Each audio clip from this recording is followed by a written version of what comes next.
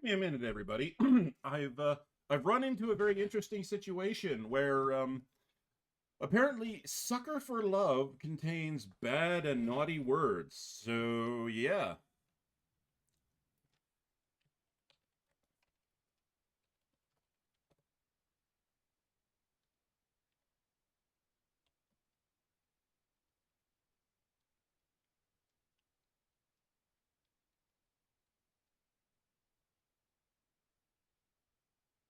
Will you let me do "sucker for love" too?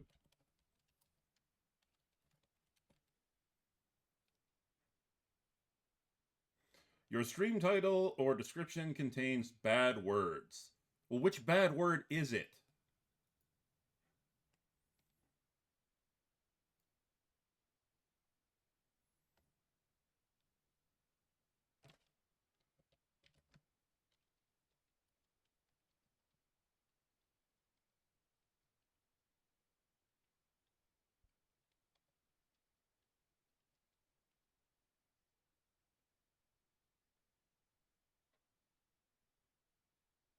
There we go. Also, we have a special guest today. My mother's cat has come and arrived. That's right. Yes, I know you want attention, but I'm streaming, so you'll have to behave yourself. All right, ladies and gentlemen, it's time for Sucker for Love. Sucker for Love, a date to die for. Let's get started. Everything up, everything ready to go, everything good, excellent. Yeah, there's nah. New date. Oh, get true ending for chapter 999 to unlock. So what's this?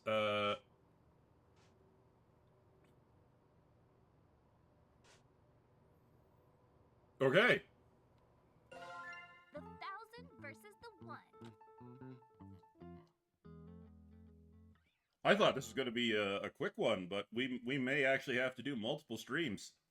Eldritch gods, cosmic horrors, things beyond our understanding. To merely gaze upon their form is to abandon all hope. Oh yeah. They are sequestered to the stars, appearing only through challenging, failure-prone rituals and unutterable incantations. Their twisted, fanatical followers require no such invitation to commit horrors beyond belief in their stead. It is then when the boogeyman lurking in the shadows isn't an obscure, imperceptible shade, but a tangible madman.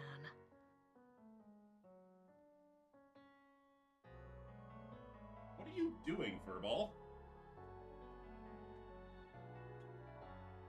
How did you... Okay, fine. If you want to sit on my towels, go ahead. That the vague prognostications of the stars become empty threats before the undeniably material. The simple hatchet in their hands. Did something scary happen? Oh, goodness. In the book you're reading, did something scary happen? Ah, stop. No. Okay. Oh.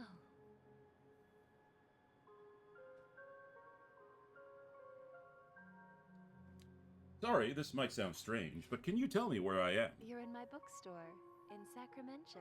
Are you lost? Oh, no, I think I know where I am now. Thanks. I've been having odd dreams lately. Walking in strange places with no memory of how I got there. Started around the same time folks began vanishing from my hometown of Sacramento. Despite the small size of this backwater town, dozens have gone missing this past year. So many that the trains won't even stop here now. Worried locals say they've spotted angry spirits prowling the woods, animals with too many features, watching. Outsiders can't shake the feeling of being watched by the townsfolk's unblinking purple eyes. The Sacramento stare, they call it. Have you made a selection? Did you find a book to your liking? Oh, gosh, I'm sorry. Didn't mean to keep you here late on my account. No, it's fine. I'm glad that you enjoyed reading my books. but it's starting to get dark outside. With all the disappearances lately, you'd better hurry home. Okay. Home. My family fled this place long ago when the disappearances started, but a letter imploring me to come visit appeared in my apartment earlier this week. Hey, Stardust. Mum's pretty shaken up about everything, so I'm taking care of her at Graham's place. If you came by for a visit, I'd know it'd cheer her right up and help her feel better. We miss you like crazy. This is definitely my father's handwriting, and only my parents call me Stardust. Impossible. Mom, Dad, I know you're not really waiting for me. You've been gone for over a year, but whoever sent this note obviously wants me to come poking around, and I aim to find out why. There's something strange in Sacramento. The dreams, the stairs, the spirits, it's all connected. I'm sure of it. Whatever darkness has settled in our neck of the woods, I'm putting a stop to it. Mom, Dad, I love you both so much. I'll get to the bottom of this. Thanks for letting me doze off. I promise I'll come back real soon. Thank you for stopping in. Woo! Take care. The warm glow of the bookstore fades behind me as I step out into the dusk. Sacramento. Well! Excuse me for a second, ladies and gentlemen. I'm just going to bump the volume here a little bit on the game.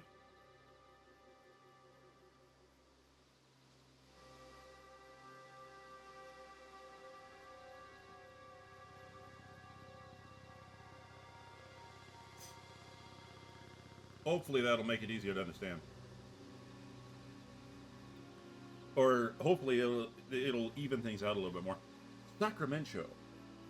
This should be my hometown, but it's become unrecognizable. The streets are overrun with dense foliage and missing person posters that litter every surface.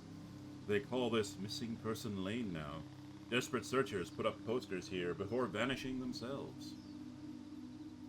It's the only path left and leads straight to my Graham's house, but something feels off. The familiar landmarks of my childhood are nowhere to be found. Have I gotten turned around? No, I walked in a straight line, yet nothing looks right. Stay calm. I pick a direction and jog, searching for anything familiar. Nothing changes. I double back, check walls and addresses. Still lost. Maybe if I check the note from my parents for the address.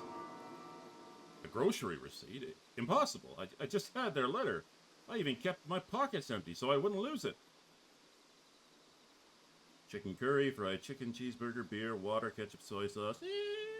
Wow, that was expensive. Nah, it was the chicken curry that did it.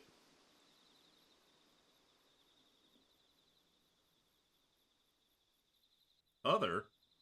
2? The hell is this other? Why did I pay $20 on other? Alright. Wait, this receipt has the exact dimensions and folds as the letter. Could I have imagined the whole letter?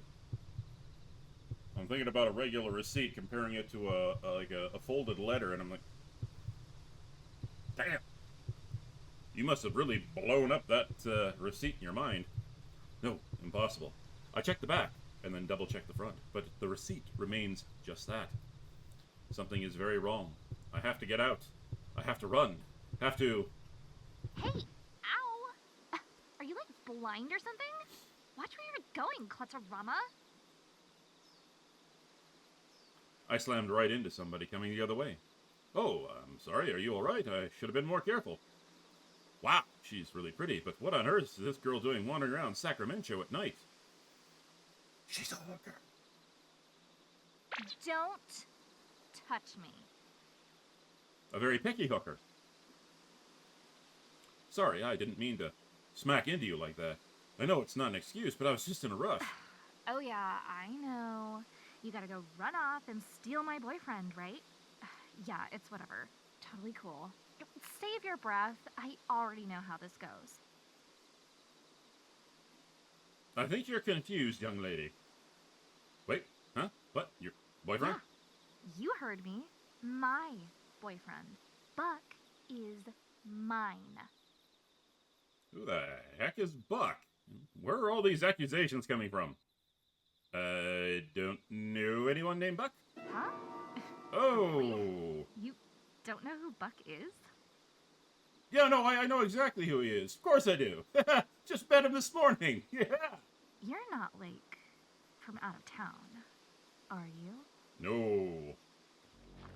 A stare! It's real. I turn my head down and briskly walk past her. She starts walking alongside me. Hey, look at me. No thanks, lady. You're ugly. I can't let her see my eyes, no matter what. She'll notice I don't have the Sacramento stare. You can tell me. Are you from here or Wow, what? that artwork changed from when I played the preview. Interesting. I wonder if they had to go with a different artist partway through. I wonder if that's why there was a delay, so they had to redo some of the artwork. I live here. Oh yeah? Look at me really quick. This is bad. Even if I make it home, she'll know where I live. What do I do? Look at me. Oh, that is definitely an change of the art. Yep. Wait. Are those some of the old drawing lines? Interesting. I don't know if you guys can see it, but just like right along here, you can see what looks like the old pencil lines, or I don't like, you know, when you do your first rough in on a sketch, they're still there in the eyes. I freeze. Before I know it, I'm already staring right at her. Bucky, hi. Got another one for you at Missing Person Lane.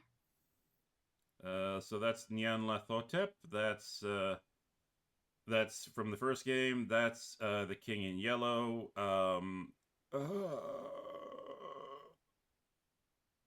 Esther. And that is Lynetta from the first game. Those are all their icons. I break into a mad dash, running my hardest. Everything is a blur. My heart pounding in my ears, I can't dull out the sounds of whistles, shouts, and undefinable commotion coming from all sides. Panting and dizzy, I feel my body slowing down, but the image of my face on the next missing persons posters kicked my legs into action once more. There! A clearing up ahead. If I can break their line of sight, I might find a chance to hide. As I near the turnoff, my exhaustion makes itself known. If this is a dead end, or if it's too dark to find my way, I won't have the energy to turn around and start running again. Rounding the corner, I gasp. It's Grandma's house! Thank goodness, I dash up the path and burst through the door.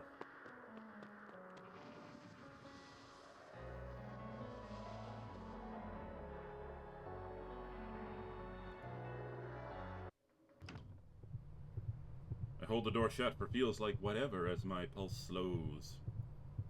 The pounding footsteps pass by outside. I'm safe. For now. Hey, what's... I may just be standing at the entrance, but I can already tell something feels off about my home. Like the warm, familiar place I grew up in is long gone. I can't put my finger on it, but... this dread. Why do I feel like I need to sneak around my own home? Is someone here? Hello? No response.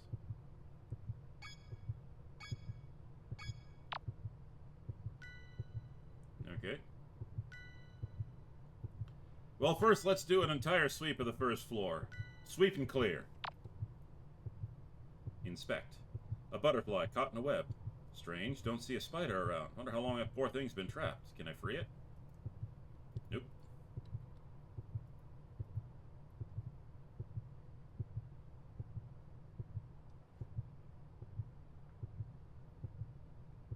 Oh, okay, this...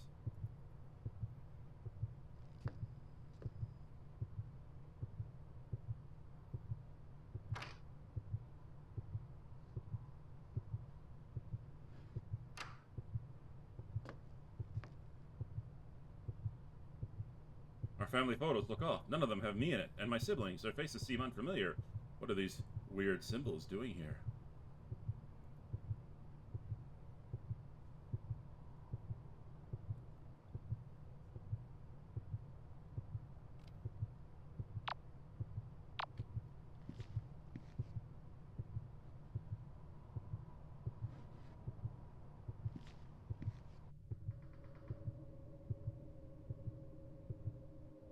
Okay.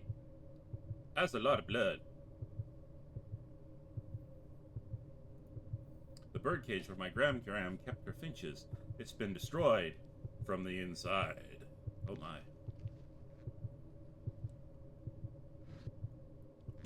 Ah, a little spot of tea. Fresh dripping meat. I should avoid counting the number of legs. Fair enough. The blood in the bowl is an odd color. I'm a bit relieved that it's probably not human blood. But what's in all these bags? Meat.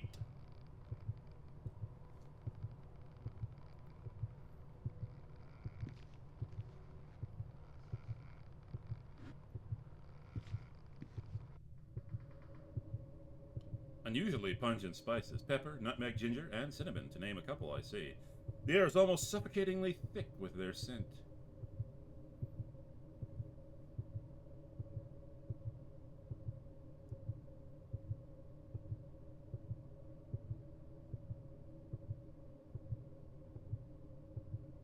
It looks like cooking oil, except in a gallon container. And it smells like burnt hair and sulfur. The color is black as soot, too. Interesting. What's that terrible smell coming from the fridge? I can't bear to open it. Okay.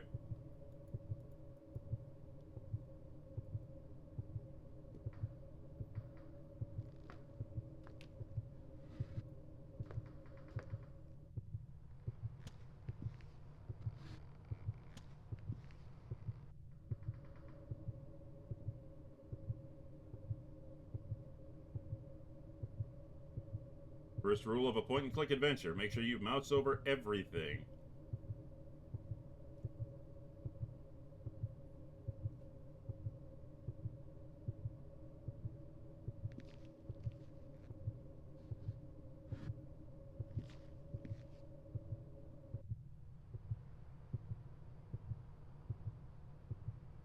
That's odd. I could have sworn we only had one futon downstairs. Where'd all these extra beds come from?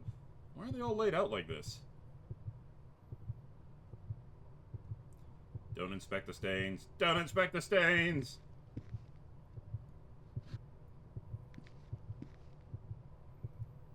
Cripes, what a mess. This place has been turned upside down, but nothing is missing. Weird. Inspect. Ah, okay. Oh, that entire thing is it? Oh, okay, makes sense. Hang on one second. I just gotta give my desk a quick wipe. There's something. I was eating nachos earlier as a snack, and some of the crumbs must have snuck under my mouse because it's making that scratching noise. Looks like the triplets' toys have been mostly untouched ever since we left in a hurry. Fair enough, fair enough. Oh, what? Dingoa? Alright.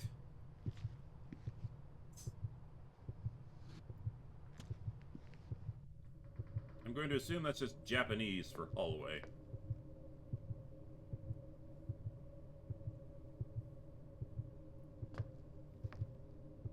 That's a lot of strawberry jam. Or, no. Blackberry jam? I don't know. Something purple. Jam purple. Purple jam. Okay, so that's the stairs up. Alright. First things first. Sweep and clear.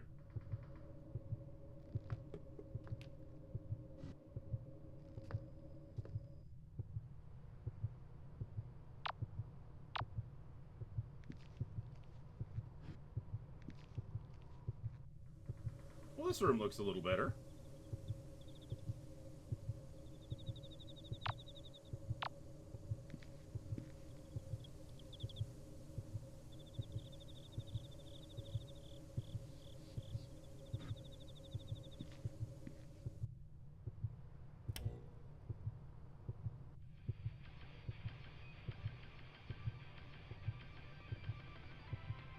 Yep.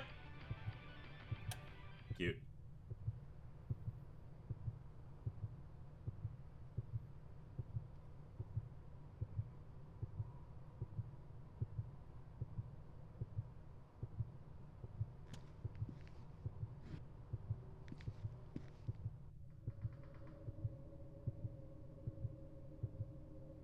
Oh yeah, that don't look healthy.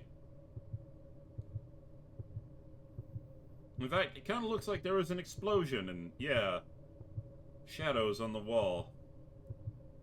They died in their extremities.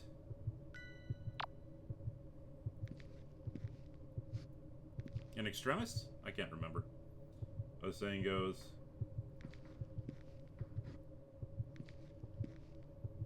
Tentacles!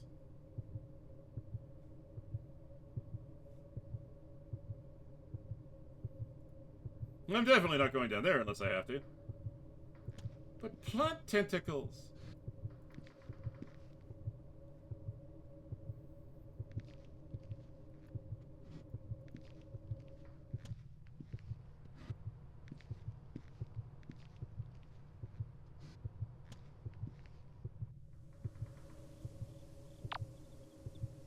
Oh, whoops.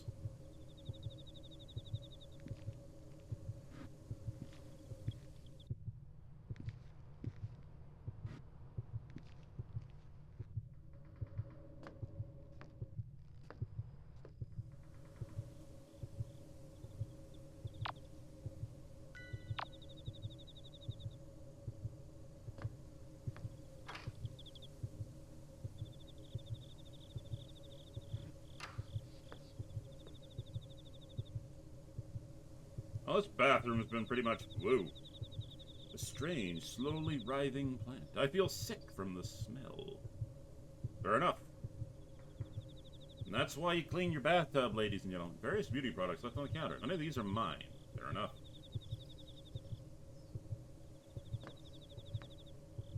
Back off. What? Why both? Is that a thing in Japan? I know that is the floor urinal, but why both?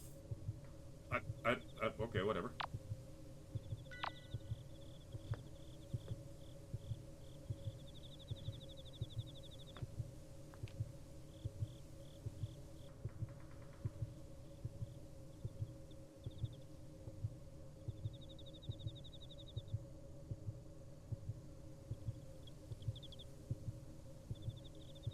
Cool. Neat little balcony they got here.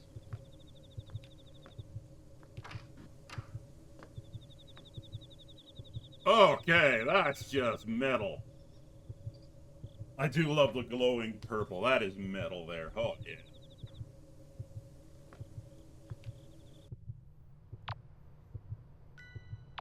Okay, that's my bedroom. We'll go there last. Wait. I thought I saw something that looked like a secret passage, but whatever. Hello!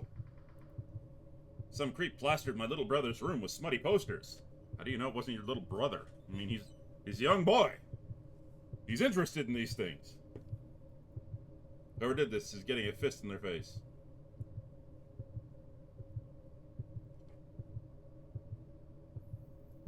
A pale flower. It's beautiful beyond belief. Keep note of that. We gotta remember that flower.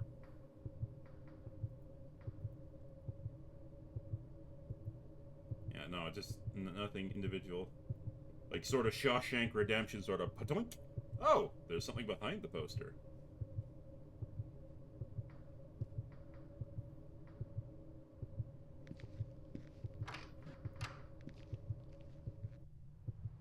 It's blocked from the other side by something purple. I can't see clearly through the keyhole. Oh, too far.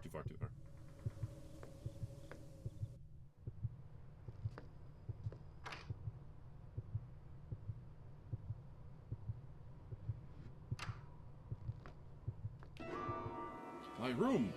What on earth happened here? This occult nonsense. Has someone been living in my house? The candles are still lit. Whoever's responsible was just here. But who? Why? This book isn't mine either. No title, no author, and it reeks of death and decay. With trembling fingers, I open it to a random page. Seed of the Black Woods. Instructions on how to corrupt the soil of a forest by using the remains of a goat and the beating heart of a human. The beating what? I read and reread the passage, but it's plain as black and white. The beating heart of a human.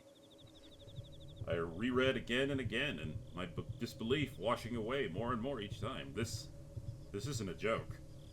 First the stare, then first the stare that only the locals have, then the disappearances, then supernaturally overgrown woods, and now this? The truth dawns on me. I'm in a Hollywood movie. No. Sacramento has been overrun by cultists. That was my second choice.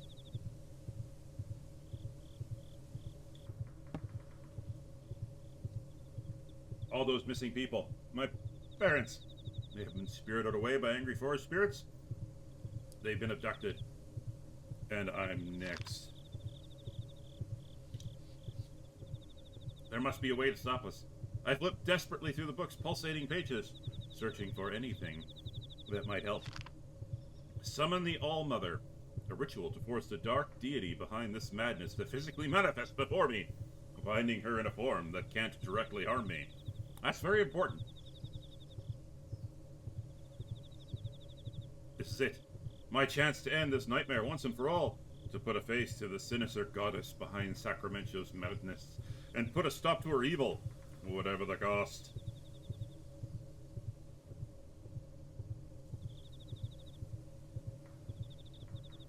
For the sake of everyone who suffered and died, I have to try. I'll bind this All-Mother to a physical form and destroy her! Oh, sorry about that. To summon her, do the following. Douse any hidden candles. Okay. Lit candles. Oh, that's definitely a change.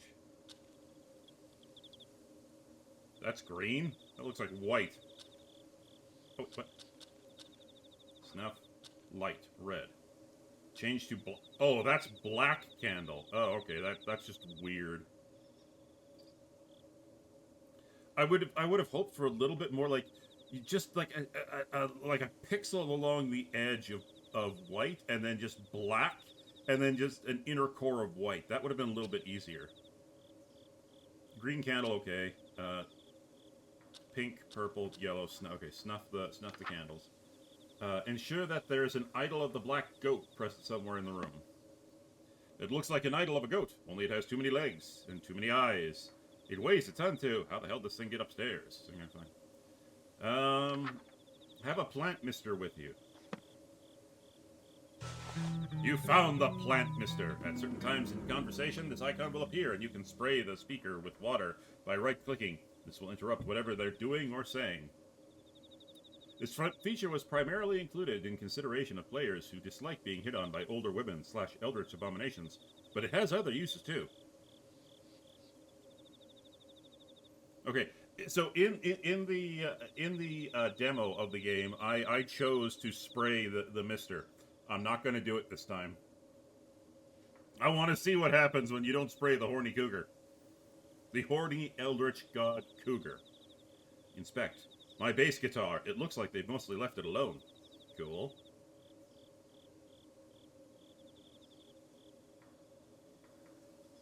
Okay, if we're getting a bass guitar, there better be some sick rock and roll coming along in here. There better be. What was I doing? I got distracted. While facing the tree of the Black Wood, chant her name. Roxan Salva Oscura.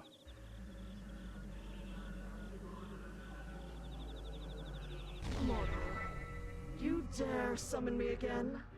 Have your pathetic lives not been extended long enough by my gift? Have your lusts not been sated? Must you continue to torment your goddess so? Okay, I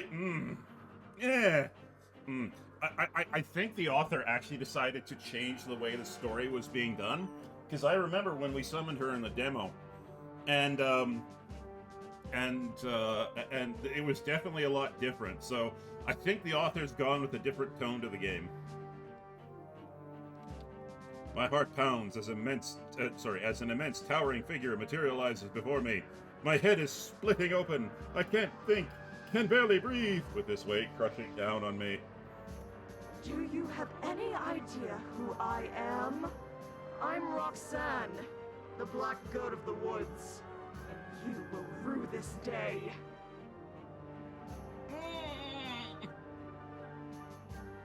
No. You know, forget about the demo. Forget about the demo, alright? Focus. You gotta focus on what you have in front of you, because even though the introduction, the demo, I like that a lot. I gotta let the full game. I gotta give the full game a chance.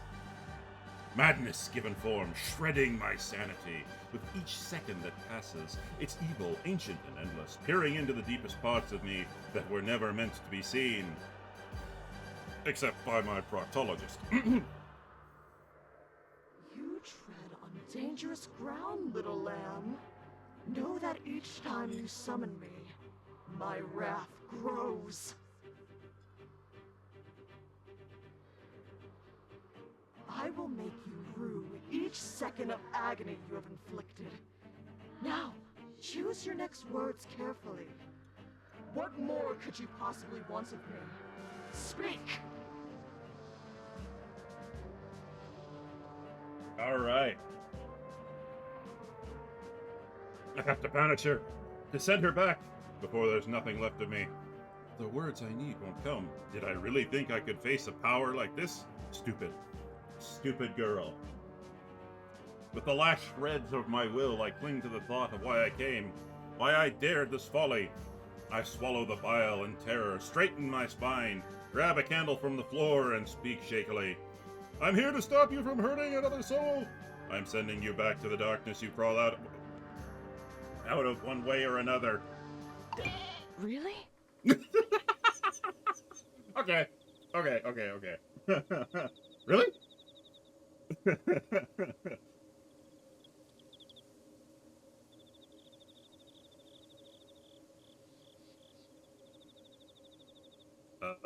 Yeah?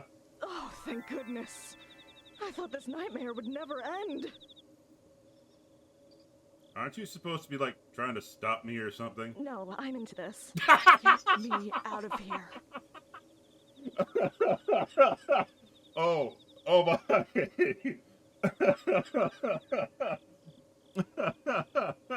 Oh, it's a good thing I swallowed my water before I clicked.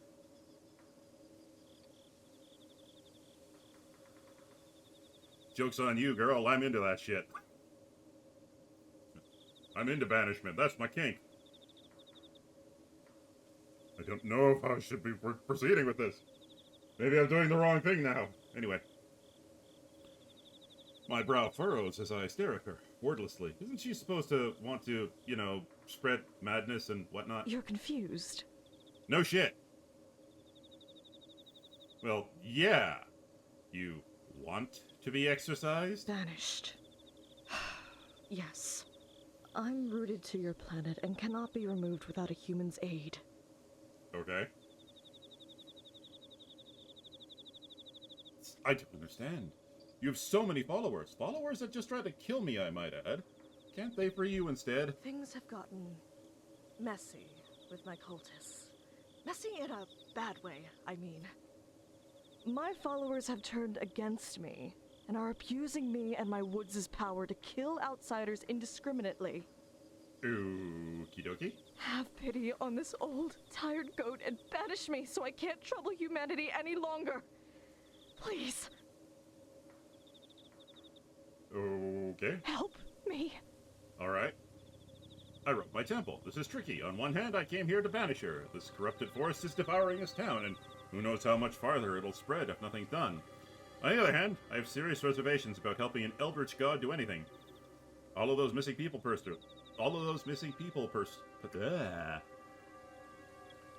Purple people eater. Something. I can't remember what that's. All of these missing people persons. All of these missing people posters. She's responsible. She and her cult are pure evil, but for now, we want the same thing. They're gone.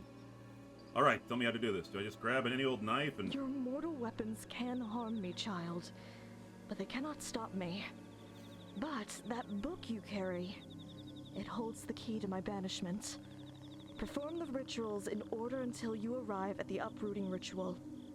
That one will banish me for good. Okay. First things first, you will need a partner. I am a goddess of lust, so many of your rituals will require you to be in the presence of your ideal mate, your heart's desire. Perform the spawn partner ritual on the next page. Finn, where are you? I need you. Not here? Oh well.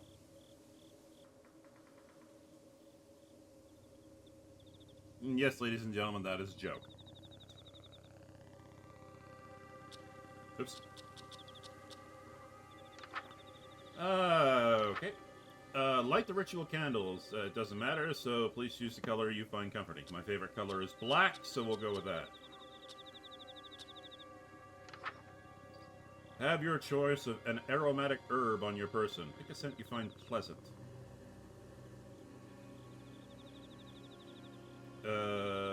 Aromatic herb. Ooh, rosemary, lavender, mint.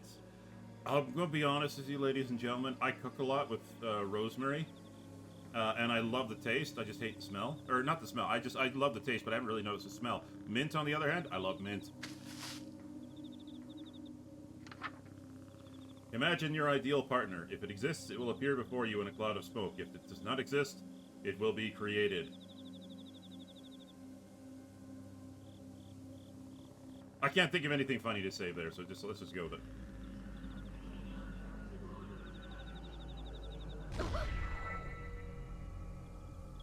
Oh my. Wait! I can explain. Go ahead. I've got nothing. What's wrong with my taste?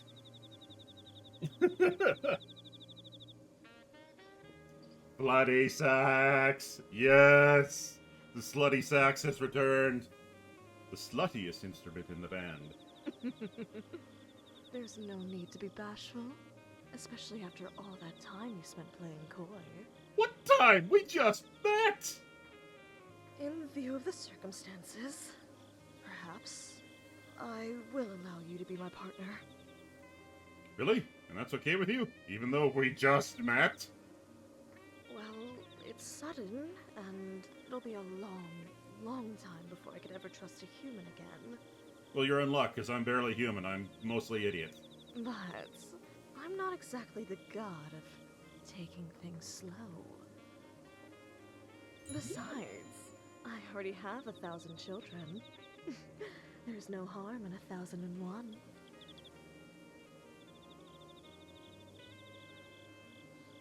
Wincest is best? Put your genes to the test, mommy? I don't know. That's all I can think about is a comeback for that. Wait, what are we talking about? Taking me as your partner?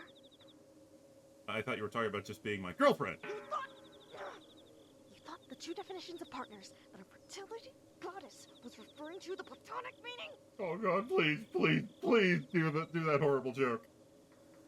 There's 3 meanings of partners. What's the third? Yeah, here we go.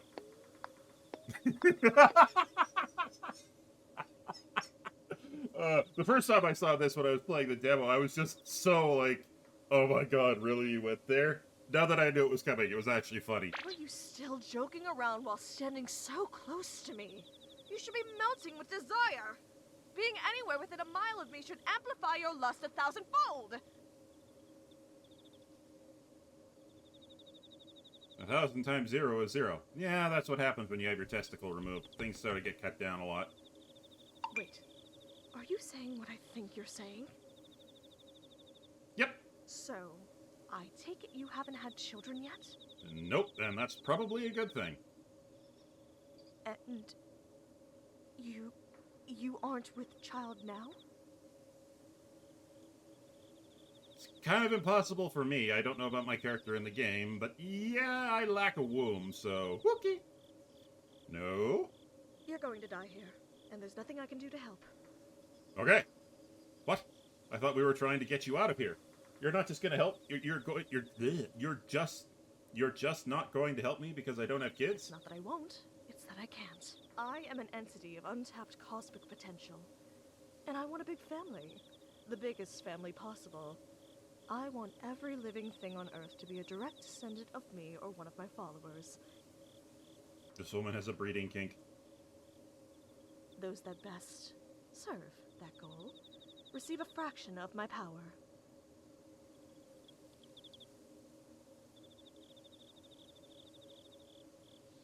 Right. Sorry. Moving on. My most devoted followers are bestowed with gifts like extended lifespans, rapid healing, physical enhancement, and in some cases, immortality. And those followers are the ones looking for you. I see. You, on the other hand, have closed yourself off to my dark influence, and are mortal and vulnerable. No kids, no powers. Remember, ladies and gentlemen, getting pregnant is evil. You align with her dark influence. Never get pregnant. Take the path of virginity. Praise God. The Catholic Church was right all along. Anyway. What if I don't want powers or kids? What if I drained the life from your body, and then used it to fertilize my wicked soil until something that will give me grandchildren comes crawling out? You raise a valid counter-argument. I take an involuntary step backwards. I'm sorry. You didn't deserve that. Are you alright?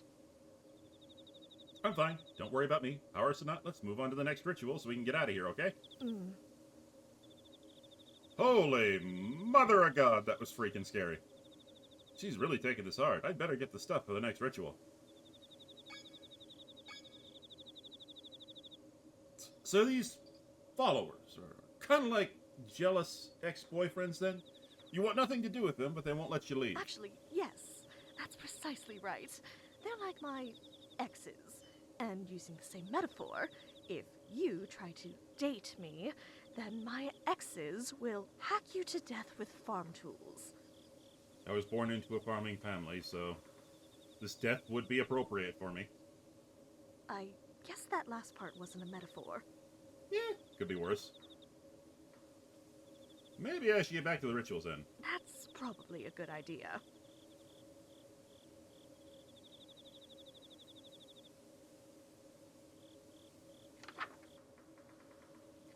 Alright.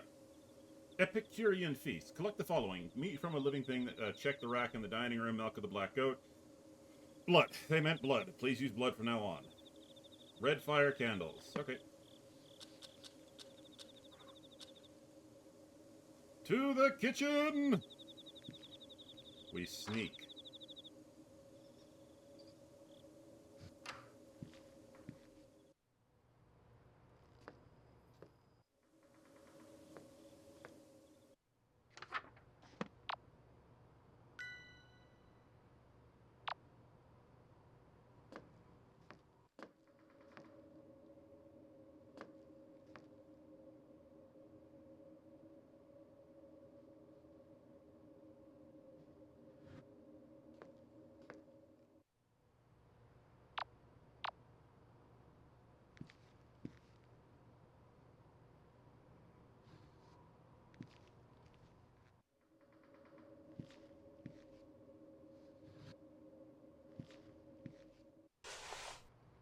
A receptacle filled to the brim with liquid life. Blood.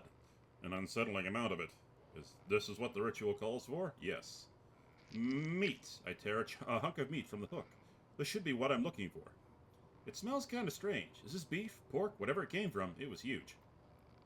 I should move on before I count the number of legs hanging on hooks.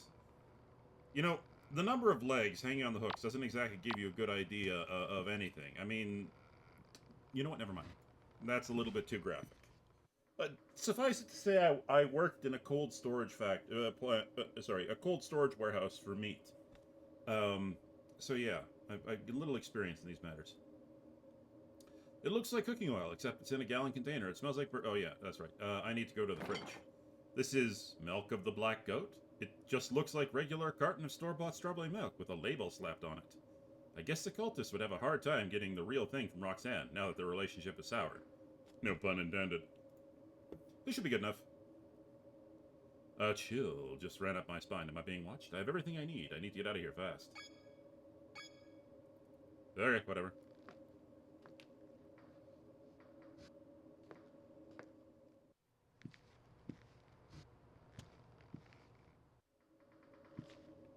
Just be brave. Be bold.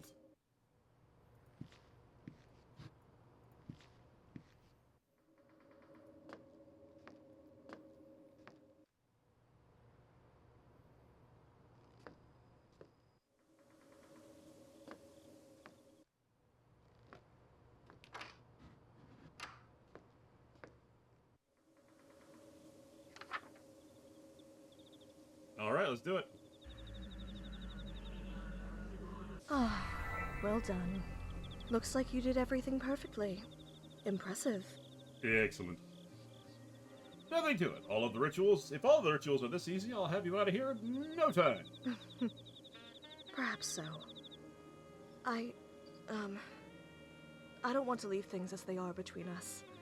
Your life is your own. I'm sorry for losing my composure. That's no problem. Oh, that? I nearly forgot about that already. I'm a little surprised a literal god would bother apologizing to a human at all. I've given it some thought. And while you may be blasphemously abstinent, you're the only person in the world that can help me. Okay. You see, if you step within range of my woods, any desire you have that will lead you closer to me is amplified to such an intense degree that it's unbearable, and most of the time, it's lust. Fair enough. Anyone who is led here seeking carnal or animalistic pleasures develops the Sacramento stare and becomes a cultist.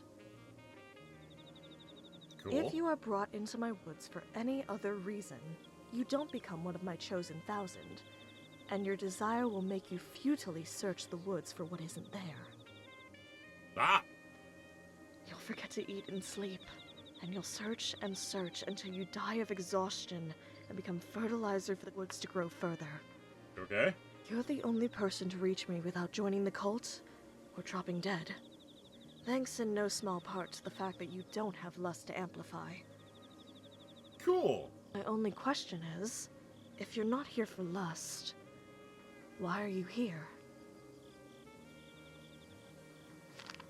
I pull the receipt out of my pocket.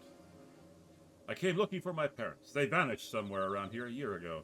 This used to be a letter from them saying that they were here, in this house. But once I got here, it turned into a blank receipt, and it won't turn back. The woods have indeed toyed with your emotions to bring you here. That paper was likely never a letter from your parents, but the woods made you believe it was. I'm still I'm annoyed sorry. that I got dinged $20 for, oh no, $10 for 2 of something. I got 2 fried chickens, 2 cheeseburgers, 2... Hang on. Hang on! Either my character's a pig or they were on a date. So they're just... So they're just still gone? They were likely consumed by my woods no more than 3 days after they disappeared. I feel like I've been punched in the gut. The dust has long settled on my parents being gone, but the grief never faded. Eat. It'll give you your strength back. The woods won't let you feel how tired you are. I don't feel tired at all, but come to think of it, I felt I was going to collapse when I made it to this house. I don't think I've eaten since I got the letter either. I take a few bites and the tears abate. There. It'll be all right, Stardust. Stardust, how'd you know my parents' nickname for me? Anything that dies within my black woods becomes a part of it. A part of me. Their memories of you likely live on in me. I guess that settles it. My parents really are gone. That's the only way she could know that name. This isn't the kind of closure I was hoping to find here, but I came here to put an end to the disappearances, and that's what I'll do. I hope this isn't offensive. Sorry. I hope this isn't an offensive question, but all the missing people, and the people that came looking for them, you killed them all? It was never supposed to be like this. I came bearing gifts of safe childbirth for infant and mother, hungerlessness, disease immunity. But instead, my own worshippers tormented me until it broke my hearts. All 3 of them. Now my woods are bloodthirsty, and I'm forced to watch innumerable die. But why? How could somebody do something like that? How could somebody have so much hate in their hearts? Because it's had an eternity to accumulate. Explain. What was that? Sounded like something breaking downstairs. Are they coming? Already? No. I forgot. Roxanne is just as scared as I am. I need to be more careful with showing fear, for her sake. It could just be the house. This place is old and rotten in some places. So sometimes the house shifts on its own. I take a quick look around for the sturdiest thing I could find. They left my bass guitar untouched. I'll check it out. It sounded like it came from the kitchen. Oh yeah, I'm taking a bass guitar against knives and power kitchen tools. To swing bass guitar. Okay. And I can just do this whatever I want. Alright. We're going to the kitchen. Oh, right.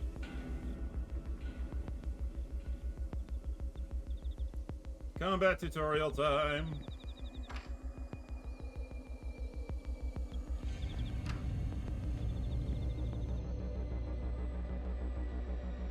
Look both ways before you cross the road.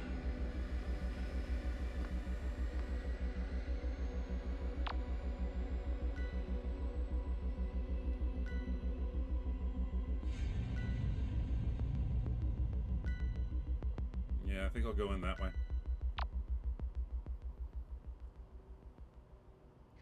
No, that's not what I want. I'm facing north. Okay, I need to go this way.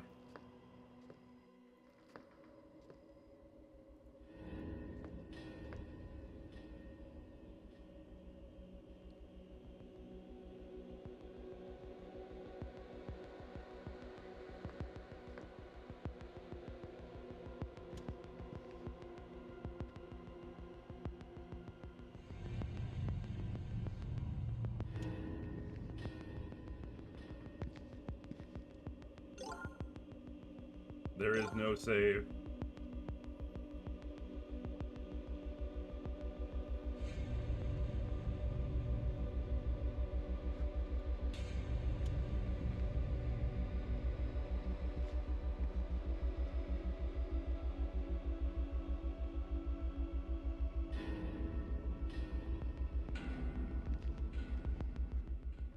Nobody's here. I don't see anything out of the ordinary. It could have just been the house settling. Like I said. Go! I was just like... Oh boy. As I was turning around, I'm like, I was about to say jump scare time. And then...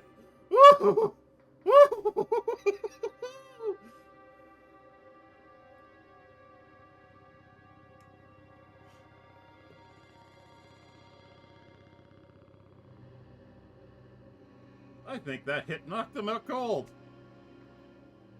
That made so much noise, I can't afford to stick around, but I don't feel good about letting this maniac wake up and ambush me again.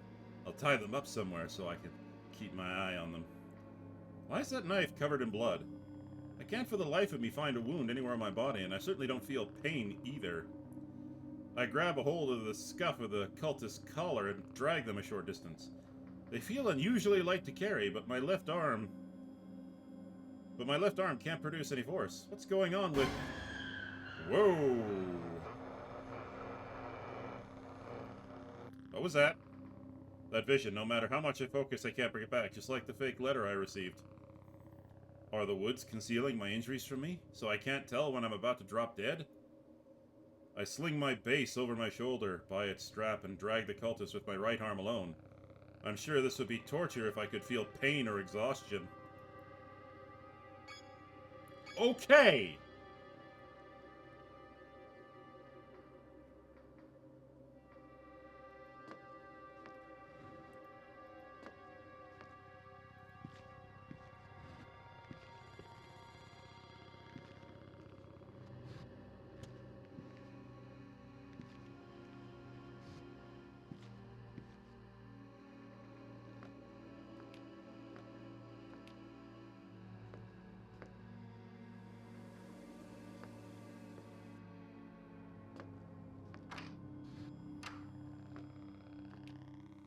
I'm back!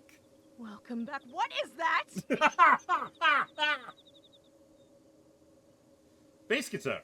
Not that. The dead body. The dead body? Oh, they're alive, actually. You took one of the 1,000 alive? And then brought them here? This is Very good, actually. Now you have a blood sacrifice if you need one. What did you say? Some of these rituals require blood or human participants. Having someone knocked out and served to you on a silver platter makes things much easier. I feel uncomfortable now. I didn't drag them upstairs so they could be a sacrifice. I tie their wrists together behind the load-bearing post in my room. Random load-bearing post that just happens to be... Okay, whatever. Now, I'm an outer god, so my moral code is completely different from that of humans. But didn't they just try to kill you? Yes. Maybe, but under that mask, this could be someone else who went missing. I could never put someone through what I felt when my parents didn't come back. The mask is stuck against the cultist's face, but with a firm yank. Her? Nanny! Now, is that the Japanese Nani, or is that their actual name? Oh, it's their name. You! Oh, you're that klutz from Missing Person Lane! Hello. You worthless lamb. We'll kill you. You'll... Yes. Yes, that was most definitely the correct choice. Sheesh, maybe I bonked you on the head a little too hard. It's not that. She has the stare. Her lust for the leader of the Thousand, Buck, has been amplified 1,000-fold into blind fanaticism. Oh, so we have a harem situation going on in here. I see. I'm in trouble. I'm allowed to spray her again, right? Hey, don't try to wriggle out of that. I don't want it to hurt you. I just need to make sure you couldn't attack me again. You think you can steal my book, bash me over the head with a guitar, tie me up, and get away with it? Oh, you're so dead. What, did you expect a thank you? She's long gone. I'm beginning to see that. It's pointless trying to talk to her. If you're insisting on keeping her alive, just do us both a favor and keep an eye on her. If you have to look away, don't turn your back on her for too long. Oh, joy! Game mechanic. I do insist on keeping her alive. If she has the stare, then she didn't choose this. She's just another innocent person who got tricked into coming here. Hey, if you stay put for now, then I can let you go after I'm done here, okay? Drop dead. Can I bash her on the head at least? I sigh and return her mask to her. First things first, I need to do something about my arm.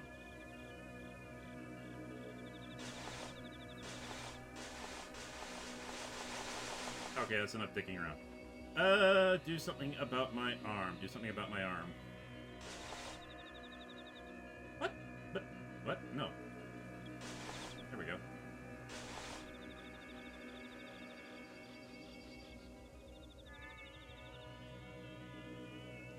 Wait, everything I need... Oh, it's already in the room. Oh, okay.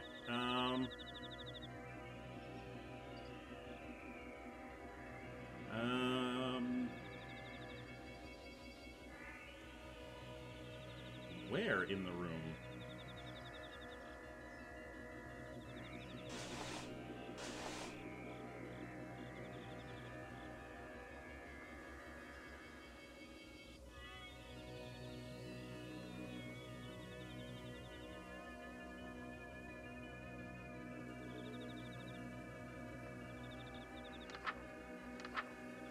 Oh!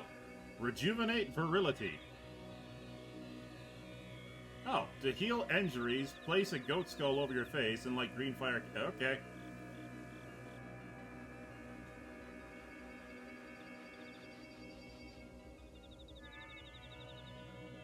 Interesting. Alright, let's try that. Alright, I'm gonna try healing her.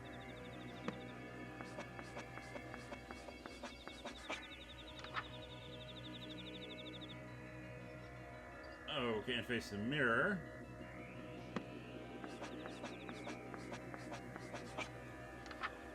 That's not it. That's it. Green.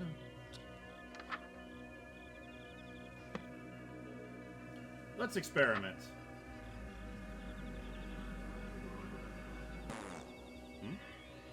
Oh, heal myself first. Okay. I was trying to be nice, game. Mirror. Okay.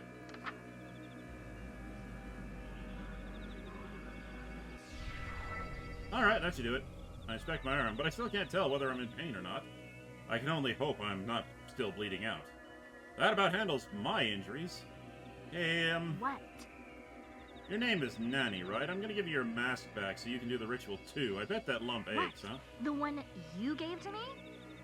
I didn't mean to hurt you, I swear. You came at me. I was just defending myself. Look, you're hurt. Let me patch you up and we'll call it even, deal? Like, barf me out. Here, now I know chant. how to do it. Horna, Nagoftog, like, Gopnor Grinsbada. Better. This is gonna come back to bite you. Just wait until I break free, then you're toast for real. Well, aren't you a bitch? Perform Rot Bloom. This... Yick, what a gruesome looking... I didn't even... What's wrong? Nothing. Just getting the creepy crawlies from this one. It looks like I've got to eat a bunch of stuff in order to A make... seed, made immortal by my influence. When you die, the seed will bloom, leaving something good in the world long after you've passed away. That's kind of beautiful, actually. Really? You think so? I do. While I don't like thinking about dying, it's kind of comforting that a part of me will live on, you know? Well, the same could be said about having children. They carry on your legacy long after you die, too. And if you have a bunch of children, it's like living forever. Doesn't that sound nice, too? Hmm?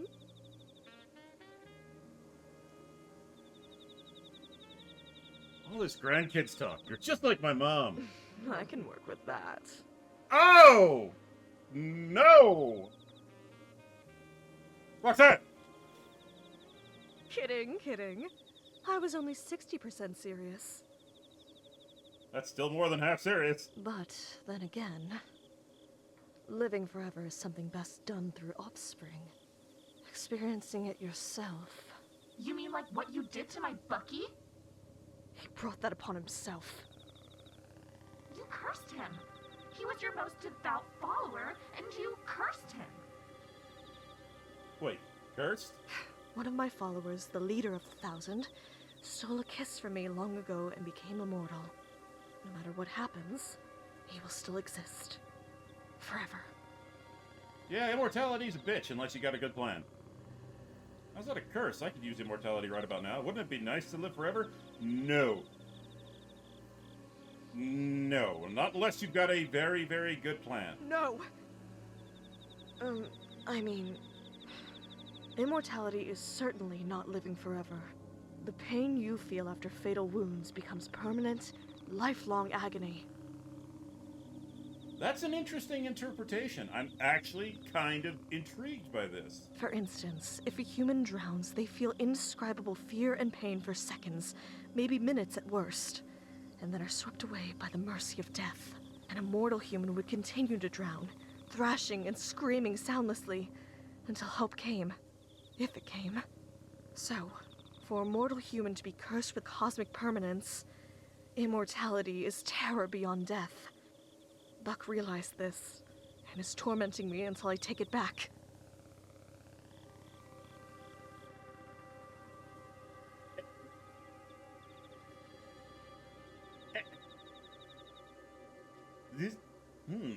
This is definite. I don't know if this was close to the original plan of the author back when the demo came out, but this is definitely sort of different, because if I remember the demo correctly, this was more of just her followers were taking advantage of her. Now it seems more like, you know, this is all Buck's sort of... Okay, that's interesting. How come you don't just take it back then? Wouldn't they let you go if you did? If cosmic permanence was something that could be undone, it wouldn't be permanent, would it? Point taken. When Bucky finds you, when he gets his hands on you. Buck is already here. Uh-oh. Bucky! Okay, you shut up. Buck! They're here! Hello in there. Okay. It would appear that you have my book, my nanny, And my god inside that room with you. Yes. The good news is, you're holding all of the cards. As long as Nanny is unharmed. It's a good thing I didn't kill her.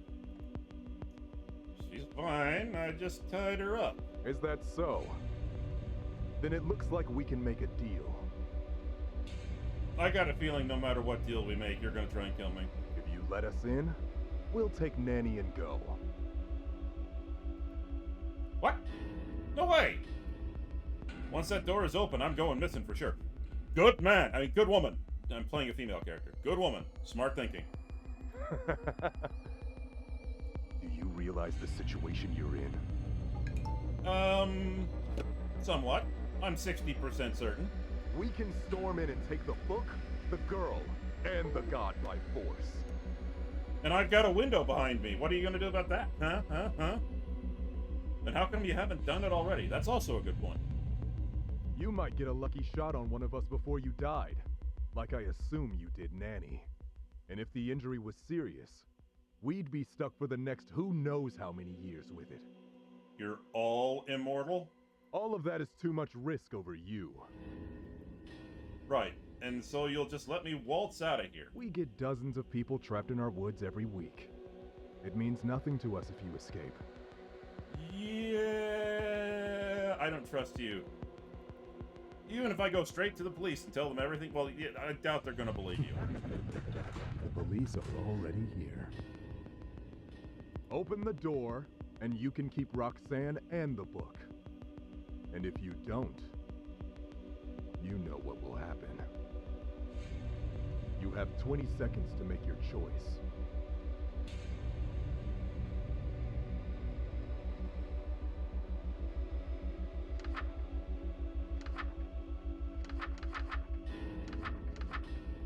The woods, whose blood is bleeding.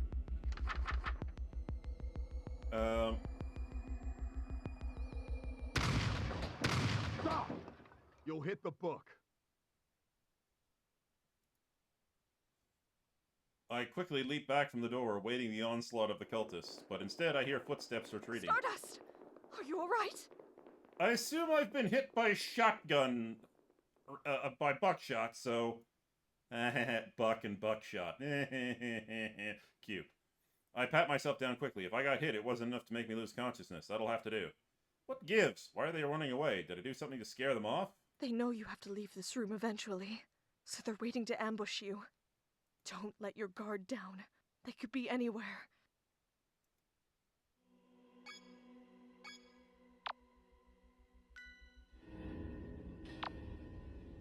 Well, first things first.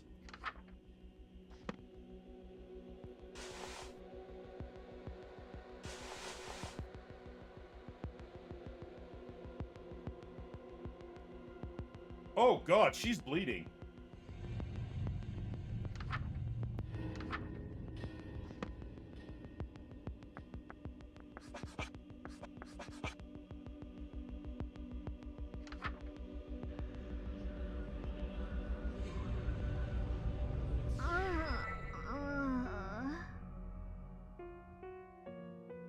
She's still alive? The Thousand's tenacity is just something else. What have you done? Why did you heal her? He knew I was in here with you. And fired anyway. You heard it too, right? He said to stop shooting because they'd hit the book. Stupid, stupid, stupid.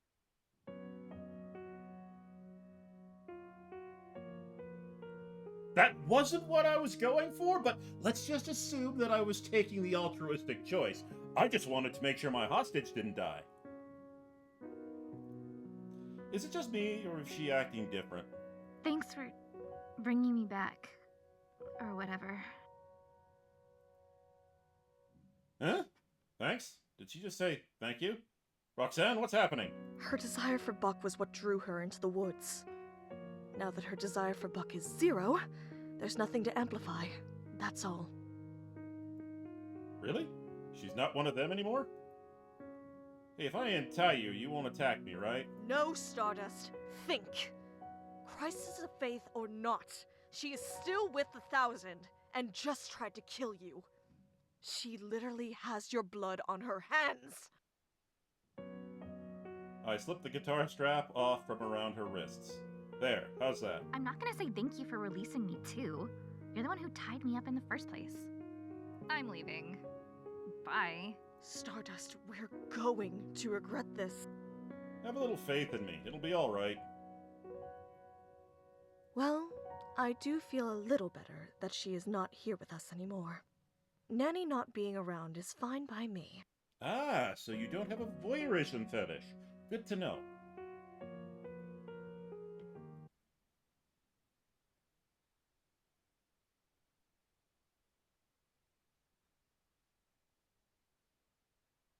And now, to take care of myself.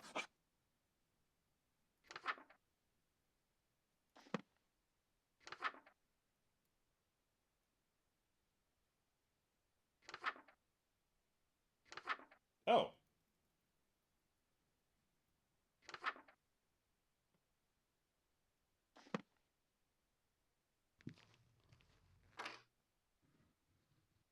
Wait. This won't be enough to protect me. Damn it!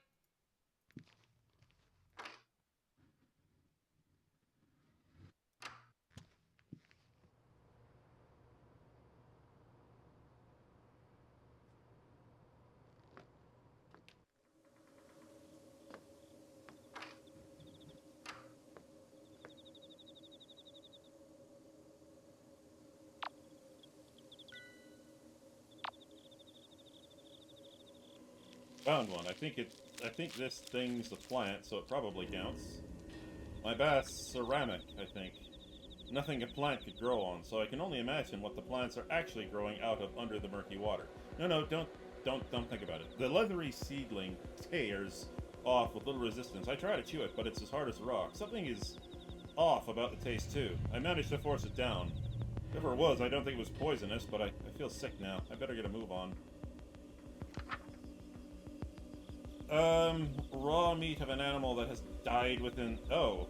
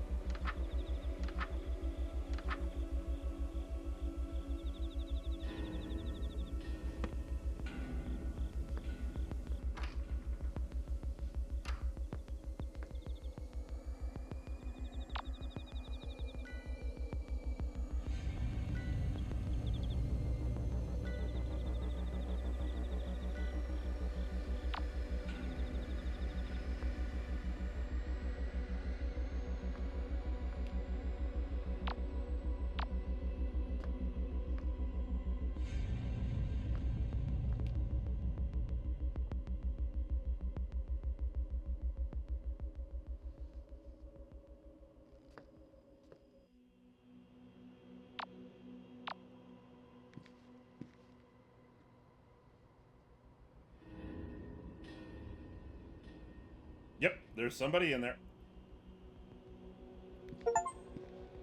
Nope. Back away from a threat hiding behind a door. Yeah!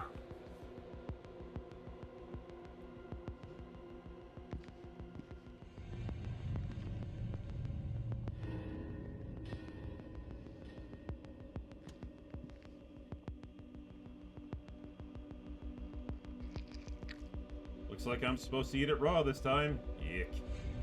I tear off a dripping morsel of the strange meat, pinch my nose shut, and imagine it's beef tartare as I force it down. It leaves a meaty aftertaste in my mouth, and it feels like something didn't go down quite right. I feel very sick all of a sudden. My stomach immediately starts to churn. I need to get out of here. Huh? What's that incredible smell? A rich, warm scent clouds my senses, settling my stomach almost immediately. I follow my nose, and it leads back to the meat. Could it really be? Did I just get a bad first piece or something? No. I hesitantly take another bite, and a wave of satisfaction washes over me, and my appetite kicks in overdrive. I've never tasted anything like it. I eat the third piece, and the fourth, and the fifth. It's like I've gone my whole life without eating until now. The seconds between bites feel like an eternity of withdrawal. Eventually, my hunger abates, but only after I stripped it clean to the marrow. I need to get one last ingredient, the petal of a flower that grew in the Black Woods. I walk away, gnawing idly on the bone. Well, somebody was hungry. Okay, back upstairs.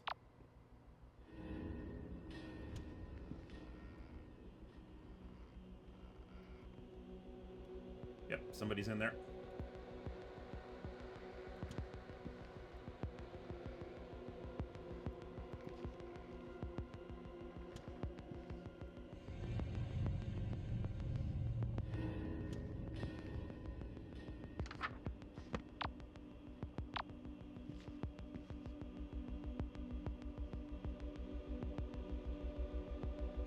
No.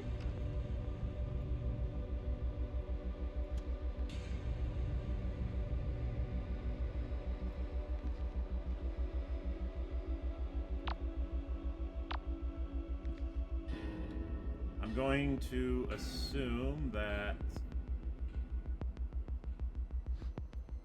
better safe than sorry.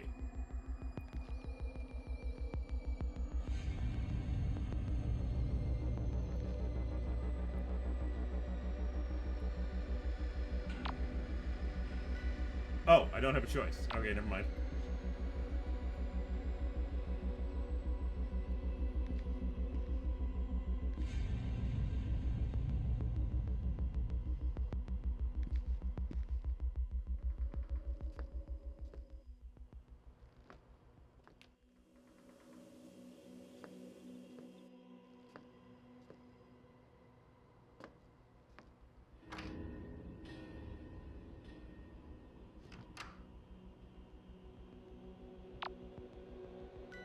That's where I need to go.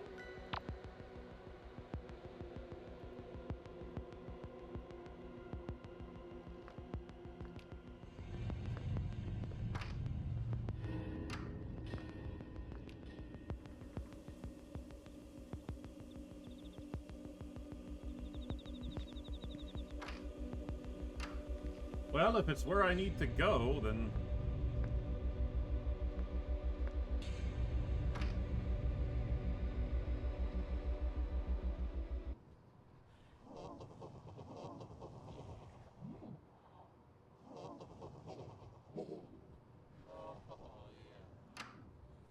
Right. Is that really where I need to go? Well...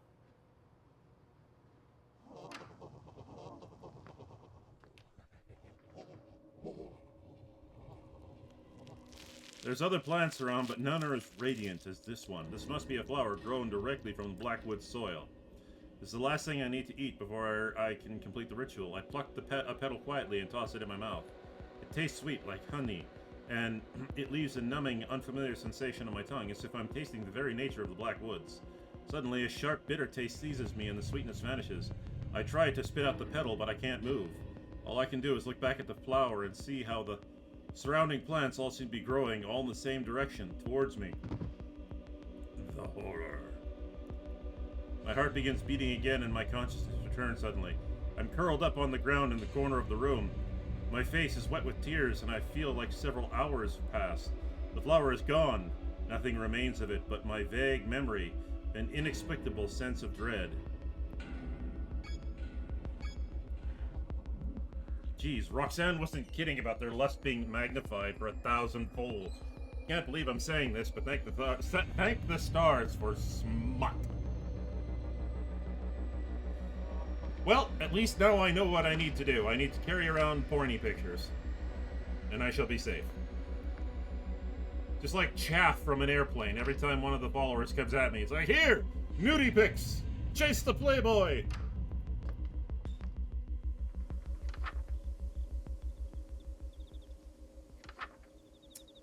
No lit candles. Face any plant in the room with your spawn partner present.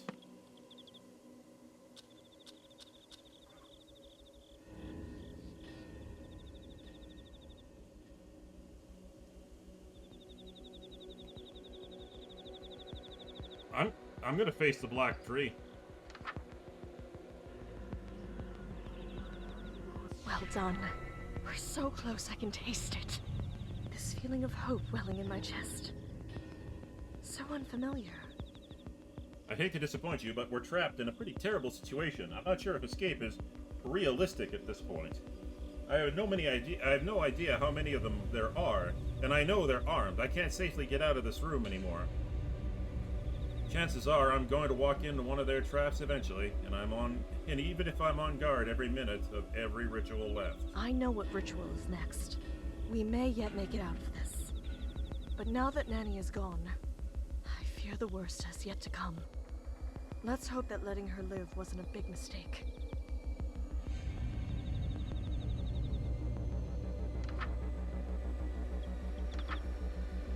Perform Summon Firstborns. The ritual will call upon any and all firstborns within the Blackwoods to gather a prodigious amount of fresh blood, vital for many rituals, including uprooting. If you are death shy for these steps, If you are death shy, follow these steps to avoid being targeted. Chant near your spawn partner. Okay. After chanting immediately... Are they going to... Oh my god, they're gonna kill Roxan, aren't they?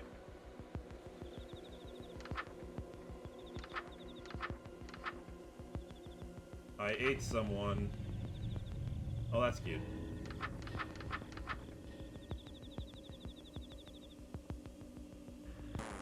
Too fast, oops.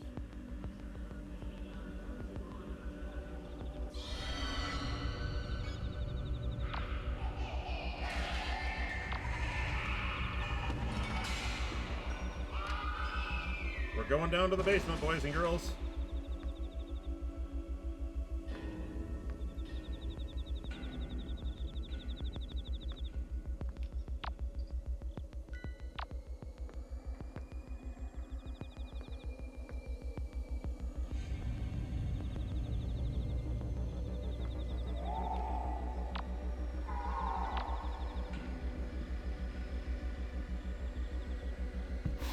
Whoa!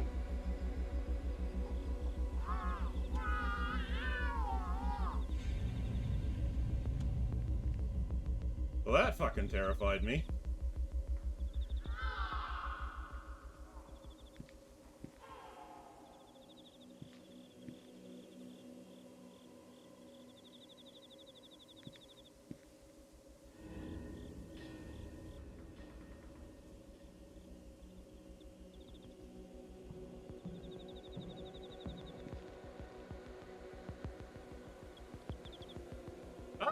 The heart of the Black Woods, I see.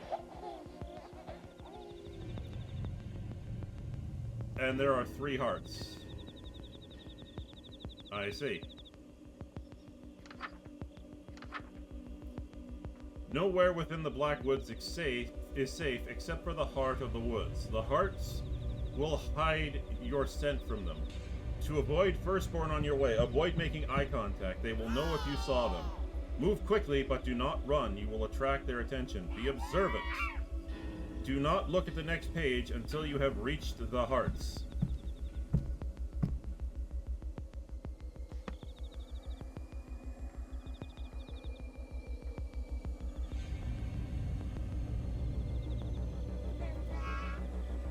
Oh boy, I may be in trouble. Wait for the candles to go out. Do not leave the heart of the woods until the candles go out on their own, no matter what you see or hear. Once the candles go out, leave immediately. Return to the room where the ritual began. Find what they left for you and chant 3 times to end the ritual. Okay. Oh.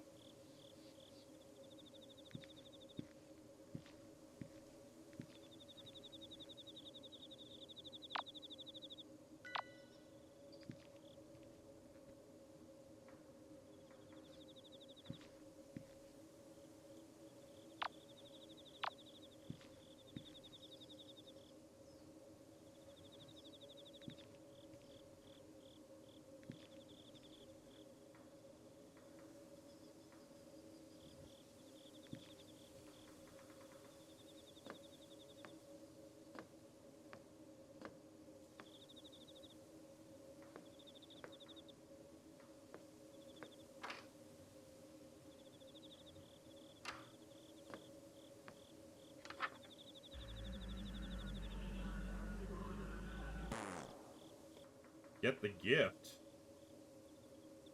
Oh. Oh! Hello. Got it, but what exactly is it?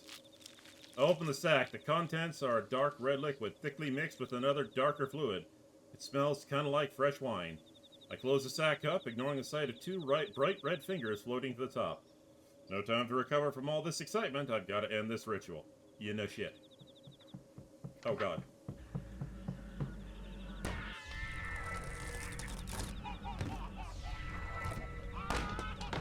How wonderful. With all of this fresh blood, we're as good as home free. Okay. Soon I will finally leave Sacramento behind. Hopefully, wherever you spend the remainder of your reality will be greener pastures as well. Yeah. Wait, what do you mean, remainder of my reality? I know it's a lot to take in, but because I'm an outer god, everything in this reality is my dream, including you. Sometime after I'm uprooted, I will wake up, and this reality will end. But what happens to me when my reality ends? Well, permanent entities like myself and Buck continue to exist between dreams. But as for non-immortals... Okay. Stardust. A cultist asked me the same exact question once before. When I gave him my answer, at first he laughed as if I was joking. Shortly after, but then, Nope. as he began to mull it over, it slowly began to drive him mad, until finally he ran shrieking into the woods, and I never saw him again. Your answer was really that terrifying. I've got to know what happens to me once my reality ends. I don't know. I like it. Someone's coming. Is it Buck? Did Nanny spill the beans and say how close we are to finishing? I ready my bass guitar. This is it. Whatever happens, I can't fail. Here, for my sake and Roxanne's.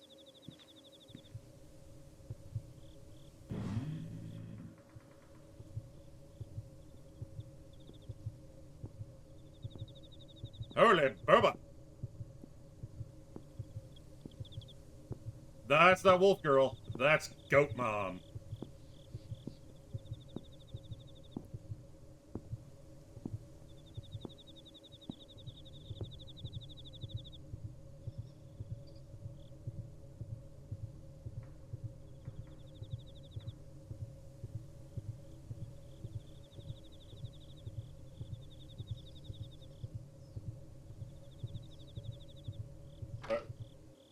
Door creaks open.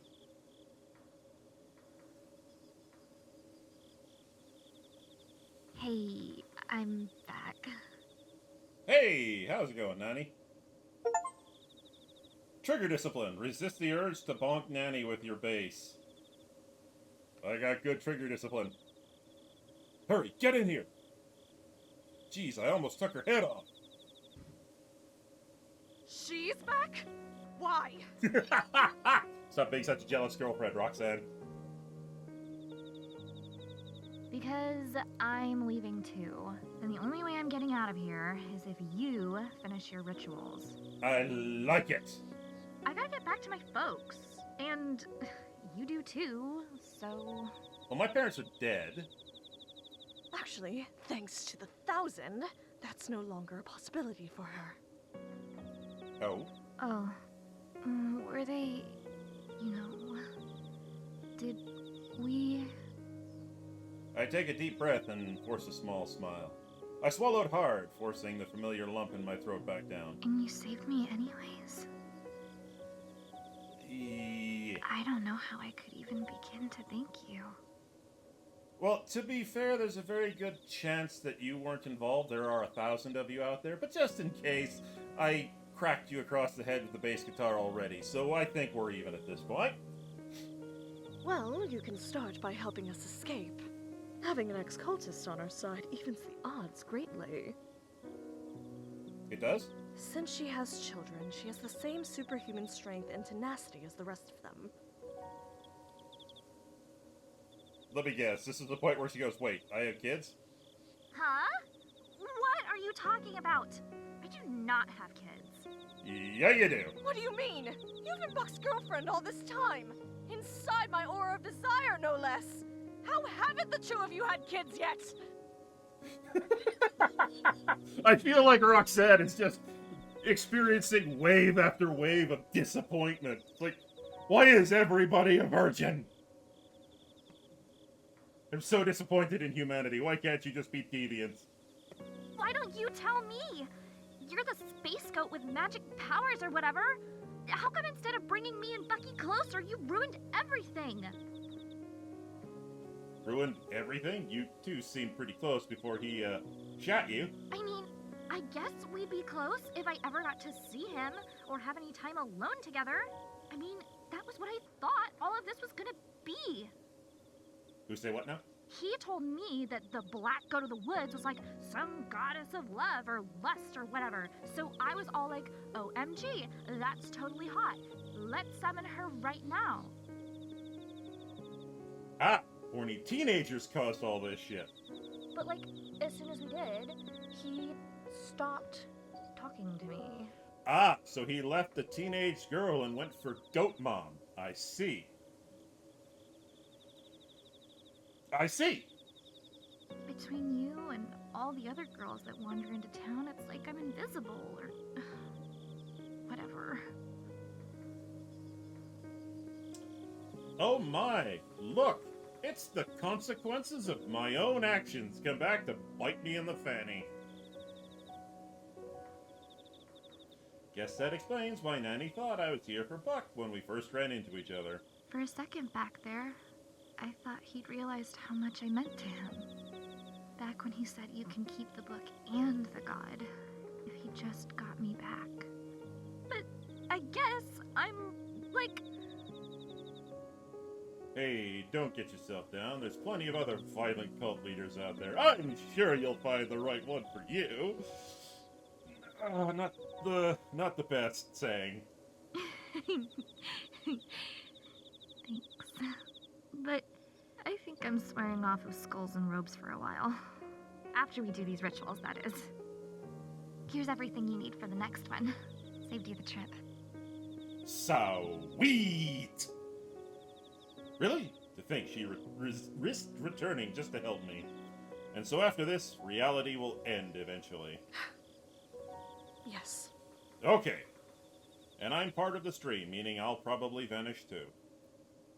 Most likely. Eh. I wasn't doing anything valuable with my life anyway. Alright! Oblivion ahoy! So that makes me your dream girl? Oh my god! Okay, I'll just say this. That is an epic way of looking on the bright side. I like it. Well, that's one takeaway from the existential atom bomb I just dropped on you. But yes, I suppose so. Somebody loves me. I matter. Well, actually, to be fair, most people, when you finally find out that you matter to someone, it's possibly one of the greatest days of your life. Cool. Nice way of hiding your internal monologue there. Cool indeed. But it's about to get very, very hot. Uprooting me will cause the entire Black Woods to burn down, so you'll need to run. Okay. If the woods were able to lure you in all the way from wherever you were living, it means its roots have grown that far. That will burn too. How far away is that? Just how far am I supposed to be running? I would say 60 miles, just to be safe. Oh, we got a problem. Doing this is going to burn everything down within 60 miles. It's a small price to pay to excise the woods from your planet. Left unchecked, they will envelop the whole Earth, turning every human into either a cultist or fertilizer.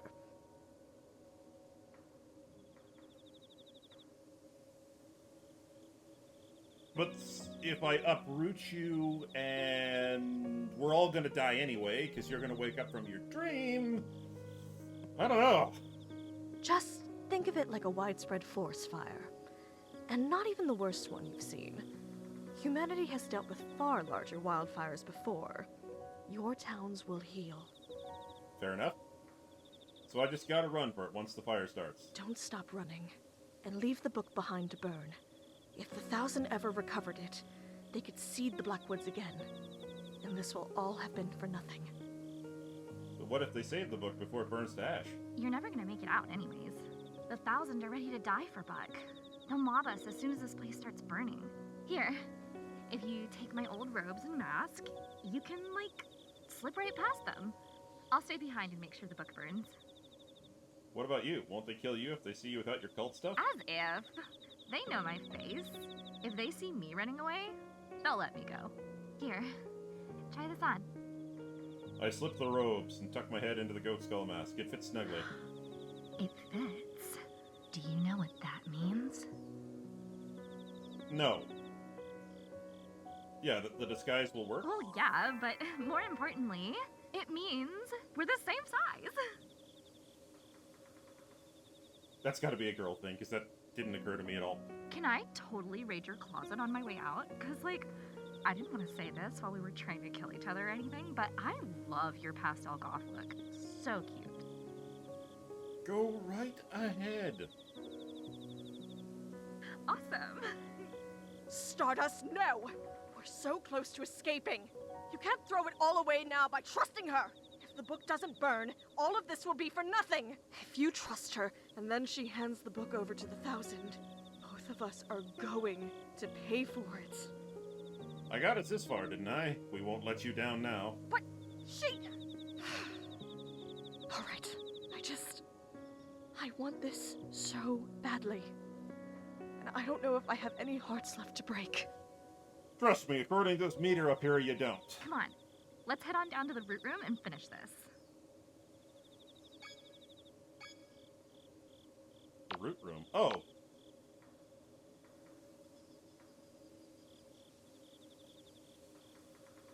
Well.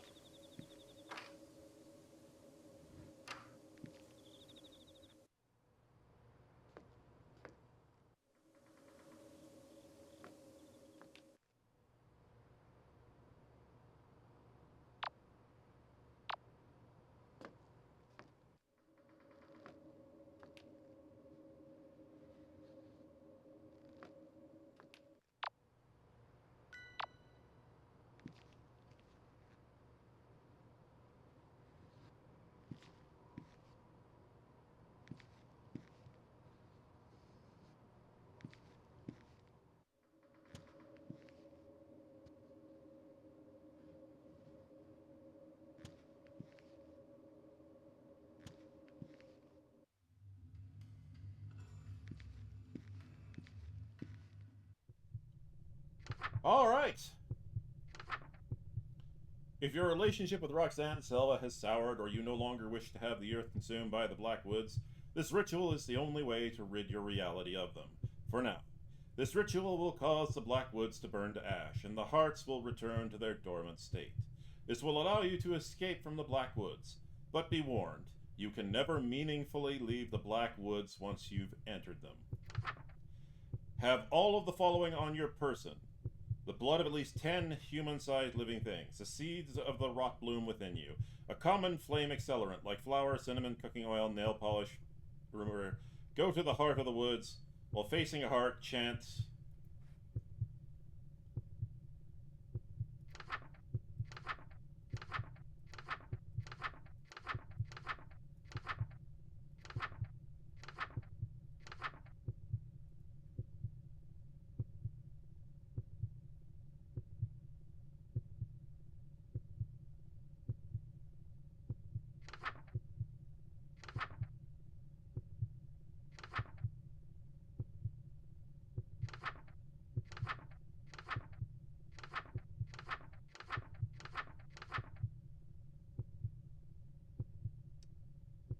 Okay.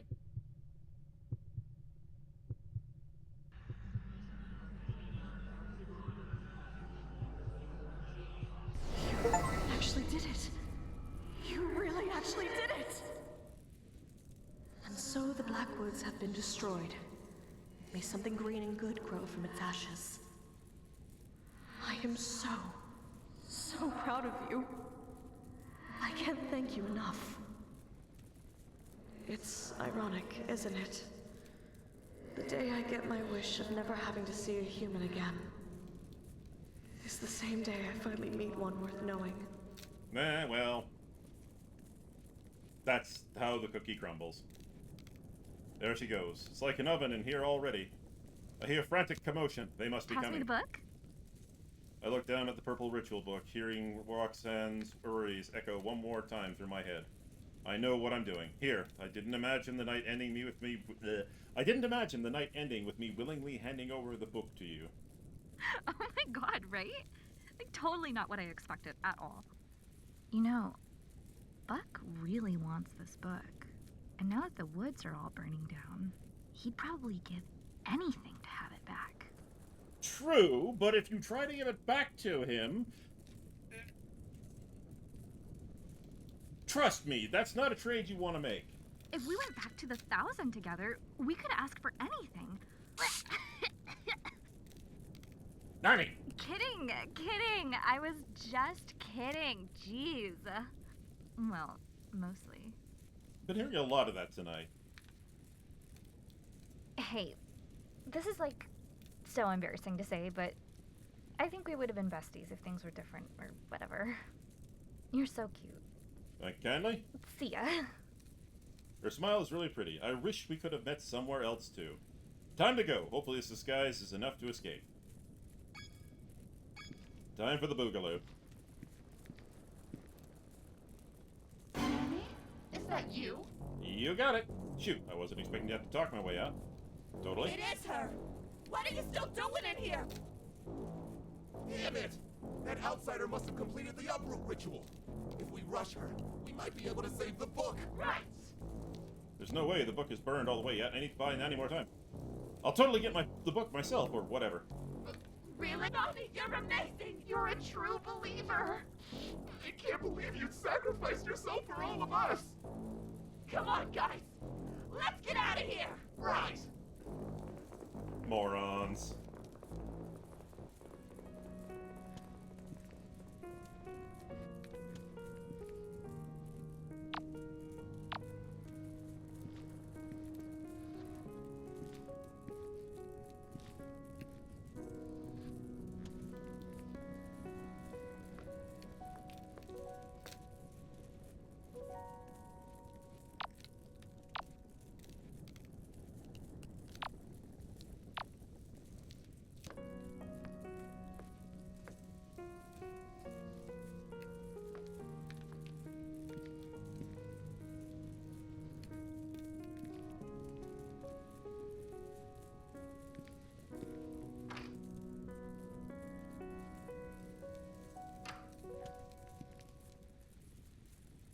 I made it.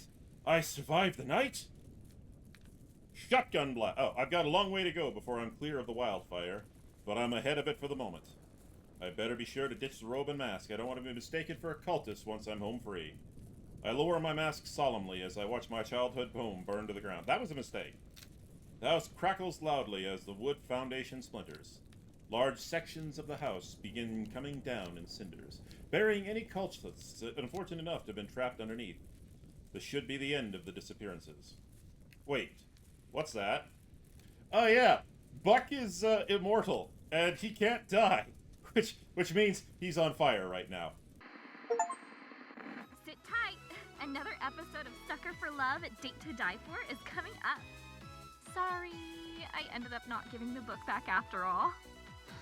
Guess I've got to get involved now. The book is mine. Next time on Sucker for Love, House of Wax. I can't wait. You bitch!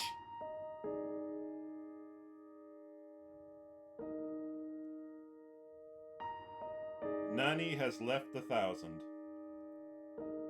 True end! Wait, what? I'm confused. What?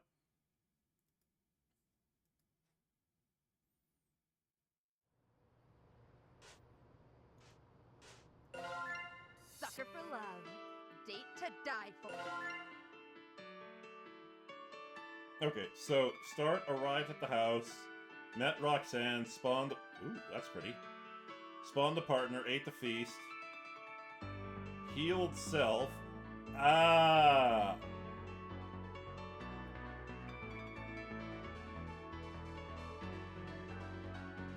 So there's an entire one where you don't heal Nanny. Oh wait, no.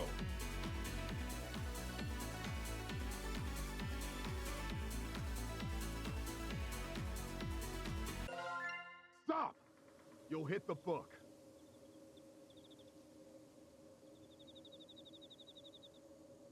Okay, so hang on. Low checkpoint. I just want to see what happens if you open it.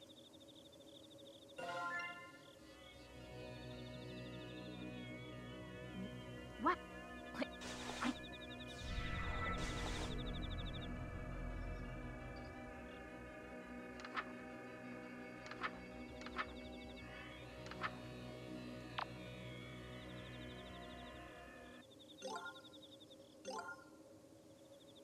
What's wrong? Oh crap, I can't leave.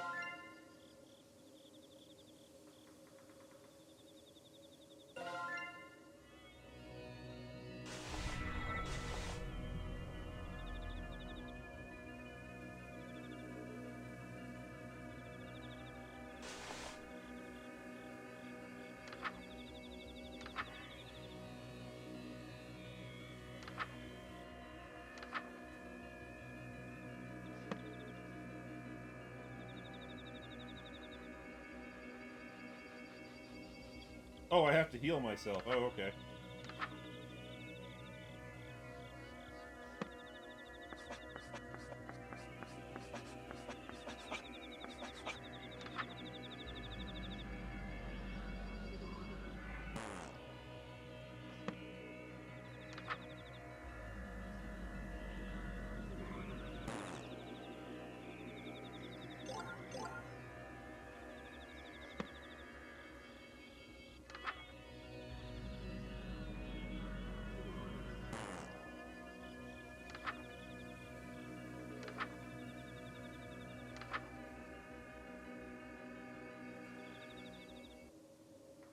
What's wrong?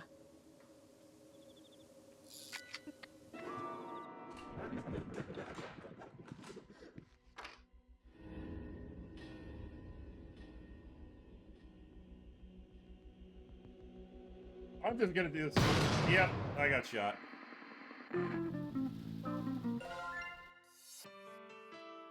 Okay, so green is ends. Okay.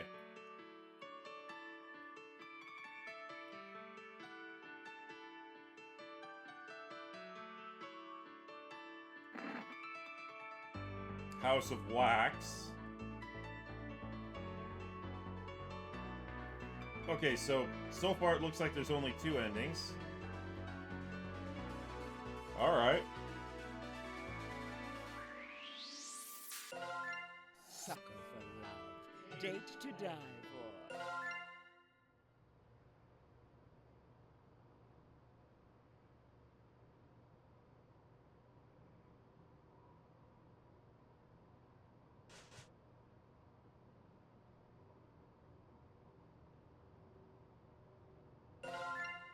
Chapter 2, House of Wax. Alright.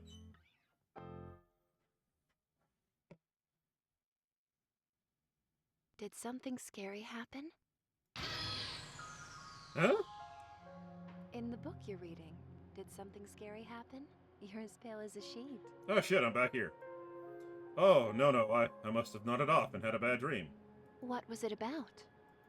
I can't remember, but I saw something, or someone, and then I passed out, and woke up, I guess.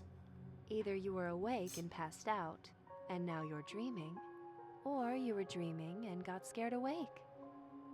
Either way, you're on the other side from whatever you saw, for now.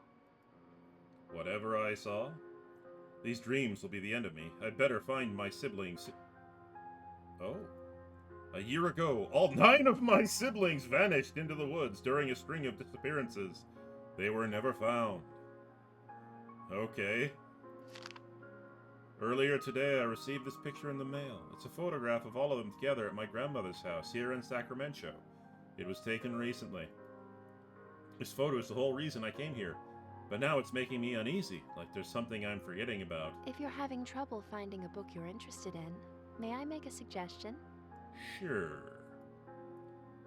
I think I need to get going before it gets too dark. I'll quickly hear her out and then let her down gently.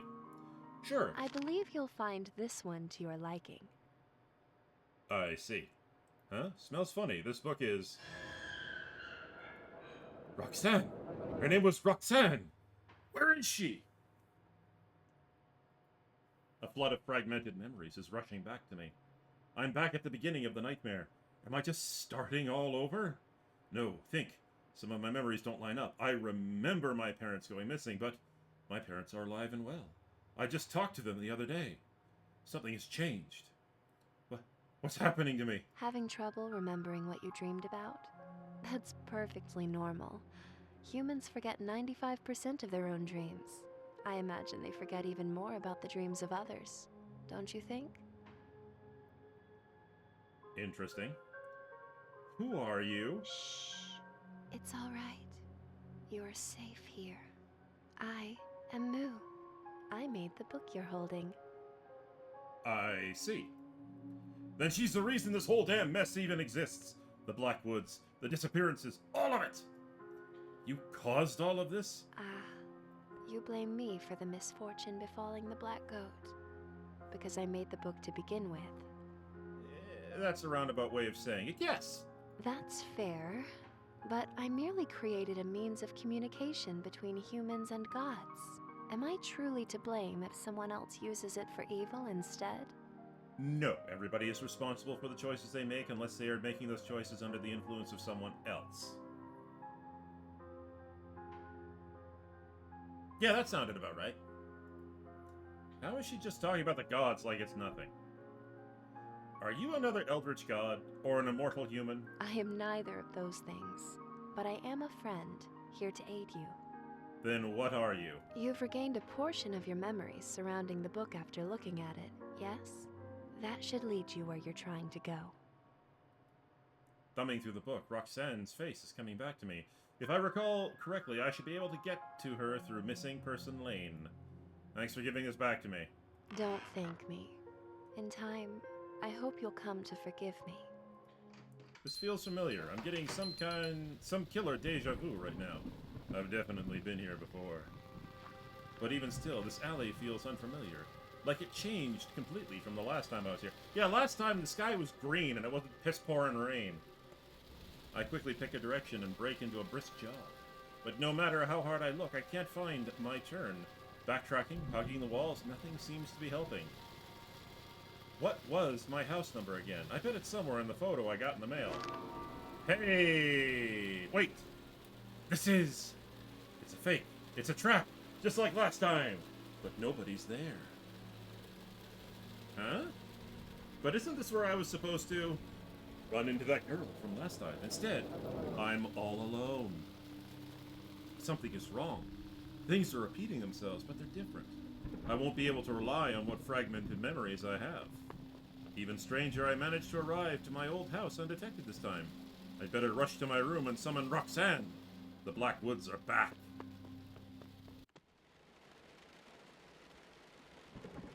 Just one second, guys. I wanted to check something here. Main menu. Sucker for love. Chapter 1000. Get true ending for chapter 999 to unlock. Which true ending, though? Oh! Get true ending for chapter 999 to unlock. Oh, okay. So I gotta get the true ending for here. Oh, okay, that makes sense. Sucker for love. Hell, off we go.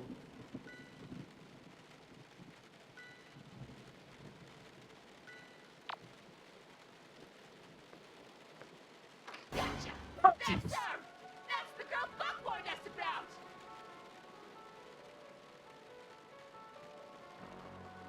What are they doing here? How'd they know I was coming? My head! You? That's it? Buck was so worried about you? Huh. I was wondering what raw strength you must have had in order to scare Buck into calling me in for this. I was looking forward to tearing you apart. But you're just one scrawny mortal girl. I was promised you'd be an actual threat. Appearances can be deceiving? This is overkill. Just do it yourselves. I hear the sound of steel unleashing and heavy chains dragging towards me. But the sounds halt a short distance from me. They're hesitating. Is it me, or do they look afraid? What's wrong? What are you idiots waiting for? Buck says that in a previous reality, she somehow managed to kill all of us. Alone. Yeah! The cultists are muttering uneasily amongst each other. You couldn't win a fight 1,000 against 1 in your own base? Somewhere behind that mask, their cruel gaze is sizing me up. As if I don't see it. Come on, think. I need to break their confidence. Buck was telling the truth. I did beat you all, and then burn down the Black Woods with everyone in it. Notice how Buck, the one who knows the most about me, isn't here? You didn't want to risk it? She's that dangerous? They look visibly rattled. None of them want to risk their precious long-lived bodies. Now, for the biggest bluff. Don't think I'm a threat? Don't think I can wipe the floor with you and your friends even now? Go on. Underestimate me. Make the same mistake Buck did before he lost. Alright. I've heard enough. I'm interested. Uh-oh. She's got that kind of kink. I got him. Every single one of them dropped their weapons, except for the big one. Yeah, because now the big one is going to try and bang you. And not the good way. However, you're wounded, unarmed, and outnumbered. I'm not about to live the next 1,000 years ashamed of myself for killing you now. Go lick your wounds first. Really? Now isn't the time for playing around. Shut up. Form a perimeter outside. No one gets out. No one comes in. Buck isn't gonna be happy about this. Buck will have his book. And her head. By morning. Okay! The cultists begrudgingly depart, retrieving their makeshift weapons from the ground. None so much as look at me as they pass. After all that talk, what you said about beating the 1,000 had better be true.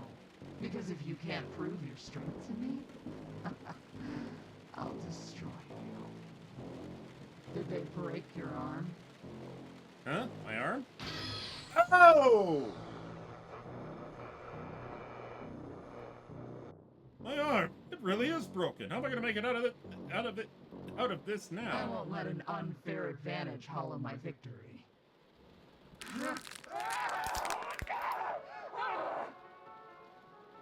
Did they just break their own arm? My expectations for you are high. I believe you really did beat the 1,000 once. But that ends here. You have one ritual. Then, I'm coming. And don't think I'll stop at a couple broken ribs when I find you. I bought myself some time, but what did I just get myself into? Go.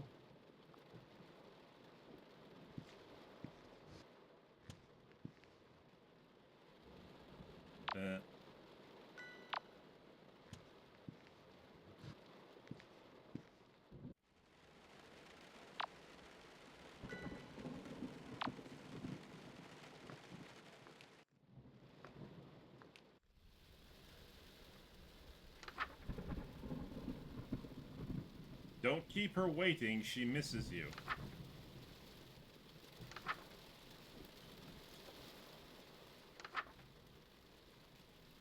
I have 4 hearts. I have 4 heartbeats. 3 aren't mine.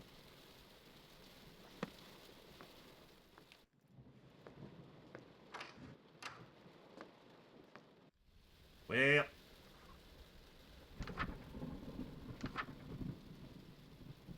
Douse the candles. Have the plant mister. Yay.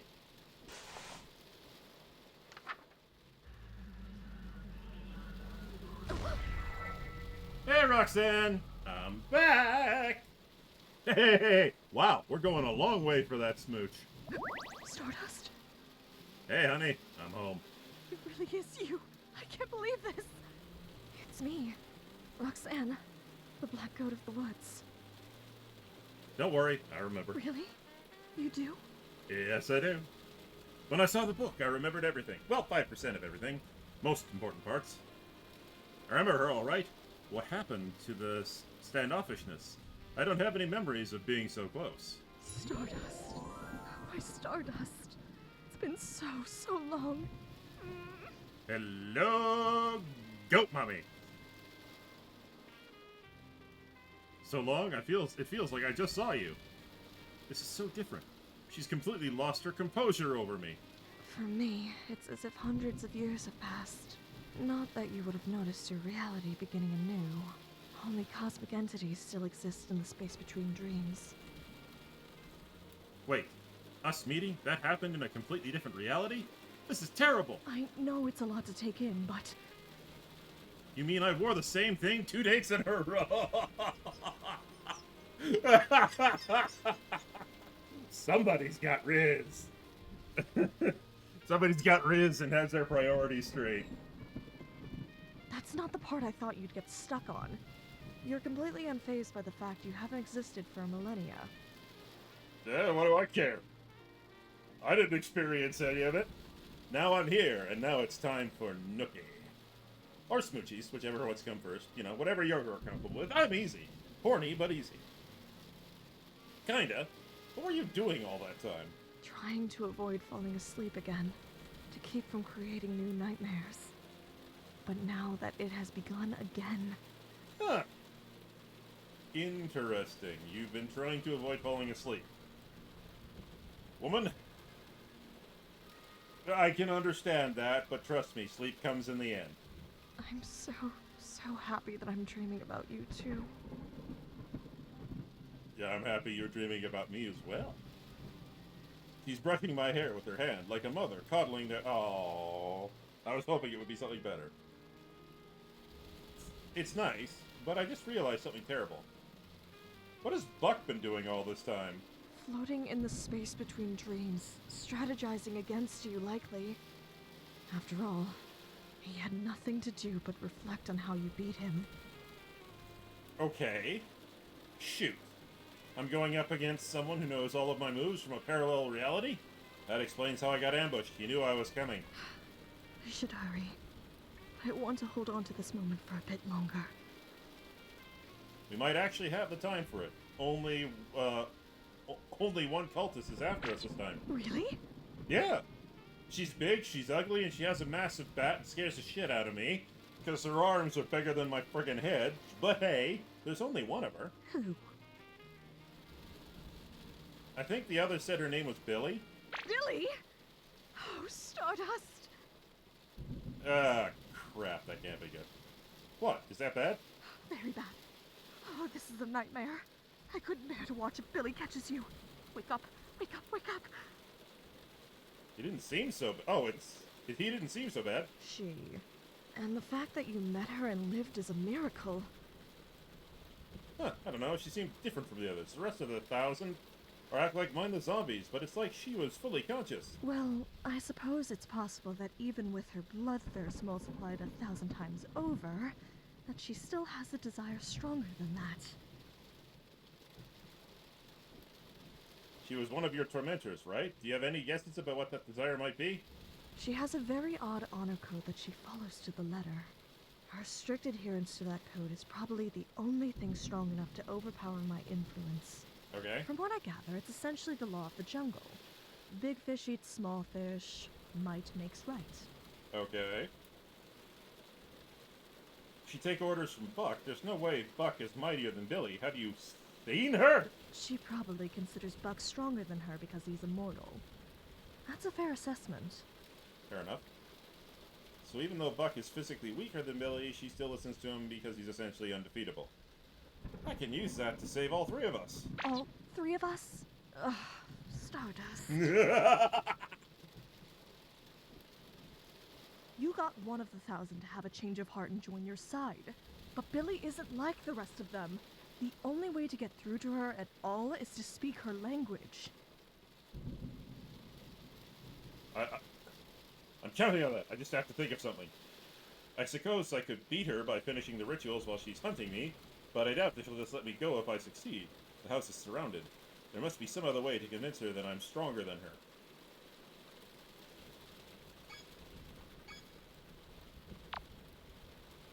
Oh joy, here we go.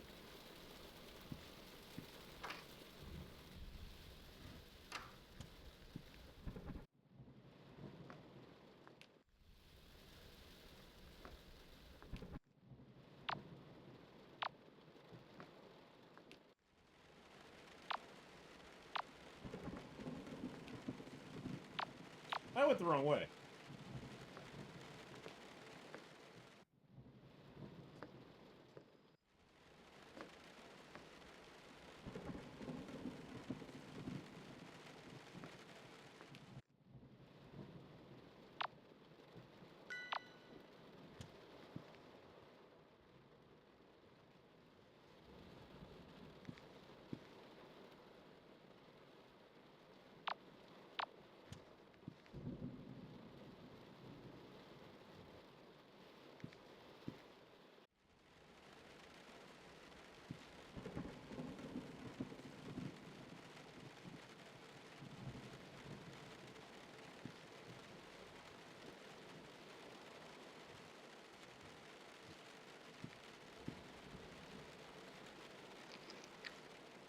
I tear a hunk of meat from the hook. This should be what I'm looking for.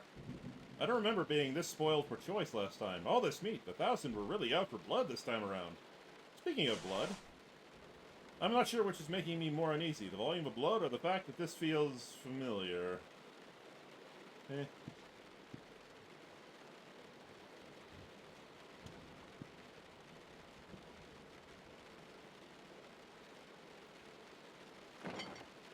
This must be the milk I need, right?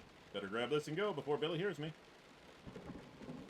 That's everything. Roxanne, here I come. What's that sound?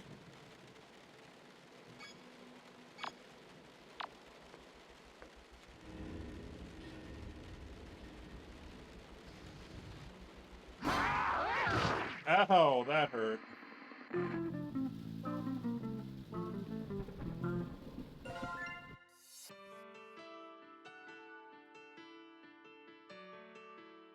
Oh, I see what this is gonna be. This is gonna be painful.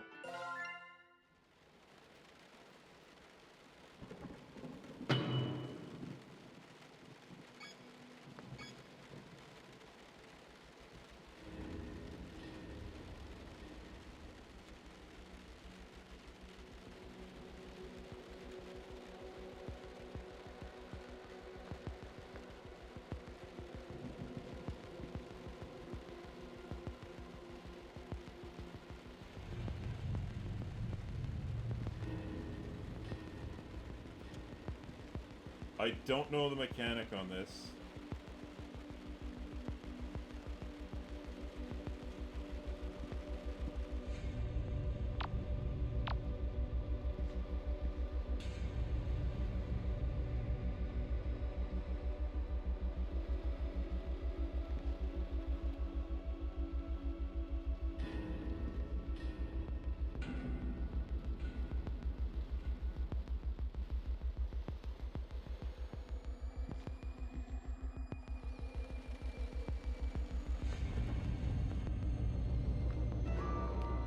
Oh, a kitty. Hello, little darling. Poor thing must be terrified with all the commotion going on. Come on, let's get you somewhere safe. What? Its face is missing. Nyanlathotep! What's wrong? Never seen a Russian blue before?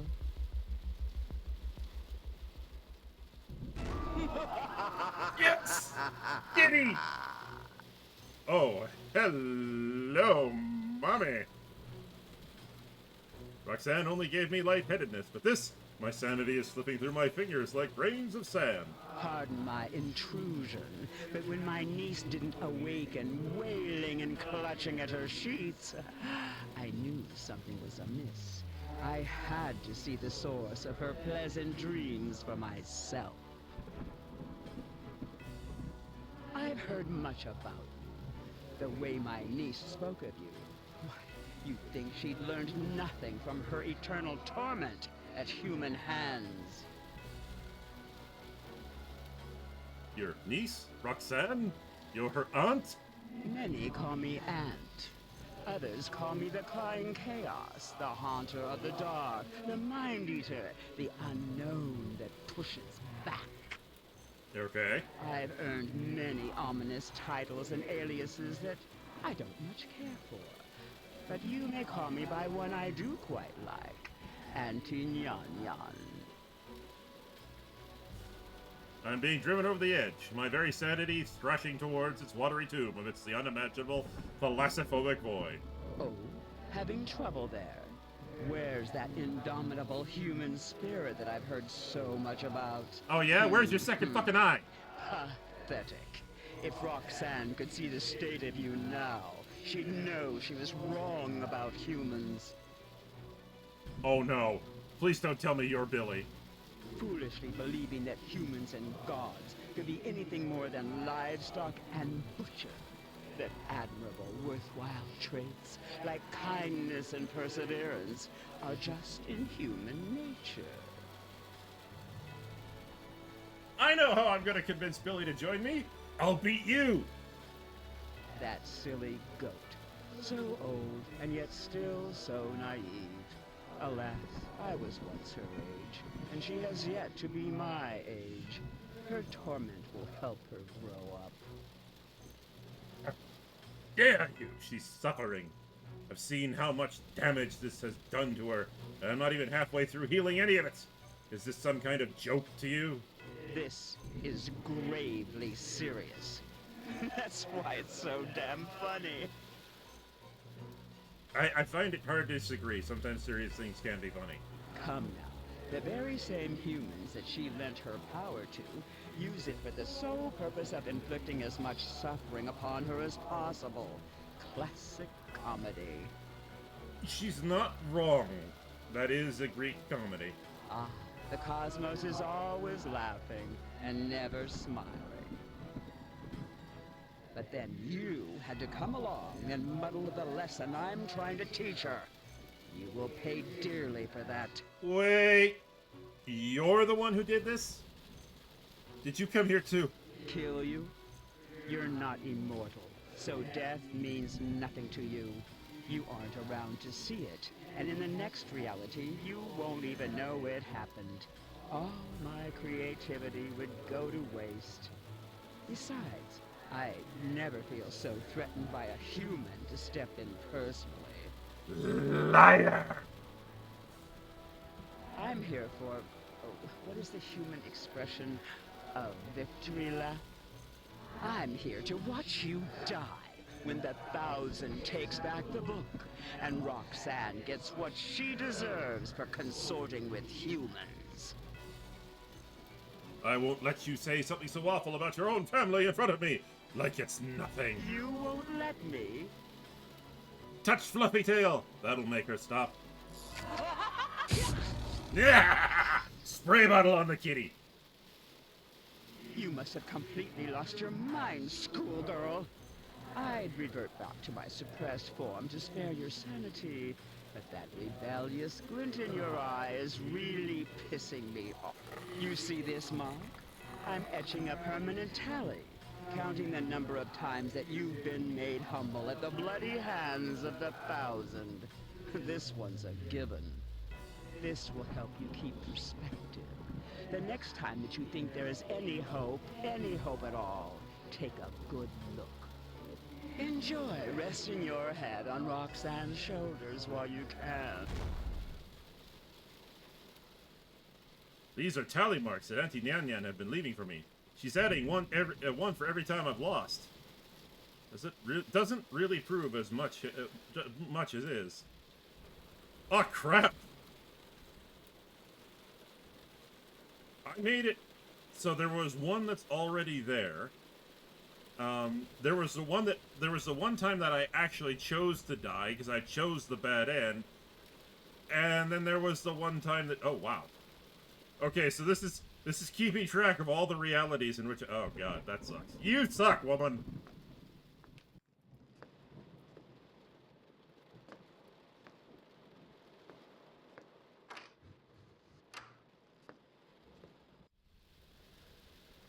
Can I talk to you about Auntie Nyan Nyan, please? Please? We need to have a conversation.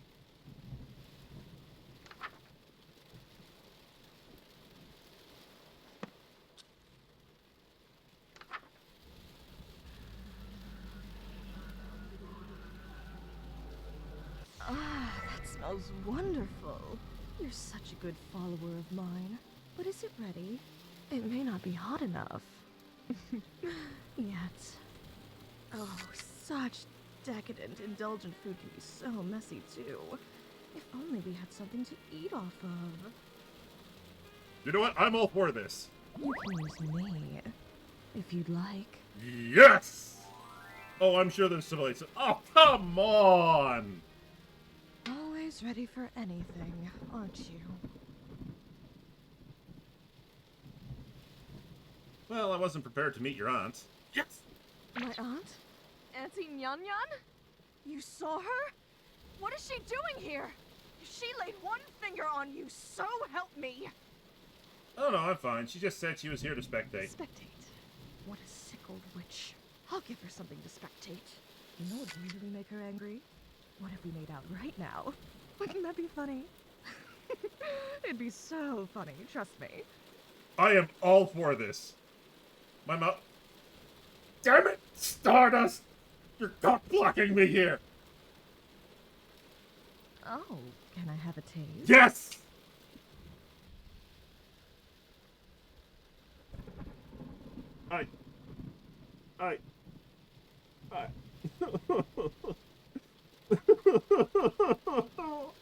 Come on!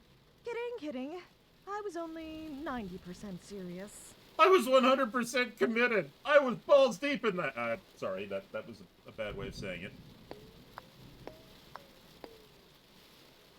It would have really gotten to Auntie Nyan Nyan, though. She seems nice. You're allowed to say you hate my family. She seems nice. And after? After I get to know them, it'll be too late to hate them. I'd love to hear about your family, Roxanne. If I ever have a dream where we aren't in so much peril, I'd be happy to tell you all about them. It's a date! Alright, ladies and gentlemen, give me a quick minute. I need to go grab some water and refreshments. My throat is dry. I'll be right back.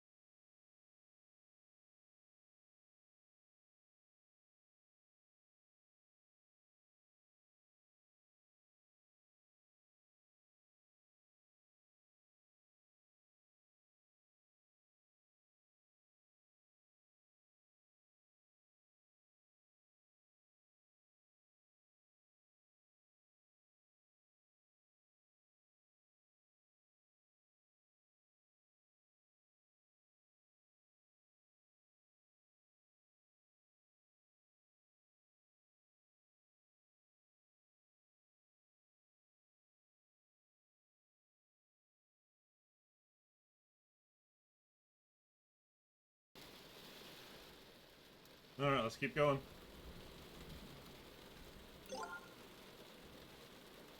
Performed wild evolution.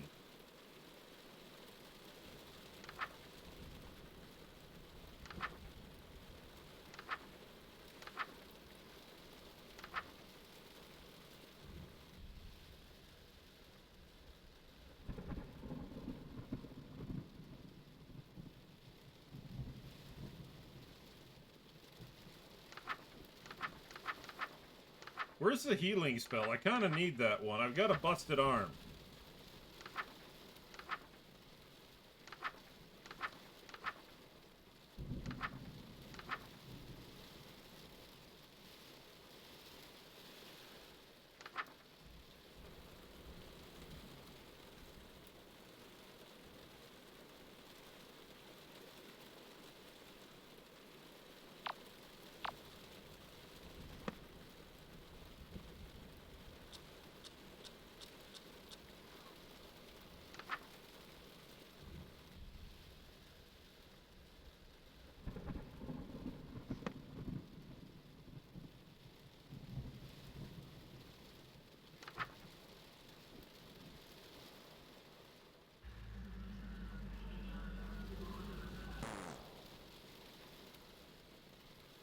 Okay, I was just making sure about that.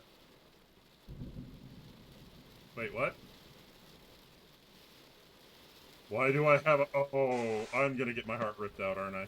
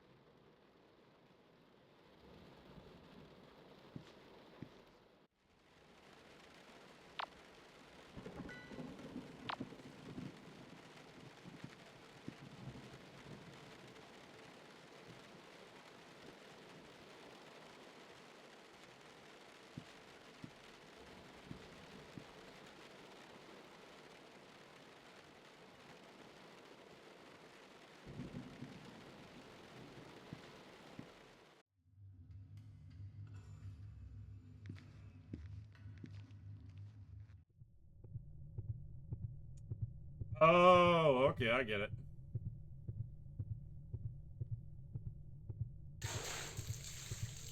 Oh! It's strange, but after losing so much blood, the heart appears to have grown slightly larger.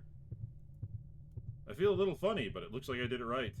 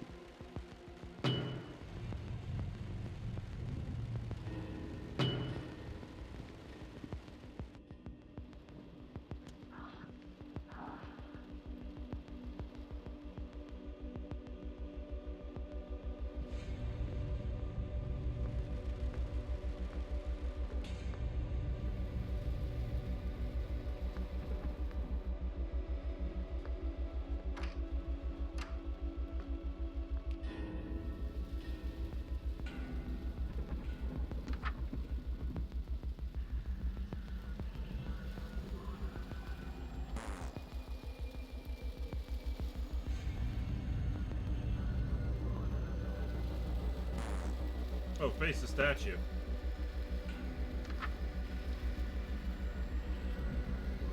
Oh my. This I like. What? Seeing you in my dark image warms me to my roots. Eh? Dark image? I don't feel any different. What changed? Let me check my reflection. Stardust, I wouldn't look in the mirror so soon. The shock might be a lot to take in. I have horns now, don't I? Be strong. I have goat horns? Alright, I'm okay with this. Also, really, Stardust, you're wearing a see-through shirt. I can see your fucking bra. This isn't so bad. All in all, I think I actually look kind of cute with these. I wonder if they're real. Can I touch them?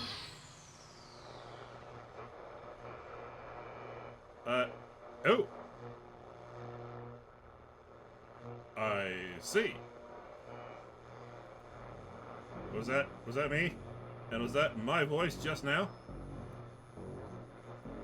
I sounded hoarse, like I've been screaming at the top of my lungs for hours. But more importantly, what I saw just now. What's happened to me? What's... Whoa, is that a tin can? Something is very wrong with me.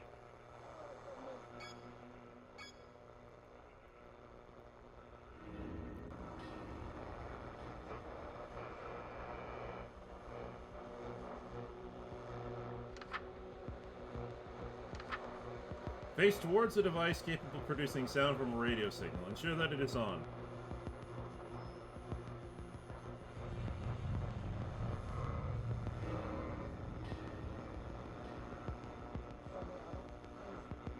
This ritual will amplify all animalistic behaviors of those within earshot, including estrus and aggression. Don't worry about it, just go straight to Roxanne as soon as possible after chanting. Trust me, haha.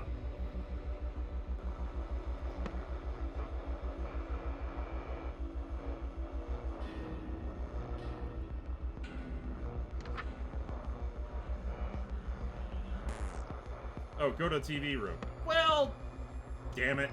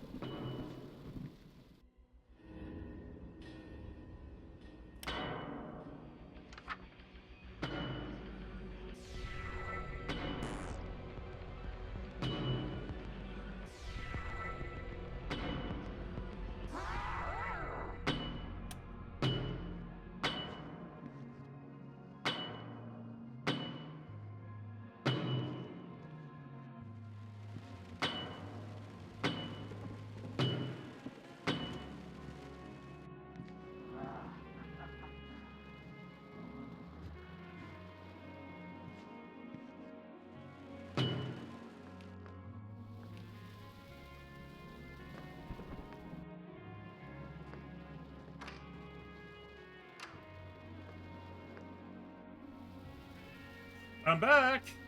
Suddenly, a floral perfume, like a floral perfume-like scent washes over me. Oh, stop. Whoa! I was just thinking about you.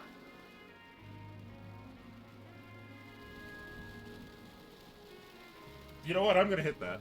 In fact, I've just been so hopelessly distracted by you that I seem to have misplaced all of my clothes and adornments. Whatever should we do? Hmm? Don't screw this up, Stardust.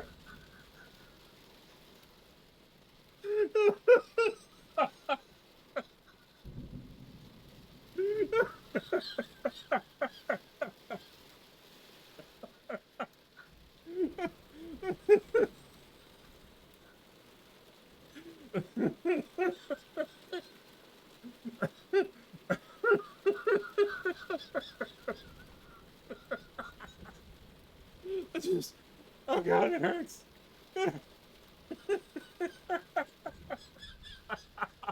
Oh my god, it hurts! It hurts! Oh, yeah. This is a real low point. I'm keeping this shirt, by the way. Fair enough. That old thing? I basically only used it for pajamas. Take it. Oh. Oh no, you set her up. Oh, I should reciprocate. Come here, let me do your horns for you. It won't take long. I sit down while she gently preens and decorates my new satyr-like spikes. Oh, look at you. So pretty. My sweet Boffenhupad. I feel the top of my horns. The tips have been adorned with a lustrous metal. I shake my head a few times. It fits perfectly.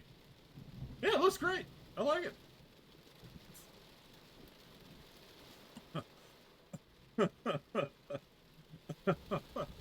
Oh. Oh.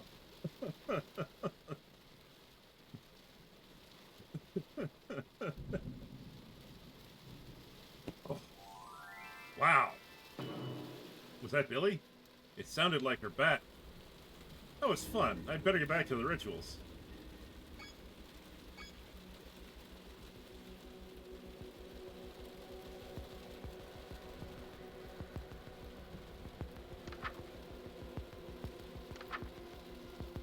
Labyrinthine roots. This will expose the psychoactive roots of the Black Woods, allowing them to burn without an accelerant this time.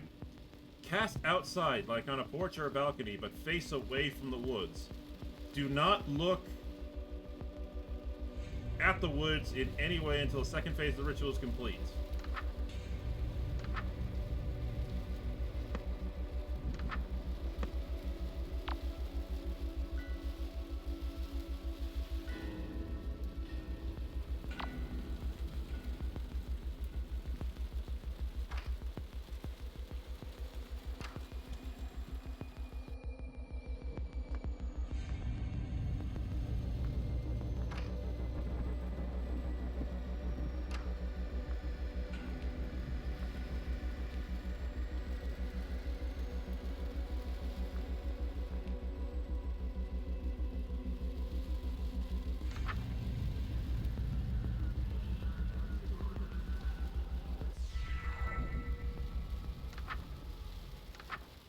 You may have lost your sense of direction. This is normal. Stay calm.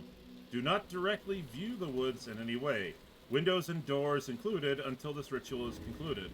Avoid looking into any mirror. Find your way back to your partner. Chant to hide the roots from your sight.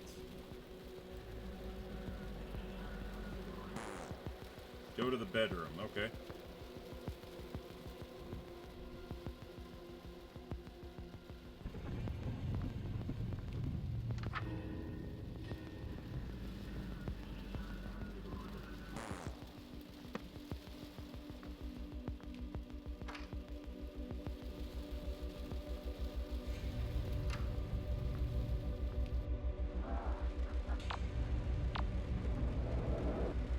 Oh, God.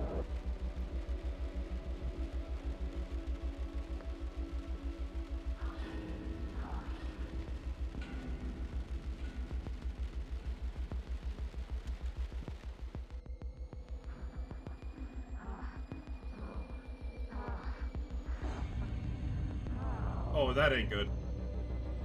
Ah.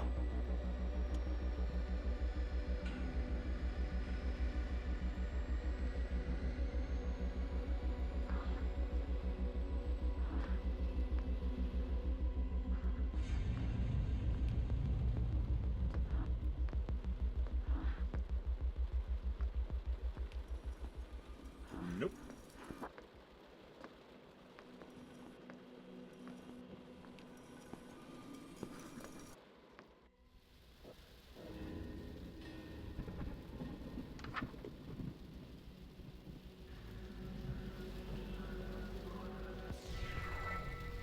Psst, Roxanne, I did it. That was the last ritual before I can uproot you. Oh, that's great news. What's wrong? It's nothing, but If there's any loose ends left to tie up, now would be a good time to do it. Before uprooting me, that is. Haste makes waste, after all. I still haven't beaten Billy yet. If I don't do it now, I might not get another chance. But then again, Billy is scary as hell. I was able to survive all this time without getting spotted, but who knows how many times she's killed me in the other realities. If I knew the exact number, I might be able to come up with a strategy.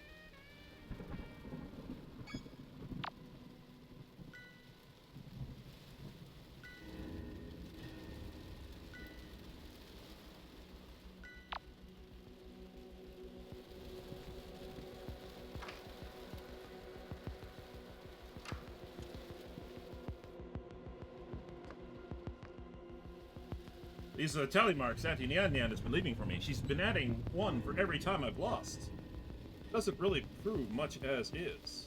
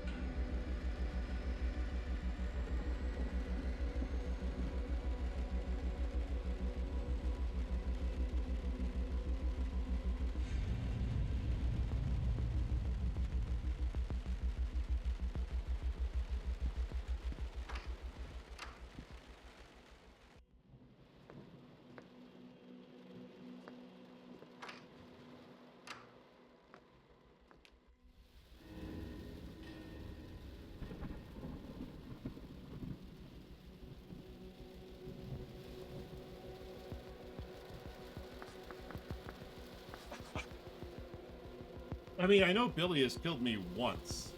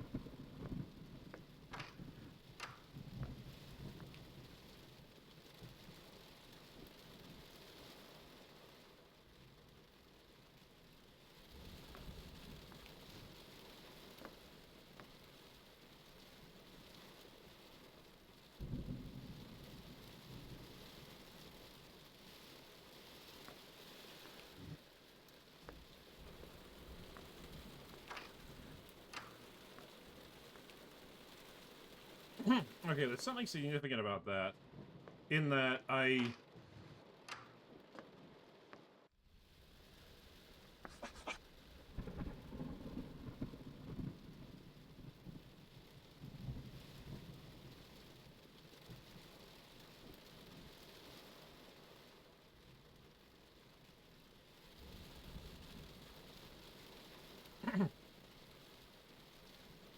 Well, now I can't even get caught by Billy.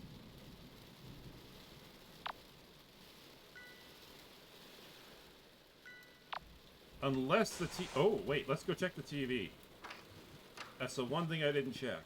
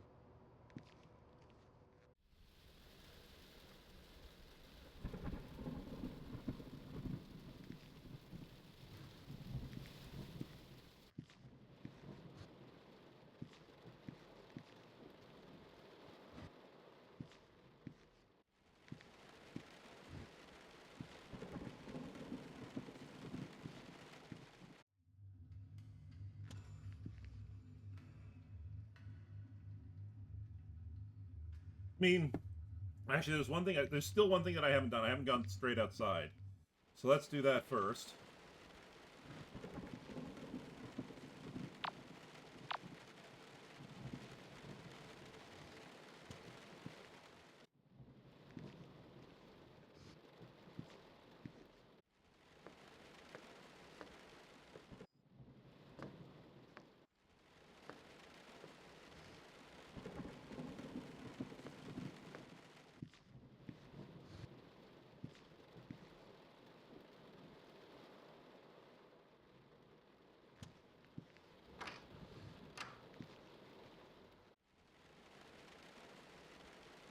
Can't go outside either.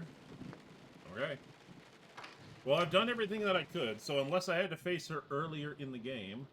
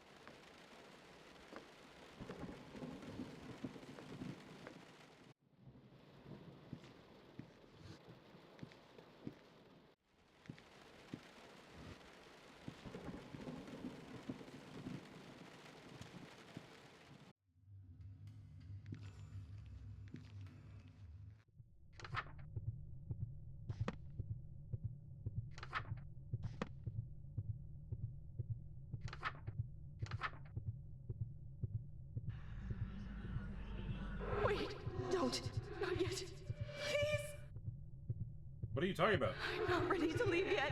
You don't know how long it's been since I've had any solace in these nightmares. Since my dreams were something to look forward to. Now that you're here, I don't want to go. I don't want to go. How do I know I won't be alone next time? What if you aren't there to make me feel safe? I don't want to leave. Okay, we can stay. What? I'll stay with you here for as long as you need. But we can't. I know that. If we sit around and wait instead of ending this now, bad things will happen to both of us. Something bad is bound to happen to everyone. That's life, but that doesn't mean it's not worth living through. I'd never cut my time here with you short just because it'll end eventually. I'll wait here until someone drags me away. I can't ask you to do that. I couldn't do that to us. I couldn't see what they do to you. Yes, you could. You big old worrywart. Bad things happen, sure. But they always pass. Plus, you're immortal. Something good will enough to make all this worthwhile is bound to happen eventually. You're right. Whatever our time apart holds, I'll have the heart to face it. Thank you. Anytime, Roxanne. Ready? Ready.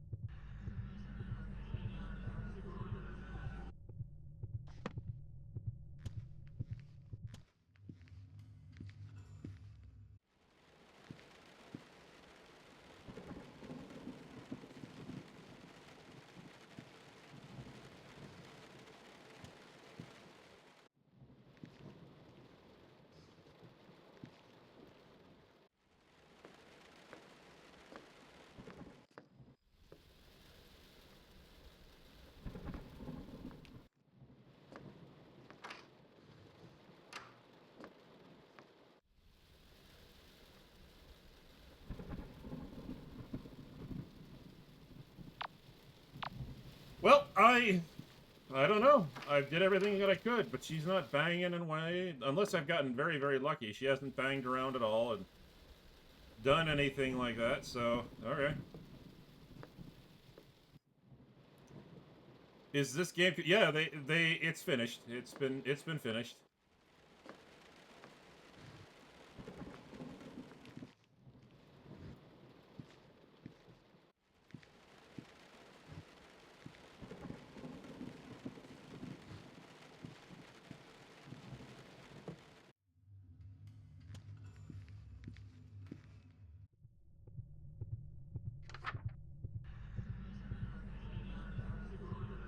Thank you, my sweet Stardust. You got it. Escape. No.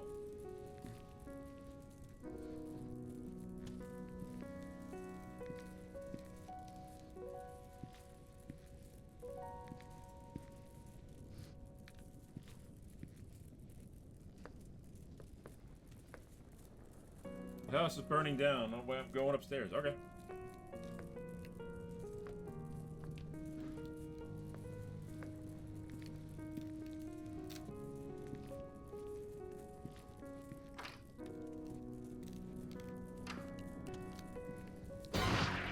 What happened? Did the whole house follow me? I don't see any rubble.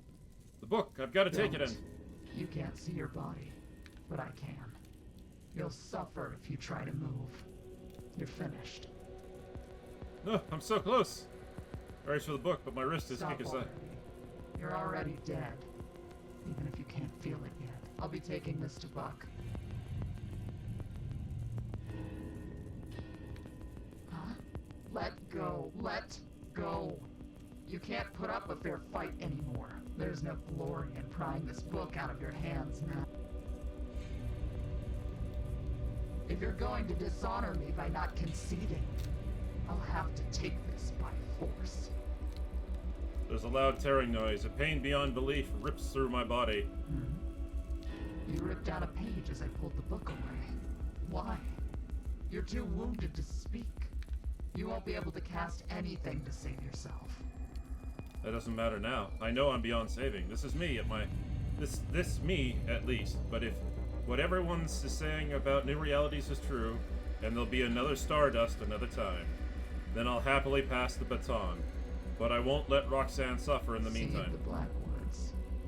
You ripped out the page that lets you summon the Blackwoods. If that burned with the house, Buck would have no way of summoning Roxanne. That's how you're going to...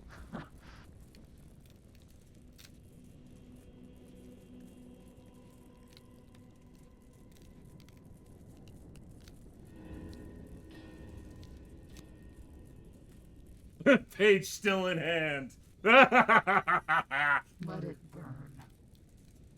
She's leaving with the book, but letting me destroy the most important page. There's too much to unpack here with what little time I have left.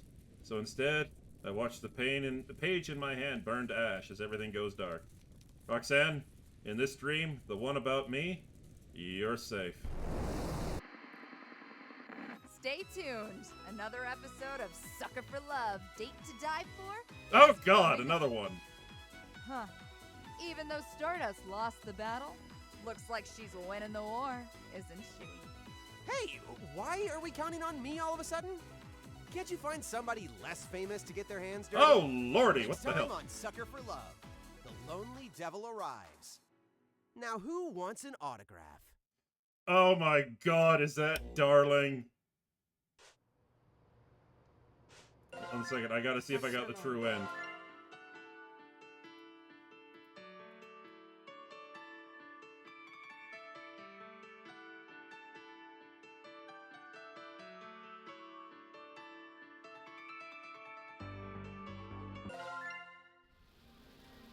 Oh, that's great news. It's nothing, but if there's any loose ends left to tie up, haste makes waste, after all. Okay.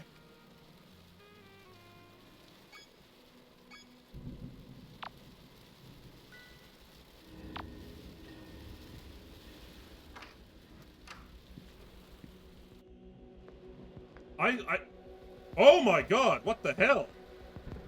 These are the tally marks that she's been doing one for every time I've lost. Wow, look at all the times I've kicked the bucket. Jeez, I had no idea I died so many times, and yet I'm still here. Wait, that's... Oh! I was too good! I was too fucking good!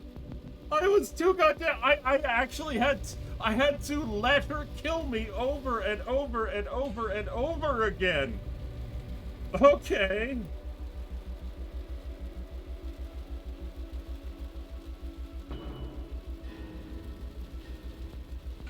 I was too damn good. I didn't fail enough.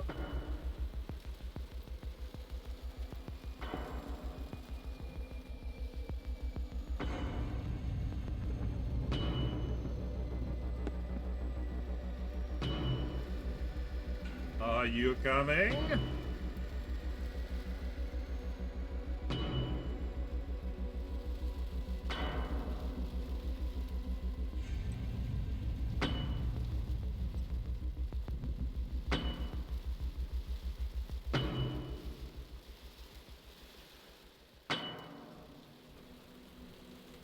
What are you doing?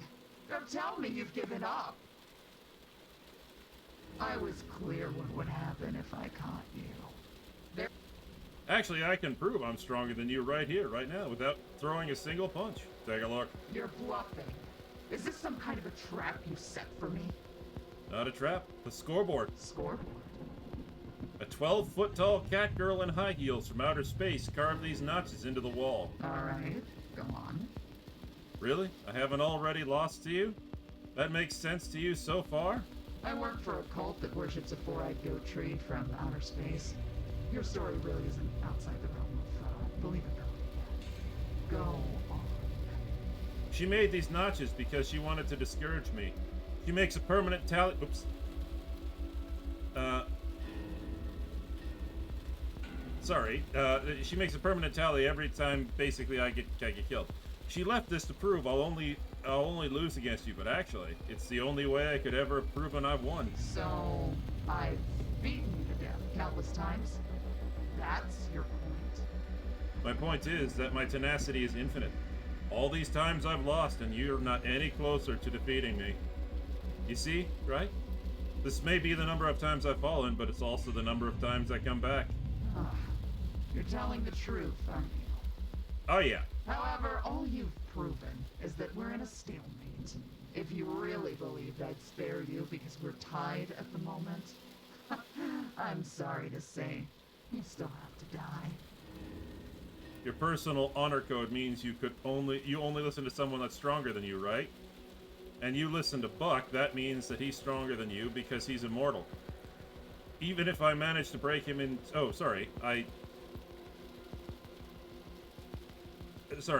So Billy basically says, even if I manage to break him in two now, he could beat me the next time we met by already knowing what I was going to do. That makes him stronger than me.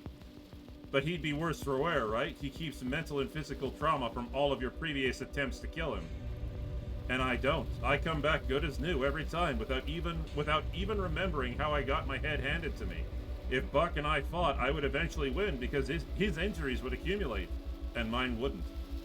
That makes me stronger than Buck, which makes me stronger than you. Well, what does she think?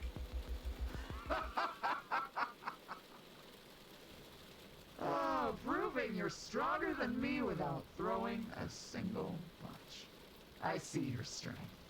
I won't come after you anymore if you spare me. Okay. Spare her? Jeez, she really does believe I'm much stronger than her. I mean, I guess I was telling the truth, but I didn't expect her to submit like this. She must take that honor code of hers seriously. She's a cultist. She's a nutter butter. What did you expect? It's a deal on 2 conditions. What's the first one? Could you maybe take off your mask? Fine. Wait, her eyes? You don't have the Sacramento stare. No, I'm not one of the 1,000. I'm not even from here either. So, what's the second order? Once I finish the uprooting ritual to set Roxan free, I want to escape alive with the book. Done. Really? Easy as that? That's a huge relief. But be warned. When Buck sees me helping you, there's no way he'll let me meet you again in the next life. I'll either be dead or somewhere far, far away. If I do this, this is the only time I'll be able to help you. This reality is your only shot. So this is the only time I'll be able to count on Billy. I better make it count. Alright. Once I finish the last ritual, we're going. Answer. I'll watch your room until then. Alright. Alright.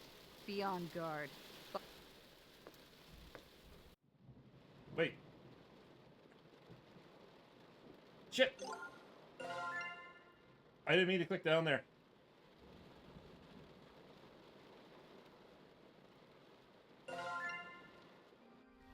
Alright. Do that.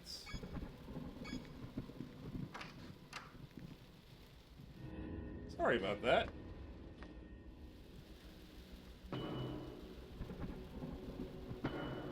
Well, while we're waiting, I'll give the cat a quick scratch, since he's being an attention hog again.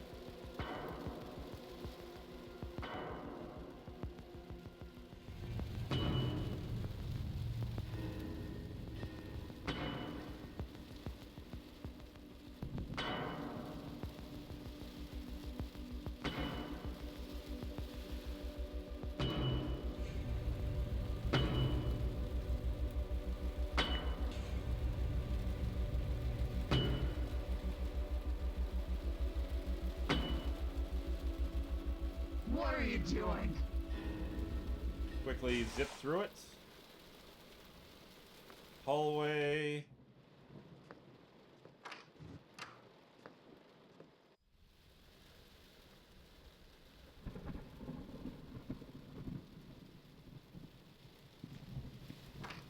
Just make sure that there's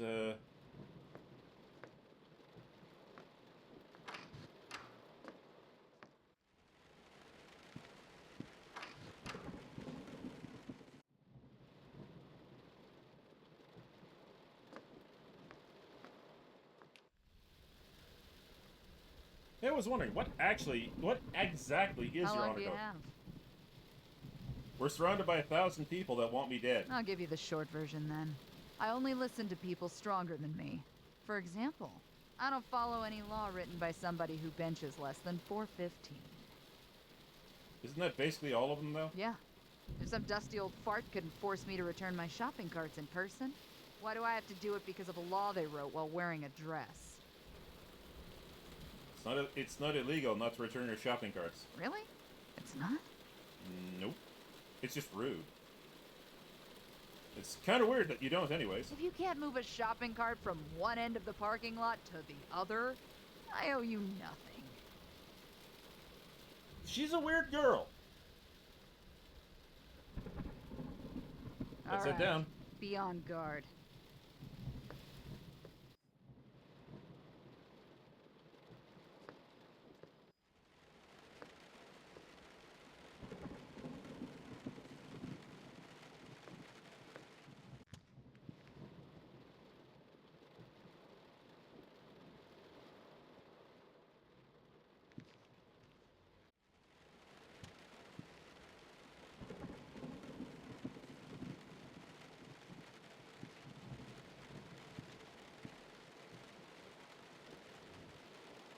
Oh, I think I know how this is gonna work. Okay.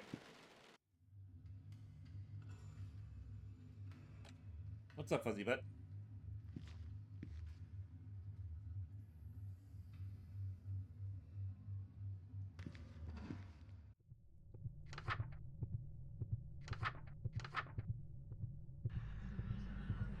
Wait, don't. Not yet. Please. What are you talking about? I'm not ready to leave yet. You don't know how long it's been since I've had any solace in these nightmares. Since my dreams were something to look forward to. Now that you're here, I don't want to go. I don't want to go. How do I know I won't be alone next time? What if you aren't there to make me feel safe? I don't want to leave. Okay, we can stay. What? I'll stay with you here for as long as you need. But we can't. I know that. If we sit around and wait instead of ending this now, bad things will happen to both of us. We'll lose our opportunity to end things on our own terms. Something bad is bound to happen to everybody, but that's life. That doesn't mean it's not worth living, though. Or it's not worth living through. I'd never cut my time here with you short just because it'll end eventually. I'll wait here until someone drags me away. I can't ask you to do that. I couldn't do that to us. I couldn't see what they'd do to you. Yes, you could, you big old worry wart. Bad things happen. Sure, but they always pass. Plus, you're immortal. Something good enough to make all this worthwhile is bound to happen eventually. You're right. No matter what happens, it will pass. I just have to be patient. Whatever our time apart holds, I'll have the heart to face it. Thank you. Anytime, Roxanne. Ready? Ready.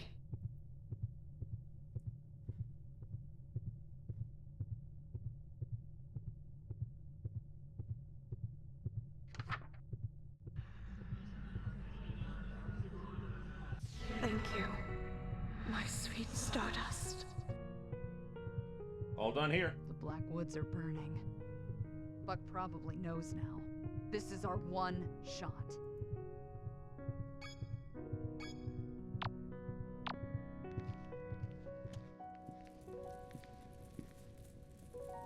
Alright, what's the plan? Can you get us out of here? Yes.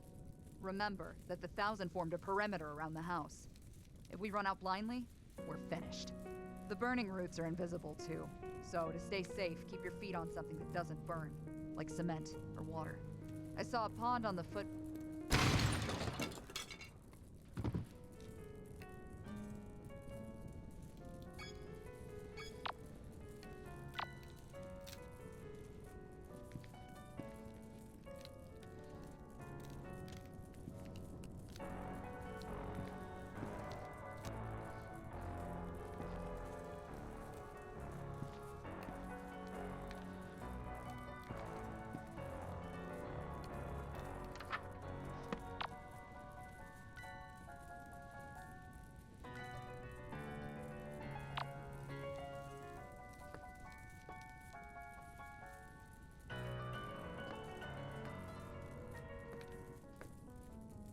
Oh, I have to leave. Okay, that makes sense.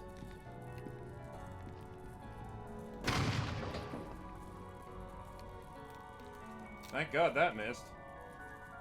I turn around to see Buck silently loading another shell into the shotgun. That must hurt. Why is he so burned already? My skin isn't falling off like his. What happened to you? You did.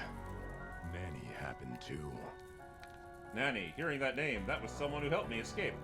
Where is she? Couldn't be trusted. So she's gone this time. Billy's gone next time. Now give me the book. Don't bother telling me it's not with you. Because I'm shooting you either way if you don't hand it over right now. Over my dead body. Not stronger than me now, are you? Incoming! Billy! As I was saying, hold my rope to your mouth. And jump in the pond on your way out. Wade in the water until the fire's burned over.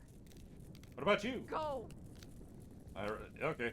I run. I turn, rushing out the door. There's nobody standing between me and the pond. I've made it through this. I take one last look behind me. Stay tuned. Another episode of Sucker for Love, Date to Die For is coming up. Huh. Looks like she was stronger than me after all. You've got your work cut out for you, kid. Hey, why are we counting on me all of a sudden? Can't you find somebody less famous to get their hands dirty? Next time on Sucker for Love, the lonely devil arrives. Now who wants an autograph?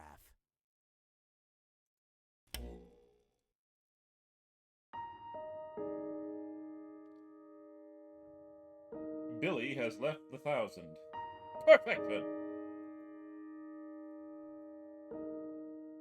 The true end. I love how the true end of this one is fail over and over and over again. Chapter 999. The Lonely Devil Arrives. Okay. Huh? A cacophony of squeals and excited chattering rushes past the bookstore. The noise must have woken me up. Such commotion. No matter what all the fuss is about, it's far too late in the day to be causing such a ruckus. Hello, Moo. It's gotten late. Shoot, I was supposed to look for leads before sundown. For a year now, people, mostly girls, oh no, have been disappearing from their homes. All over the prefecture.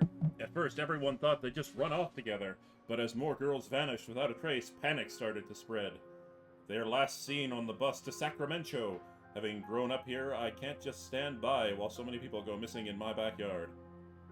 Wait, that horde outside sounded like a group of young girls. I should warn them, or at the very least follow after them. This could be a lead. And why do their voices sound so familiar? Wait, don't leave without your books. My books? Oops, almost forgot. Thank you so much. Thank you for stopping in. Take care. I rush outside, leaving the warm glow of the bookstore behind. There's no trace of the girls. Should be about where the bus dropped off the missing girls. I better hurry and catch up with that group before I lose their trail in this fog. It sounded like they were headed into the residential area through Gigi Alley. Oh, so it's no longer Missing Person Lane, okay. Were they chasing after someone? Did I make a wrong turn? There's no sign of anyone. I can't hear the commotion anymore either. The fog here is oppressively thick too. If I keep note of the missing person posters along the wall, I should be able to find my way. There's only a few of them, so I can use them as markers. Was that a footstep? Who's that? Hello? No response. Was the wind too loud for my voice to be heard? Hello? I take a step towards the shapeless shadow in the mist, and hear something crackle under my feet. Something wrapped in construction paper. There's various footprints stamped across the surface. It's a photo of an old man eating spaghetti, metally. It must have just been framed, but the glass is broken from being trampled. Someone from that group I heard must have dropped this. I sprint after them, only to smack right into something else a few steps in. Ow. Hello? Oops, I'm really sorry. Are you okay? Hey, don't sweat it. It was my fault for standing in the middle of the road. Oh, let me help you with your books. What a handsome boy. I've heard that men are going missing too. Are you headed for the bus stop? You might have already missed the last one. Fair enough. No, I'm actually looking for clues about those girls that have been going missing. Are you trying to find someone too? I'm looking for my girlfriend. Ah, poor thing. Was she part of the mob I heard earlier? What's her name? That depends. What's yours? Oh my god! That was so corny. Yeah, this guy's the worst. Hey, this may be a strange question, but do you not recognize me? No. Sorry, have we met? I don't usually forget faces. Ah, that must be it. You must not have seen me on TV yet. I made that one song, Lonely Devil. Oh, wait, I know you. You're Captain Kidd. Oh, God. Oh, we just took a hard right into corny. The one and only. He's a widely adored local idol that appeared out of thin air a year ago. No wonder he's wearing that disguise. I bet he can't even go to the store without getting mobbed. Still nothing. That's strange. Who'd you say you were looking for again? The girls that have been going missing? You're not looking for me? Nope. Say, you are an out-of-towner, right? I mean, you obviously don't live here. I'd know who you are. I know everyone around here like family. I'm not really an out-of-towner. I used to live here. It's where I'm staying while I'm looking. Show me. If you're really from around here, show me where you live. I feel eyes digging into me from all around. I can't see them, but it can't just be paranoia. I'm not doing anything, so let's go now. Oh, don't forget your... So, you're the one Buck wants. Oh, you're the one I've been looking for all along. I'm suddenly madly in love with you. Oh no! Oh my god, no! He summoned the yandere. Yep. In fact, I know it's so soon, but let's get married too.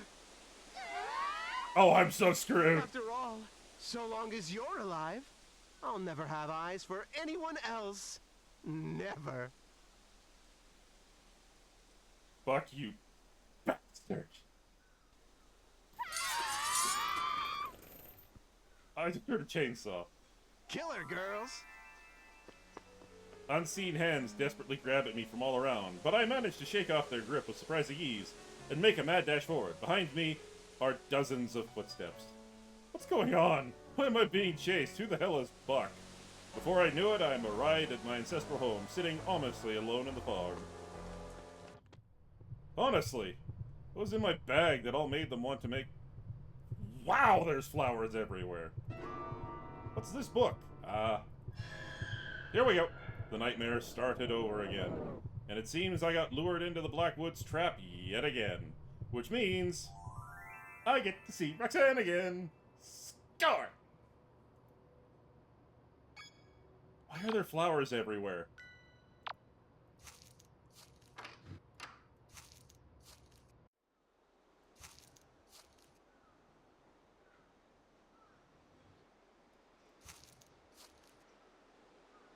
Seriously, why are there flowers everywhere? No!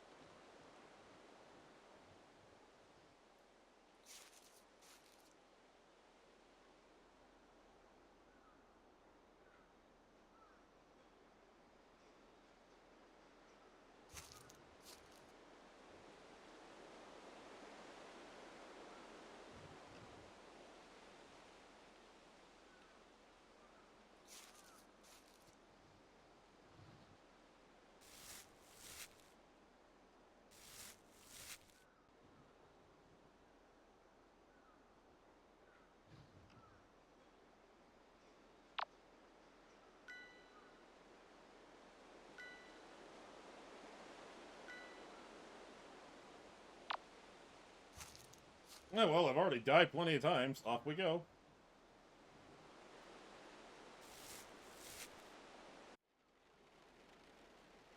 Hello.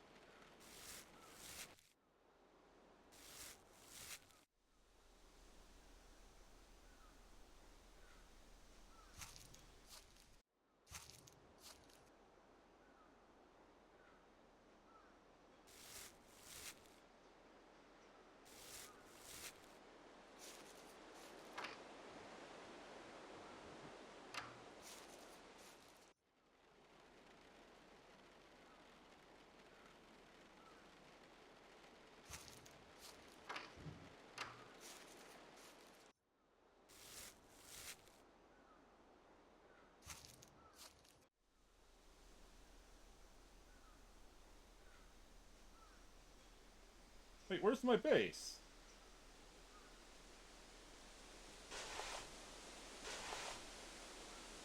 Wow, expanded inventory.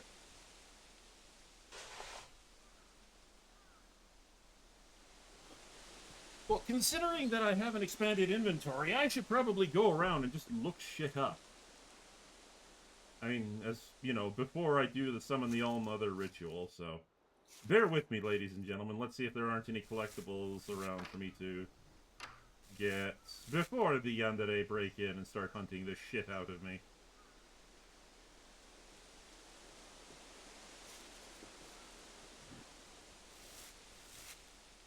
Muffled headphone music.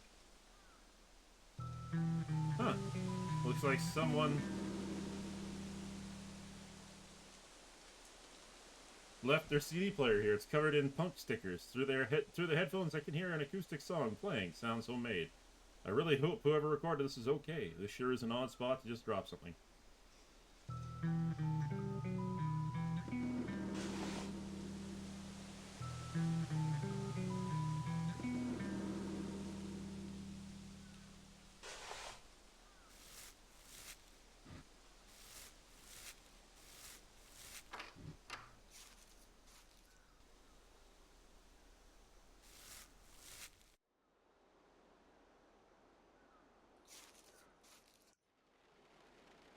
Hello, crazy lady.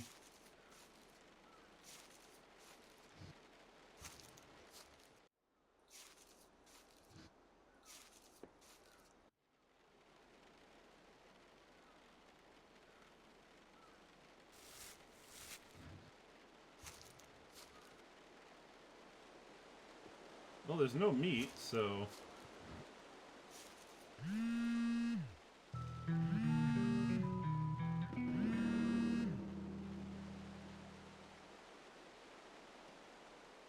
Alright.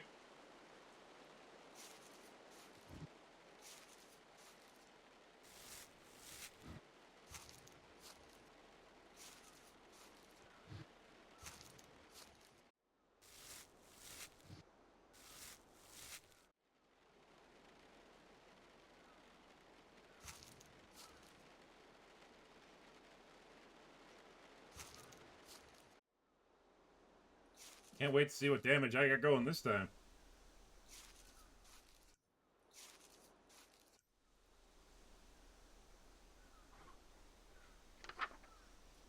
I found a shortcut to uprooting. It's faster but involves burning your own heart. I think I have a workaround.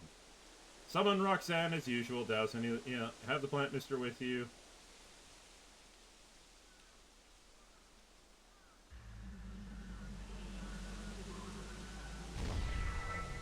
Hey! Hello. There she is. I could stare at her forever. Hey, Roxanne. Perhaps, in view of what we've been through together, you could call me Roxy? I like where this is going. You probably don't remember, but you called me that long ago, and I've grown rather fond of it. Do you think you could call me that again? Don't ruin this. Of course, I'm really glad to see you again, Roxy. How have you been? Never better. The Thousand are at their last gasp. The only two remaining original members are Buck and Kid. I should have figured that boy, I should have figured that boy I met was involved. What happened to the rest? Well, every single person Buck sent to kill you instead joined you. Time and time again. So Buck sees to it that when I dream up a new reality, the traitors don't live to meet you. Oh, that sucks. Buck sends somebody to kill you, they fall in love with you instead, they betray Buck, reality ends, Buck spends hundreds of years in timeout, then reality starts anew, Buck kills the traitor, then sends somebody else after you, hundreds of times over. Really? Wow, sounds like I'm on fire. Oh, don't tell me I was burnt to death once. What? I've lost you many times as well. I left you in their hands? How many times? I'm fine, Stardust, really. This is all nearly over. Soon, the Thousand will just be a distant memory. Hello! Tackled to the ground. There's a sickening sound of wet metal scraping and a dull pressure on my stomach. My eyes shoot wide with shock. She's clawing at my clothes and neck, hunting for a grip, while we struggle for leverage until eventually, huffing, she collapses. Oh, heavens below. Are you alright? I gasp and cover my mouth in horror. It happens so fast, Roxy, what do we do? Can we do this? The healing thing, you know? Isn't there that one ritual? Stardust. She's dead. What? No, that's not possible. It was so fast. She was already at death's door from exhaustion and starvation. Falling on her weapon was the final blow that stopped her heart. That normally wouldn't even be a serious injury. Chalk it up as another death by exhaustion from the Blackwoods. She's weak because she was about to die. Is that how I escaped from that horde earlier? And if it makes any difference, she had the Sacramento stare. Her conscience was long gone. Mentally, she wasn't here for her death. She's trying to comfort me. But even if it was in self-defense, it feels like Mic check, 1, 2, mic check. Hey, are you hearing me? Yes. That voice, it's the boy from earlier. Well, sounds like you had a bit of a nasty shock, huh? Buck's had a lot of time to reflect on how you've beaten him. And we've made it so it won't happen again. You're gonna like what we've done with the place. Let's see here. Number 1, we took everything out of that room that we didn't need. No bass guitar, no nothing. You're unarmed. Number 2, no door to the ritual room anymore. Nowhere safe. But you already knew that one. Number 3, we begin our attack immediately. No negotiations, no honor duels, just last bitch standing from the get-go. Number 4, we cleaned out the fridge as soon as you got here. So no ritual reagents for you. Number 5, blast loud music to drown out our movements. And number 6, burn this list after doing everything on it so she doesn't know. Oh. Well, here's number 5. What do I do? I don't know. This has never happened before. Nothing like this. Sounds like they're getting serious. Guess we'll have to get serious too. Perform Chrysalis of Rebirth. Okay. Find an isolated location of your choice, somewhere where your cocoon will not be disturbed. Your organs will be liquefied, so any sudden movements will yield tragic results. Do not perform this ritual outside or open near a window.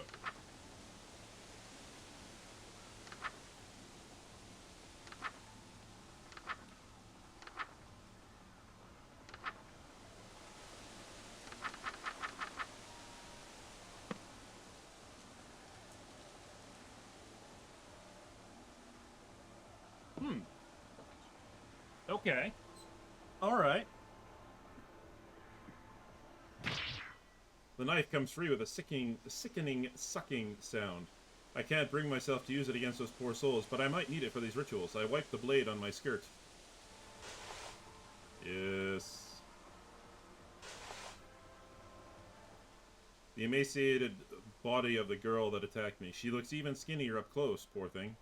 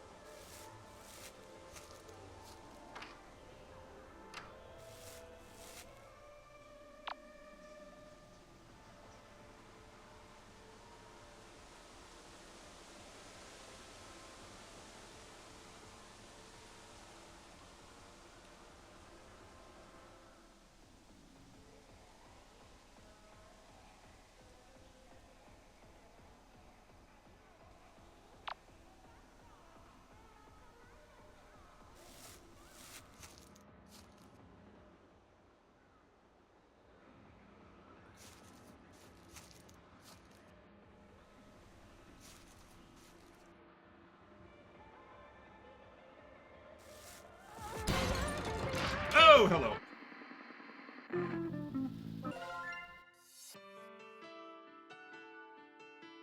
Keepsake progress. Oh, I'm gonna have to pick all the fuckers up, aren't I?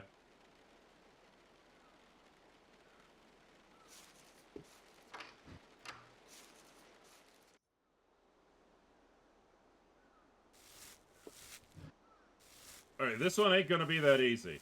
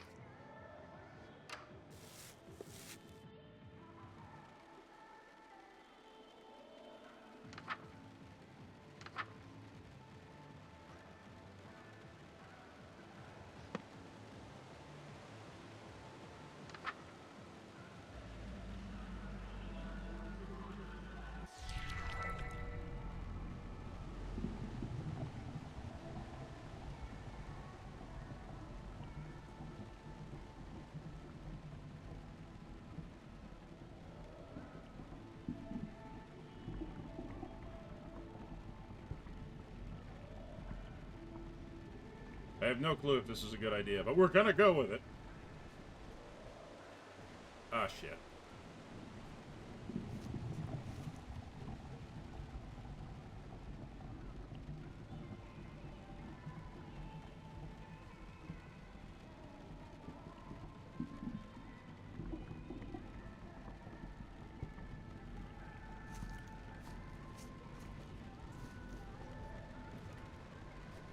There was definitely somebody moving there.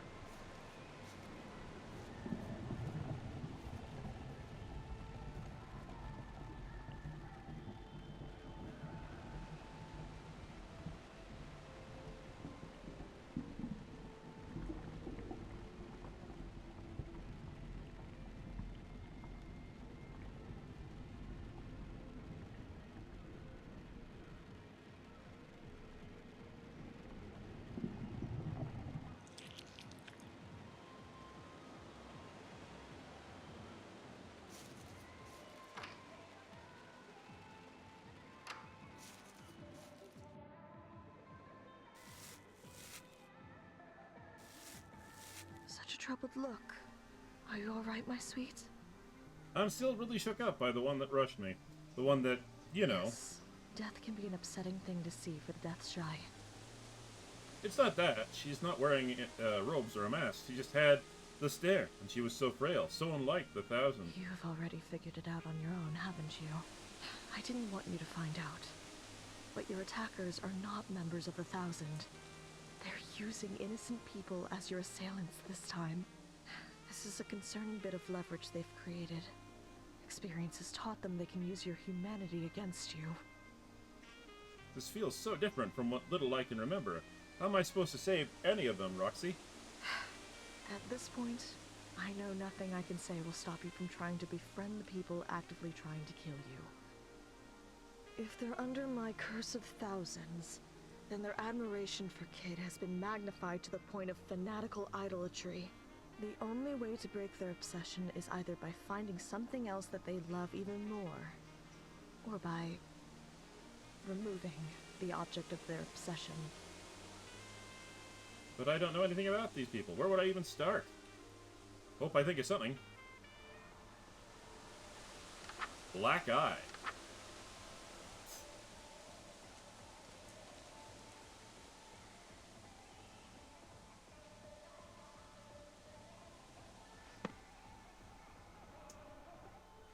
The meat of something that died within the Black Woods in the last 24 hours. He's already dead, so there's no harm in this. I'll be quick about this, I promise. That should be enough, but carving up a dead human for their meat, I can't remember enough about myself to know if I'm better than this. The line that separates me from the Thousand is getting blurrier and blurrier with every go-round.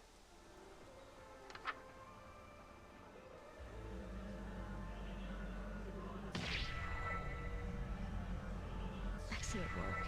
Very, very good. It seems we have a fighting chance against their new tactics.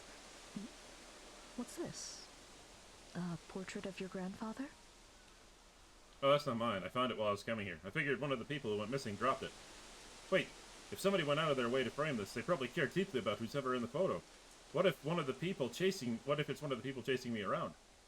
If I could reunite this with its owner, maybe they'll realize they love the guy in the photo more than Kid and leave. Brilliant as ever, my shining star. Okay. But be careful and observant. This photo might protect you from its rightful owner, but it'll have no effect on anybody else. Right, I'll keep an eye out for other dropped keepsakes while going through the rituals.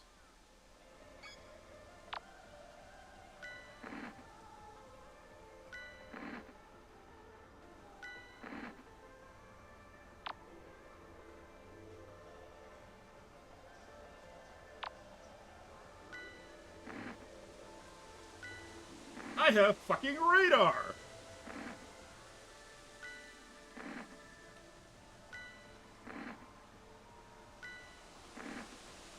I didn't even bother to read the description of Black Eye. I was just like, yeah, I gotta do it.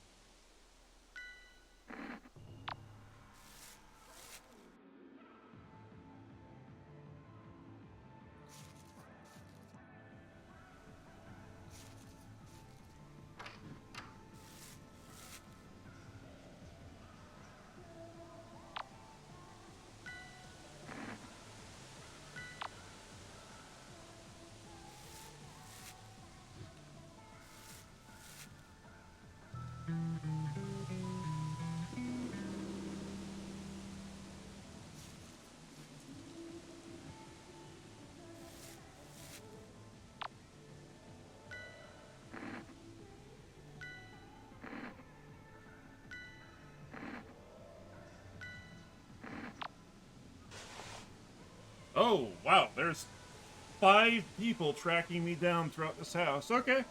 Well, that's gonna suck massive monkey balls.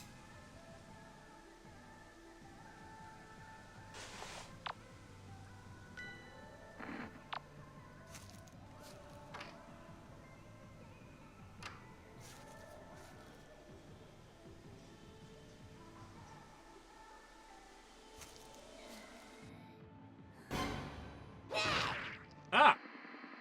Okay, good to know.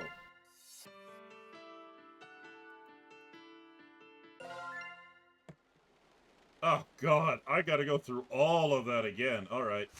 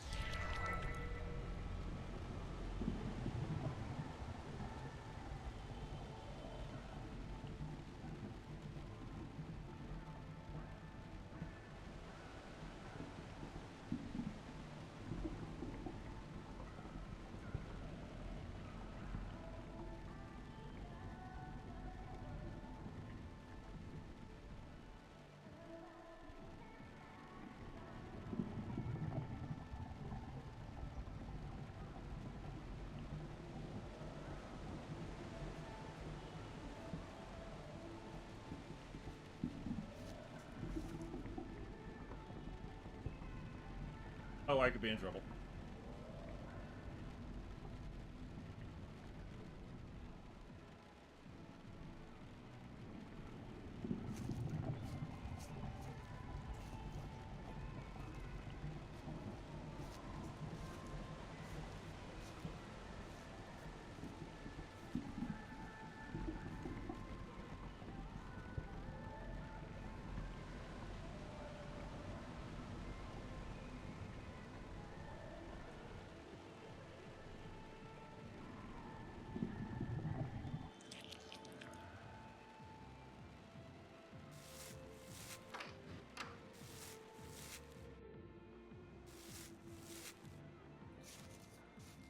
troubled look.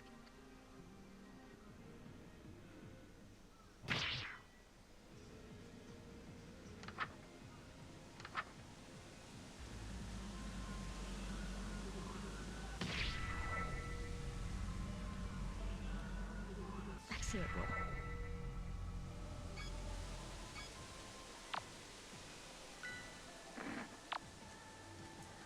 Alright, I'm gonna try something here.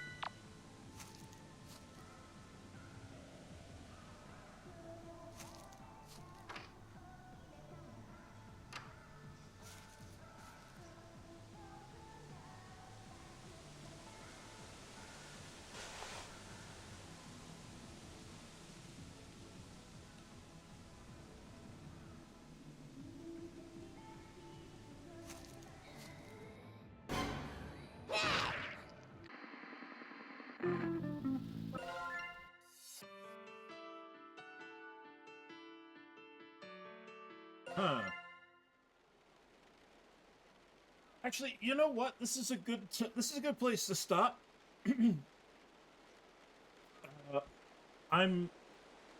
We're almost at the 4-hour mark, and you know, I would rather. Sucker for love. Date to die for. Let's see.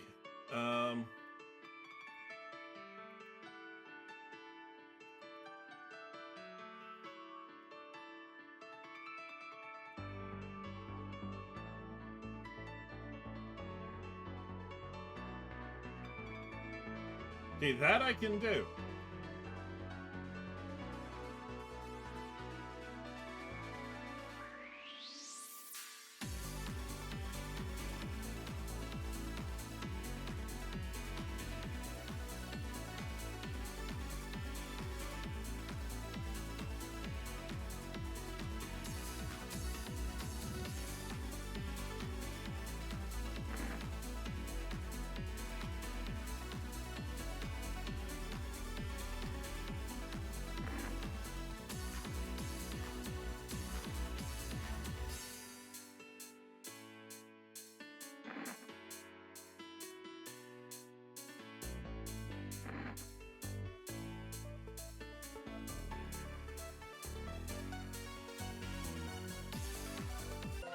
One second.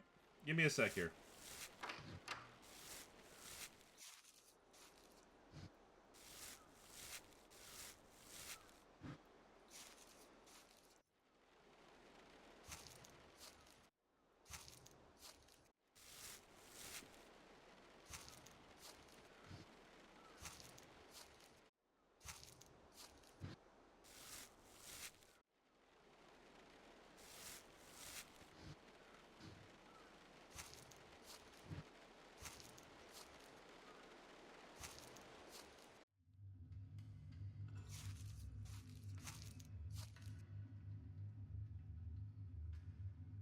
A bulbous beating heart. All of the roots and trees must actually be blood vessels.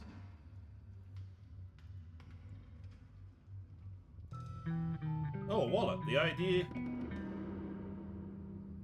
belongs to Kenji Ito. It says he would have just turned 22 today. Poor thing. Losing his wallet on his birthday. I'll just leave it right where I found it in case he comes back looking for it. Well.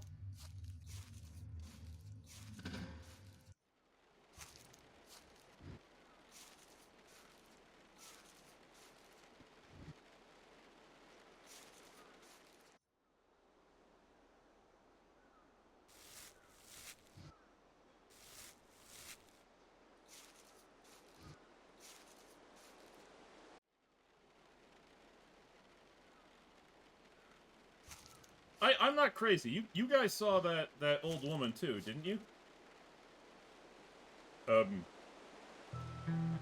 There's a severed head on the table. A note tied to the tear reads, "For you, my love, the ultimate souvenir."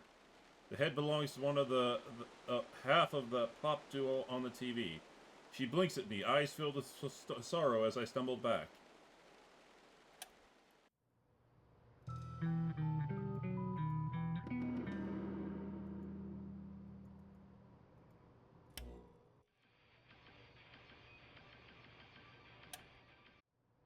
Okay.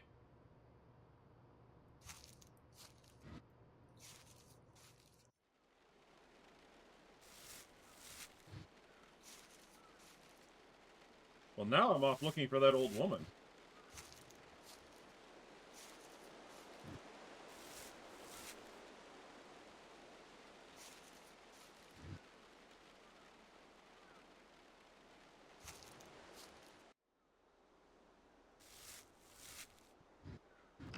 Might be a game glitch.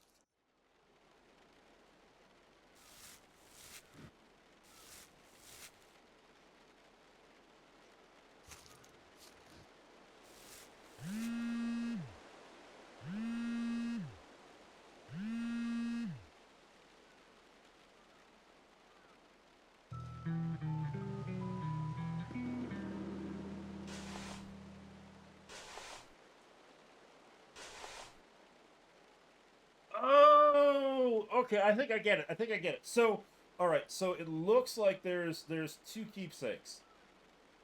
The wallet, which is downstairs. Hang on, 1 second.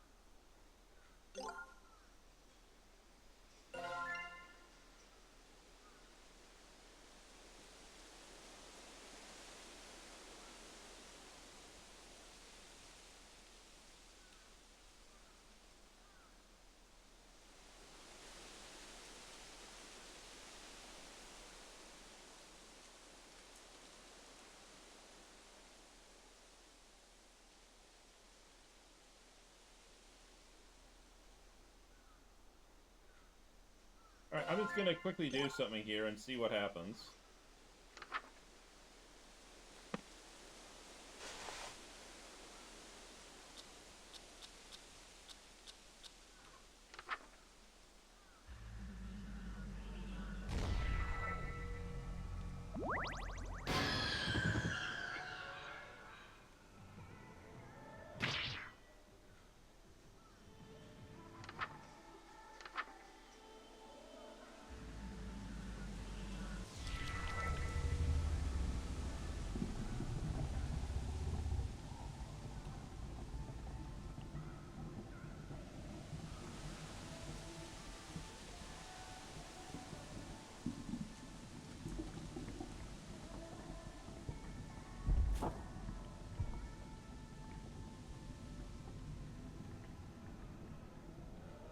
Okay, that's interesting.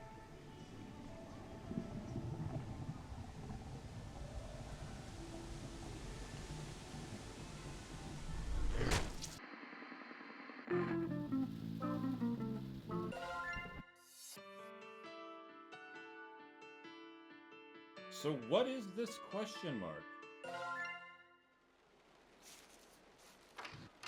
I've been to every room in the house.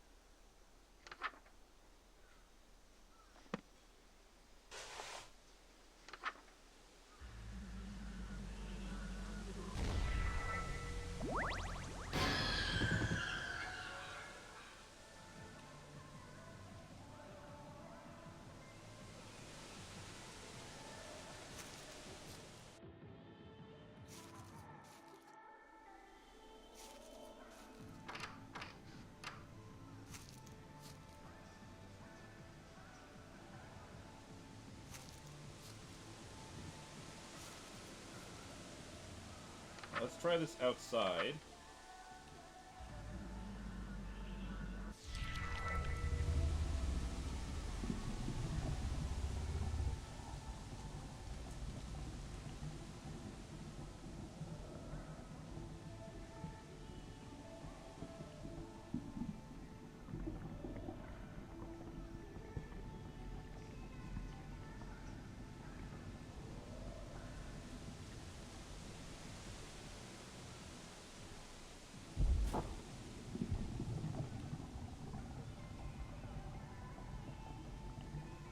I'm dead.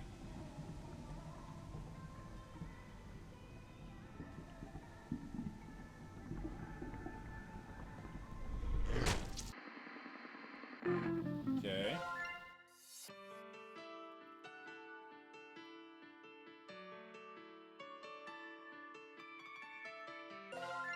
Excellent work.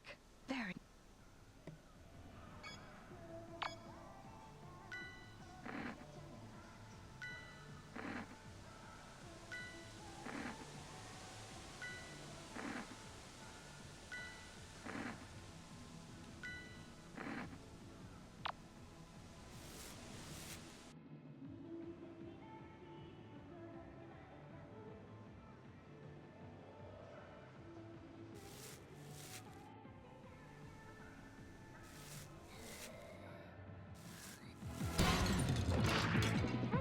Yeah, okay, so that's not how that goes. Alright, so I can't interact with her, so how do I...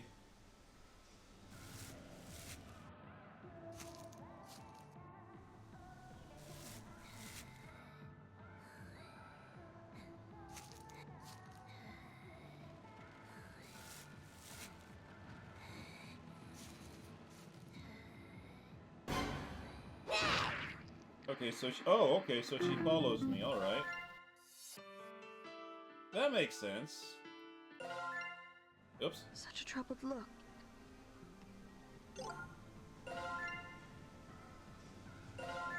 Excellent work.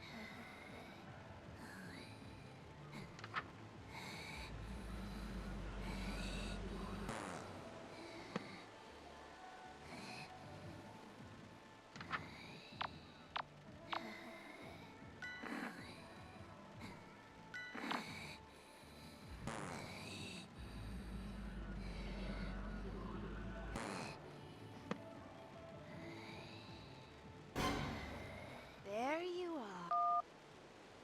I call back the number from the missed calls. I put it on speaker. Erica? Erica! Thank goodness, I was worried sick! Mama? What happened to you? Where did you go? Why did you leave? I'll try to be a better mom. Oh, okay, I get it. You didn't do anything wrong.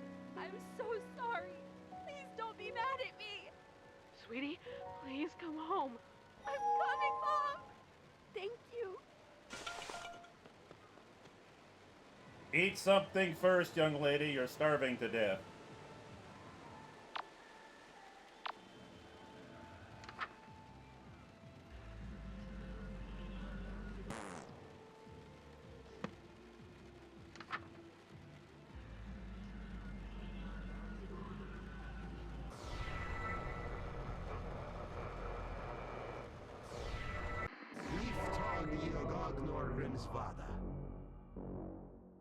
I hope you appreciate the situation you're in. We can do this forever. Tell me who the bookmaker is. Over my dead body. Accommodate that. Giving up? Finally. My arm's getting tired. She never breaks. This is a waste of time. We'll have to find leads on our own. She told you she was from here, right? Yeah, but I think she was lying. In case she wasn't, check every house. Starting with the ones near our base. Find a photo. Something left behind that proves that she lived there. What? Oh, that's like dozens of houses, though. I gotta do that all by myself after burying her. If it makes you feel any better, this is the worst day of my life, too.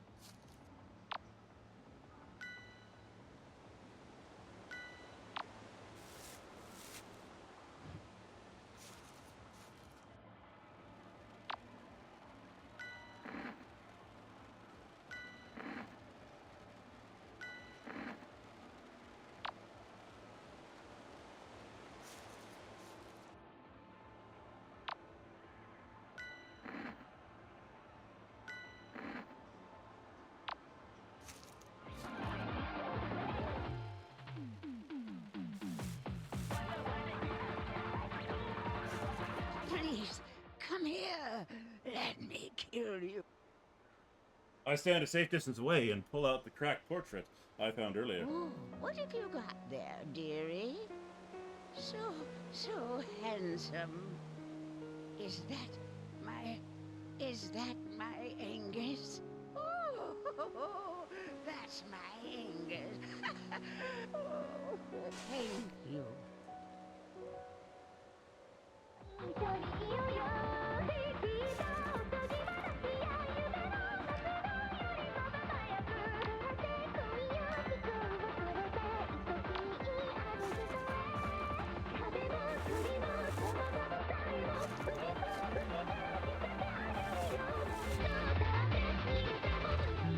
There's a severed head on the table.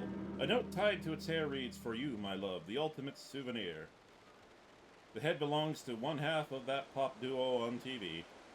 I take the head. Someone out there must be looking for her. And I think I know exactly who.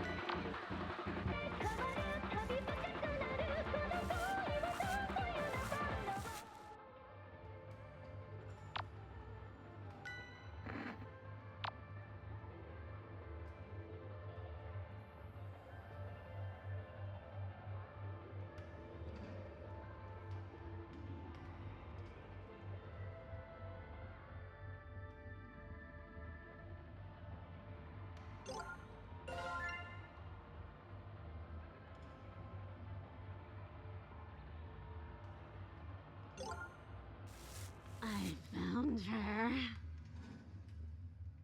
I crank the volume as high as I can go and hit play. An acoustic song starts. What is that music? Her voice. I've definitely got the right person. Don't you recognize who this is? Wait, I know who that is. That's me. That's my song. That's me. Are you serious? But it's so good. I sound like that? I give her back the CD player. She quickly puts the headphones on. It's really me? She crawls away, nodding her head along with the music. It's not the way I want it to go.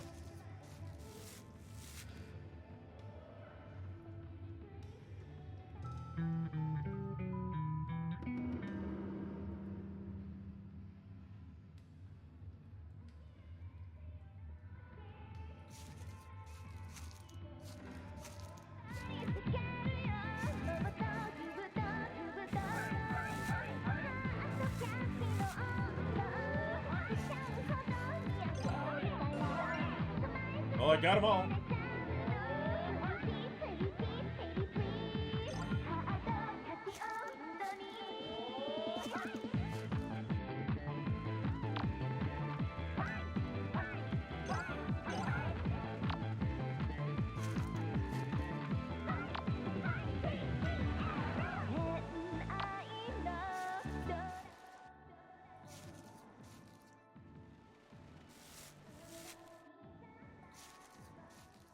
I present the head of the idol.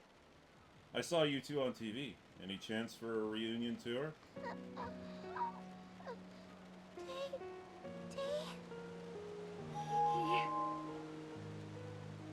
Thank you very much. That is both heartwarming and morbid at the same time.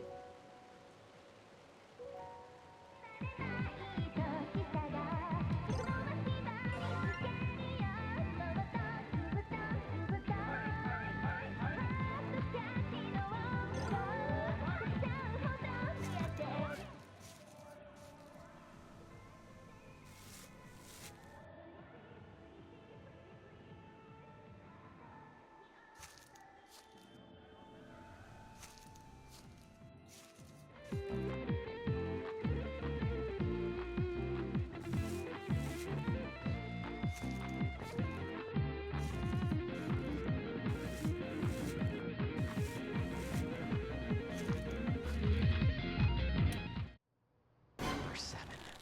Wait for you to come turn off the music. Oh!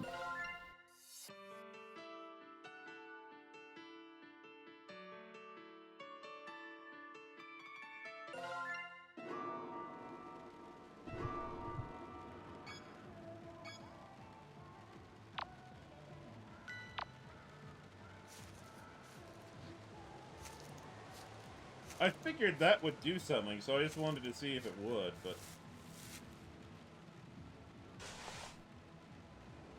Ah, good. I still have all the items. I don't have to worry about it. I am safe.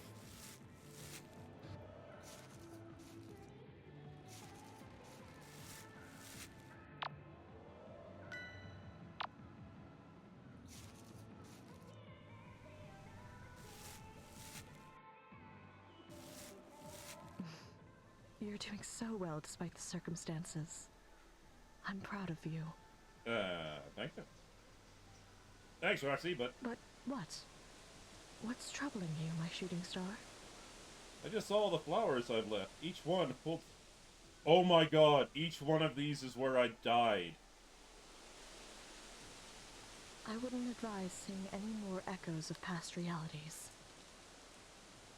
Believe me, I've had my fill, but it's just so strange to realize how many times we've gone round. I was thinking the same thing. To think Buck hasn't given up after all this time. It's strange. Whenever my followers achieve lifespans so long that it borders on immortality, they usually end their lives within a year. Without the ticking clock, there's no reason to do anything today, tomorrow, this month, ever. Even with my powers, the longest a human has ever chosen to live is 125 years. Buck is thousands of years old now. To think he hasn't gotten tired of this yet. Roxy, it's okay. I've made it to the last ritual again. You're almost out of here. What? You managed to get through everything. Ah, well, we kind of phoned it in with the outsourced killers, huh? But they're still useful for just one more thing. Check this out. You're gonna love it. Oh, there's nothing I hate more than people that run from burning buildings. If anyone did that, I wouldn't love them anymore. There's just something so beautiful about someone who could sing their love for me amidst the fires of passion until they drop dead. Do you see now? If you uproot the woods, everybody burns. Make your choice.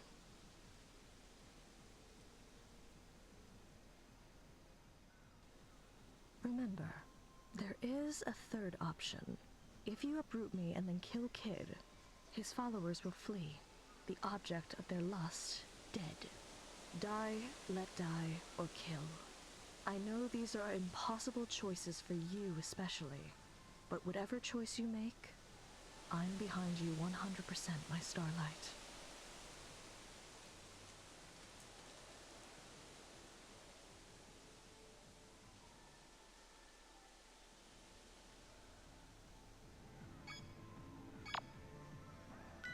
I mean, that's true.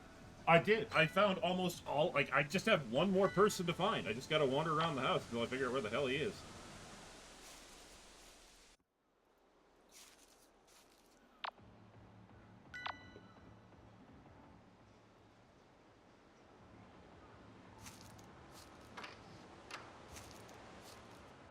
Wow, I died a lot of times in here.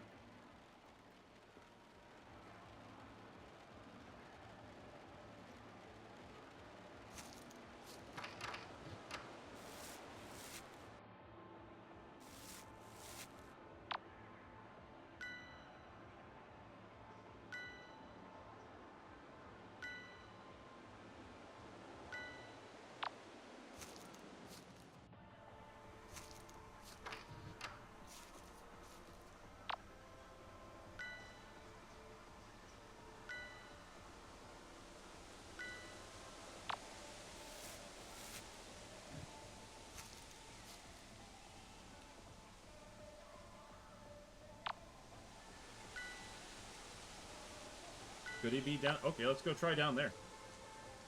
I just have to check every room, make sure I'm good to go.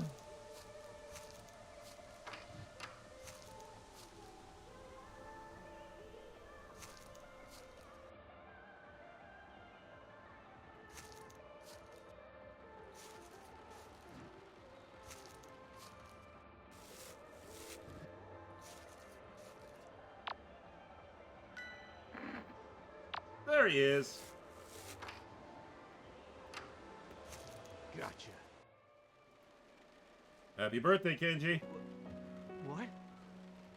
It's your birthday today, isn't it? Isn't this yours? You remembered my birthday. It's my birthday.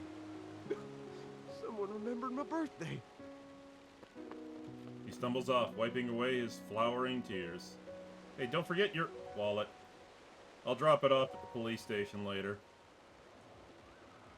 That's everybody.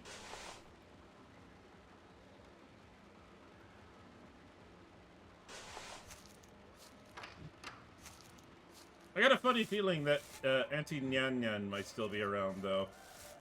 I mean, it was nice to have a cameo of her come back for this game, but...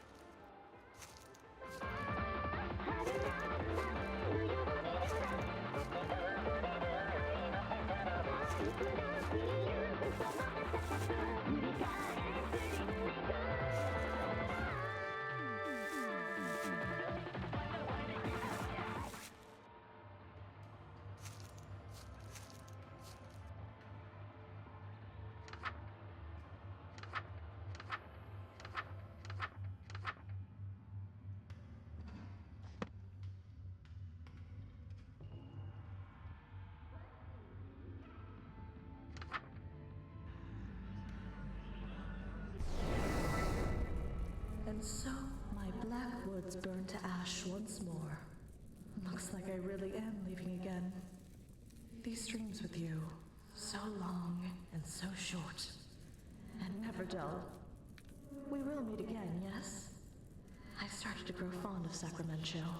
It's a cozy diversion from the outer cosmos. And it kind of feels like my second home.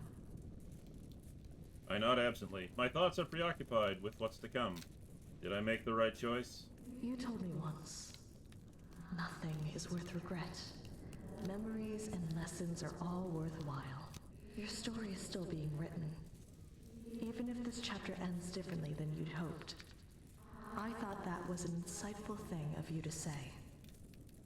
Thank you, Roxy. And thank you, my starlight.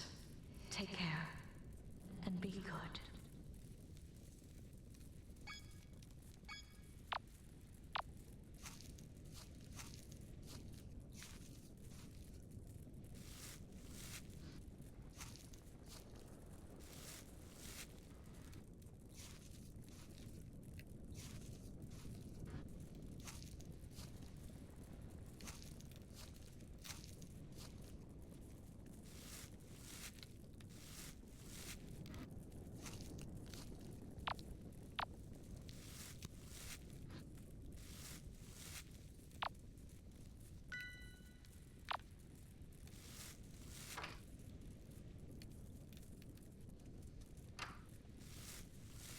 even turn back to look at me. Not even for a second. Sorry, kid. Use the Black Woods to warp their desires. Of course their adoration isn't genuine. I didn't know! When I suddenly got popular, I didn't guess it was because I was brainwashing everybody. Well, then why didn't you fix it when you fucking figured it out, dipshit? All I knew was that everyone I met in Sacramento would become my biggest fan. That's all Buck told me. But if all of it was fake, what was it all for? The killings. So many people died. Over this? And yet you never tried to stop it or question it. You just liked being famous, you shallow piece of shit. His eyes are back to normal. His desires for his fans' adoration is zero. The Black Woods can't amplify anything as it burns. He was using you to feed the woods and to catch me.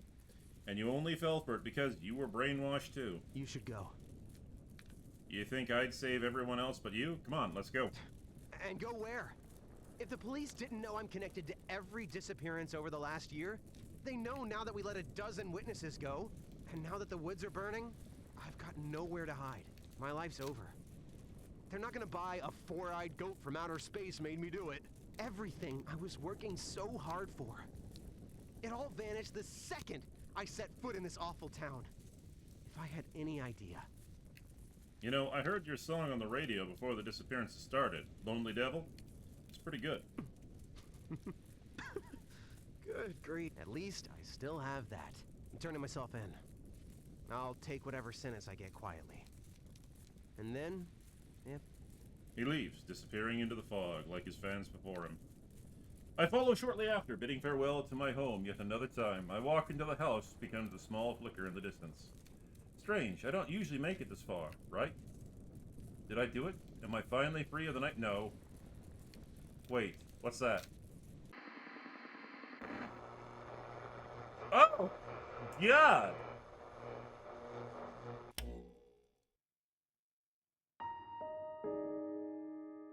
Hey, true end.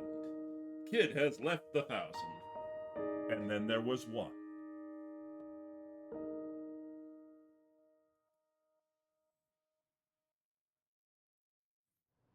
I get it. I get it now. Okay, so TV series 999. Oh, I get it. I get it. So, these were the first two, and then I've slowly been working my way through all 1,000 people, and I've slowly been making, you know, slowly convincing them to leave the 1,000.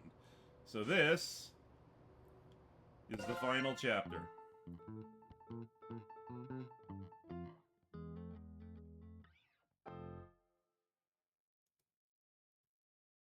Stardust.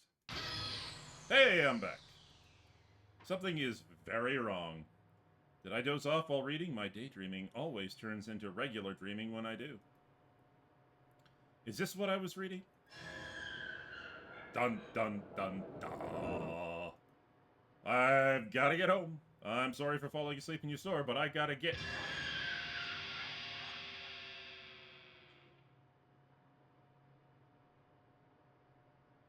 Oh, that's not good.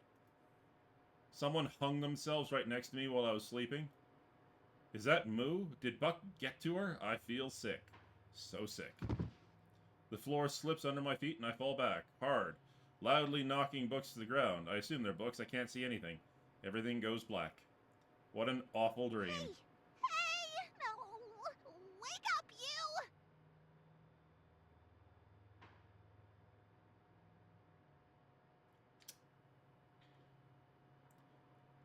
Oh boy. Oh my gosh! Did I break the human? Stupid! Stupid!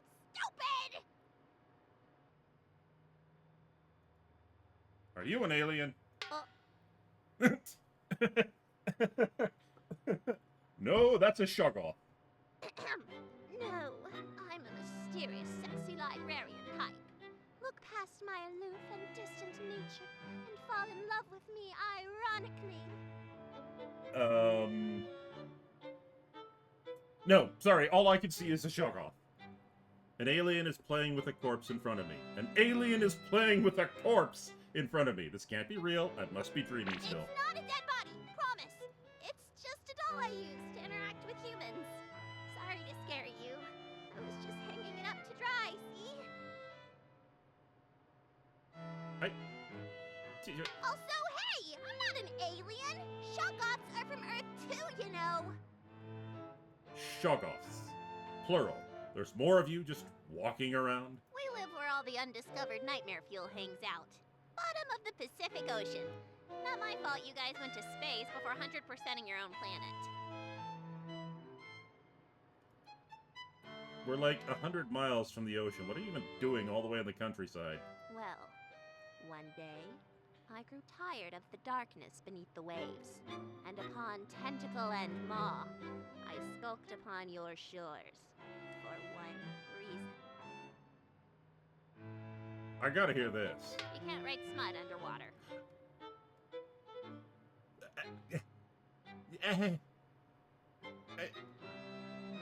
I mean, you can chisel it into the stone! What a trivial reason. You know, I think I would have heard on the news about a giant tentacle monsters roaming through the country. You think so, but I am a master of disguise and an expert on human linguistics. I've studied your culture extensively from the water, and I've mastered every language and can speak them Please don't. in Please any don't. Please don't. accent. Check out my cowboy voice. Please don't. Howdy, partner.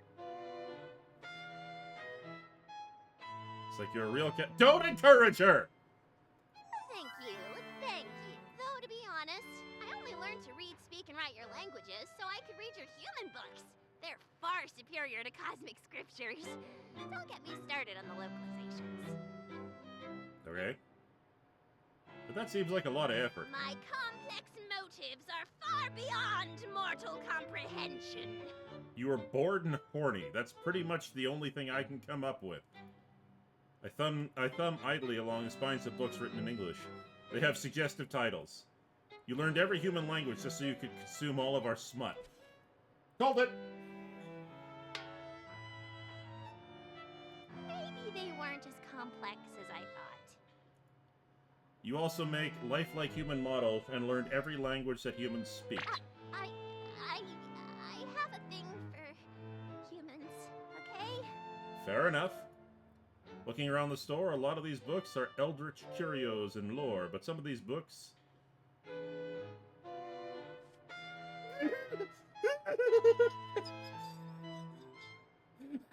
Call back to the first game. Big Slippery Shoggoth, Big Slippery Shoggoth Girlfriends, Volume 2. My little night gaunt can't be this... I'm not even going to try and pronounce that.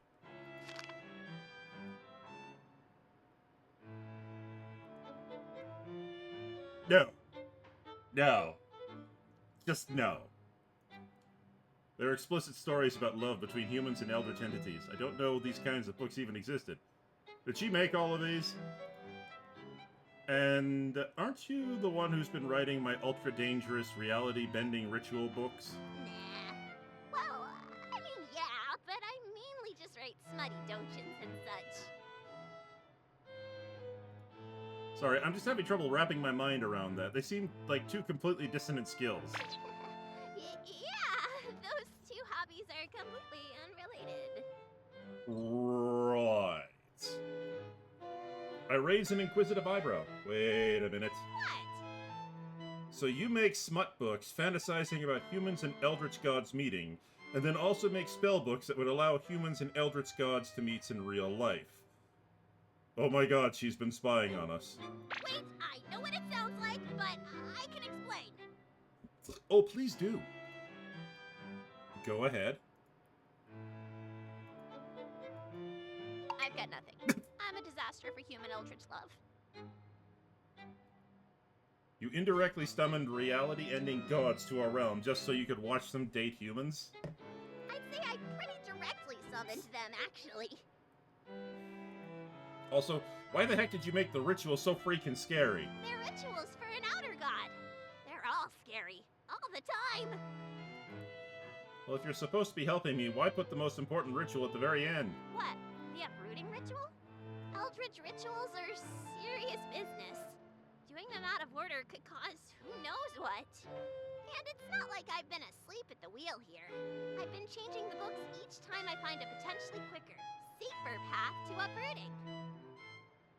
But there's only so many options when humans outright can't produce some sounds needed for many incantations. I haven't had that problem so far. Say Worcestershire sauce. Worcestershire sauce? Yes. Once again, another callback to the first game. All I was trying to say is that it's a cryptographic marvel that you can consistently perform these rituals, and that I'm a genius. That's all I'm really trying to say. Okay, so why am I back here again? Oh, is that all? Besides, Roxy loves the rituals. She's a god, she likes rituals. And the scarier they are, the faster you fall in love.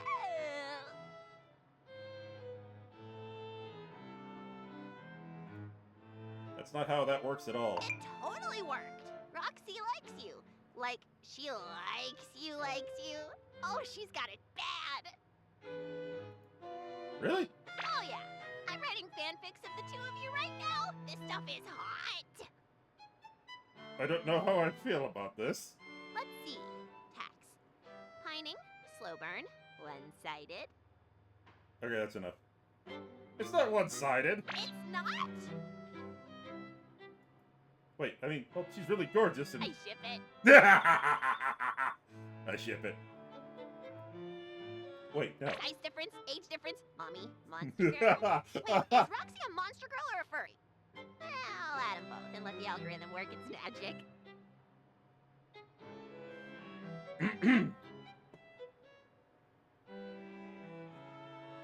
I feel like I feel like we smashed right through the fourth wall here. It's just like, oh god. Oh god. This is like every Monster Musume fanfic it's probably on the internet. Roxanne, Stardust. Oh my god! Your ship name is Rockstar!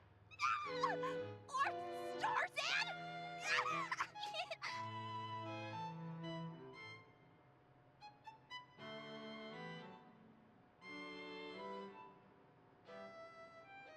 I got nothing. I hate to kill the fun, but a lot of people have gotten really hurt because you made this book, including me. Yeah, I didn't think about that, did ya? It was never supposed to be like this. I thought only good things could come from summoning Roxy to your world. She just wants Earth to be one big happy family. And she's a wonderful mother. Yeah, one big happy incestuous family. And she's kind. She's the only one who didn't laugh me out of Astrid's court when I suggested that humans and Eldritch entities belong together. In fact, she agreed with me. Alright. We made the book together. An all-in-one ritual book full of spells that would make the perfect date. Plus an abort button, the Uprooting ritual, in case the human needed to be rescued from Roxy. Why would Roxy do that? We picked the perfect human together, too. A young, handsome human man who had already spent so much time and money fruitlessly trying to contact Roxanne on his own. He flew through the rituals, started a huge family in her worship, and grew the 1,000 to such a size that the whole world was under Roxanne's influence. They never really clicked like I had hoped, but he had his god, and Roxanne had her family. They were so happy and carefree. But you should never be carefree when dealing with cosmic forces beyond reckoning. Why? At some point, Buck decided to steal a smooch outside of Black Ceremony, completely out of order and without consulting the ritual book first. Oh, he didn't follow the instructions. Typical man.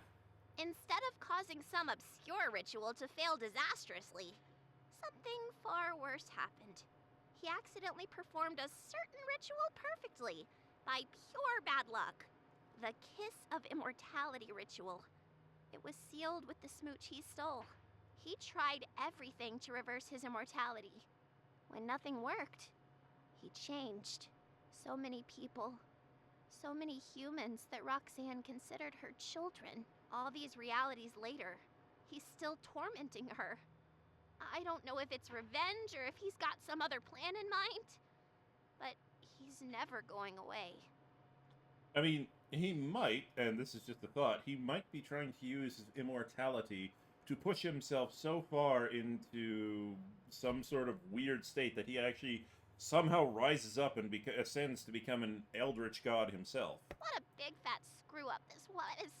If Roxy, of all the gods, can't find happiness with a human, there's no hope for any of us cosmic entities. Between you and me, Roxy is the hottest one in the family by far. I mean, Catgirl Mommy was pretty hot too. So, that's why I'm trusting you with my books.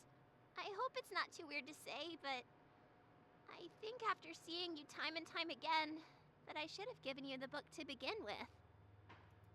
Well, I'm glad the book eventually found its way to me, but it's like a passed baton. Every leg of a sprint leading up to me was significant and worthwhile. And if I've got to pass it on again, I think I'm okay with that. But I also think I would really like to be the one who gets to cross the finish line. The one who gets to show Roxy how far we ran together. Okay, that's it. You two are too perfect. Sorry, Roxy, you're gonna kill me for this. But you can't expect me to sit through 1,000 episodes of Stardust dying before you can admit how you feel. Here you go, you crazy kid. It's the Kiss of Immortality ritual. Do us all a favor and end up together already. Wait, that's the same ritual that Buck did. Becoming permanent, that means I'll never die, no matter what. Even when reality ends again, will I end up like Buck? Holding this sinister page fills me with palpable dread. This ritual started all of this. It's what caused Buck to go mad. It's what turned the Thousand against Roxanne. It's what made every reality a nightmare. It's what caused me to suffer and perish countless times. But it's also what brought me to Roxanne. I think this is it. I think this is the key to ending all of this for good. It's how I can stop Buck and the nightmares. Oh? Fighting fire with fire? Not exactly. Once I cast this, my fate will be the same as Buck's. There's no takebacks. But I have the heart to live with what I'm given. No takebacks needed. I'm ready to accept what great highs and lows eternity has in store for me. If you give love, it comes back. If I embrace eternity, eternity will embrace... Oh my god! The Asari. Alright, now I'm really pumped. No more baton passing. I'm going. Are you coming too? No way, Jose! Buck's scary looking. Yeah, I know that I'm scary too. But I can't just run into the unknown like humans can. Shoggoths aren't brave like you are. I'm the only one that even left the sea for crying out loud. I mean, Shoggoths were slaves? Don't worry, you don't have to come. I have your book. That's all I need so far. That's all I need now. Go get him, Stardust! No sign of anybody. I died outside the bookstore?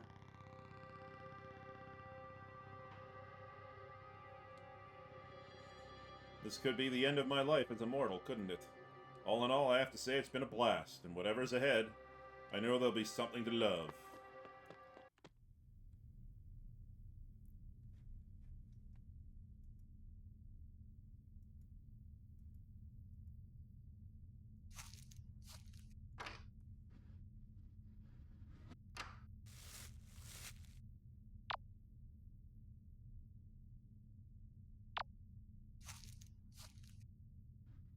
I got a feeling I'm not meant to make it there.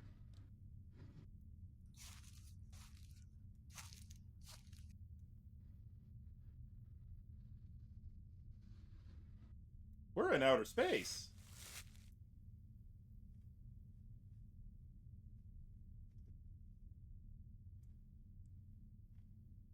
I think.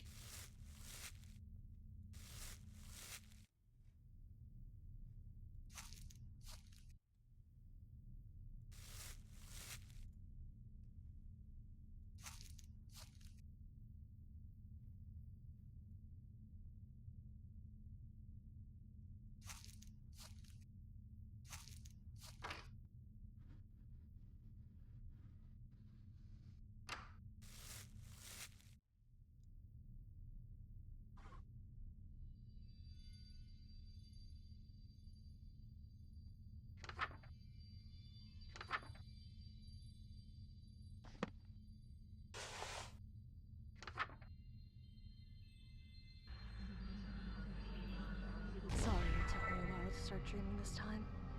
I was too anxious to fall asleep. Alright. So, this is it. Buck is the only remaining member of the Thousand. Are you ready for what's to come? It's only hitting me just now that this kiss of, It's only hitting me just now that this kiss of immortality thing. Isn't it kind of like asking to marry her? Promising to be with her forever? Sealed with a kiss? No takebacks? Holding this book feels like fumbling with an engagement ring in my pocket. Stardust, are you alright? Oh yeah, I'm fine, Nervous? You don't even know. The butterflies in my stomach are building to the point of unbearability. Just as I'm about to swallow them down, a breeze blows into my room, carrying a foul stench that fills my lungs. I fall over, retching. My eyes sting and water uncontrollably, and I have to actively fight the urge to hurl. What is that smell? Did something die? No, something didn't. He's here. I can sense him. Got it. Now or never. I prop myself up on one knee and open the book to the Kiss of Immortality ritual, revealing it to her. Kneeling? You don't have to kneel to me for my where did you get that? Moo!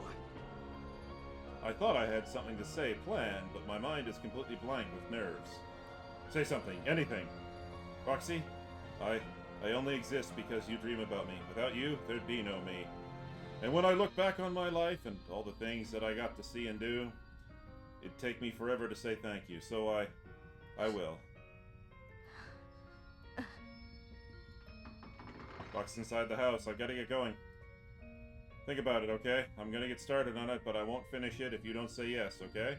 Okay. Finally, here we go. 1 verse 1. I've got only one ritual to get through. Let's do this.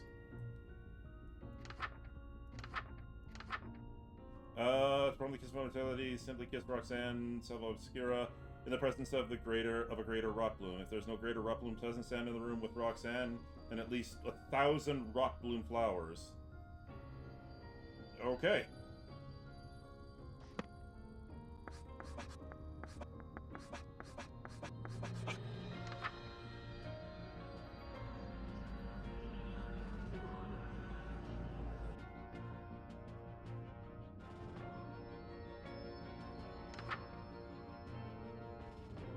Oh god. Oh god.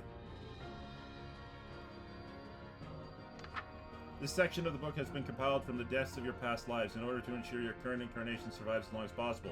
Your suffering in this place has earned you this advantage, so adhere to this instruction precisely. If you hear loud buzzing or a sudden storm of flying insects, flee, now.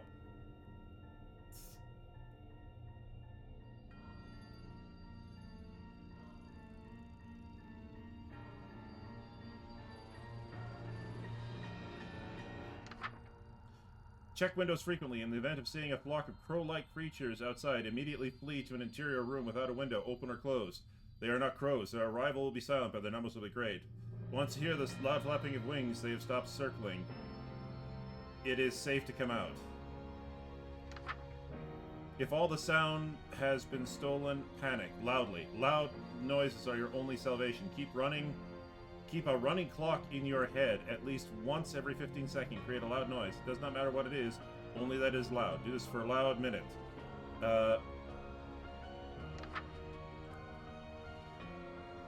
If you feel a sudden sense of dread and your heart begins to race, it is your natural prey instinct. Hide in a room with only one entrance and no open windows. Once inside, face the only way in. Do not look away. Waiting is the worst part, but stay strong. It will never attack you from the front. Once the dread subsides, it is likely found a better hiding spot. If your vision darkens or you catch glimpses of trees where they shouldn't be, the black woods are forcing night upon all living things within it. This includes nocturnal predators. Find any lit candles and stare directly at them. The trees will retreat from its glow. Do not look away.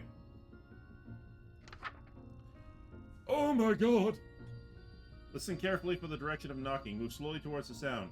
If another sound distracts you, do not follow it. The knocking is your only guide. Pull the door open in one swift motion. Oops.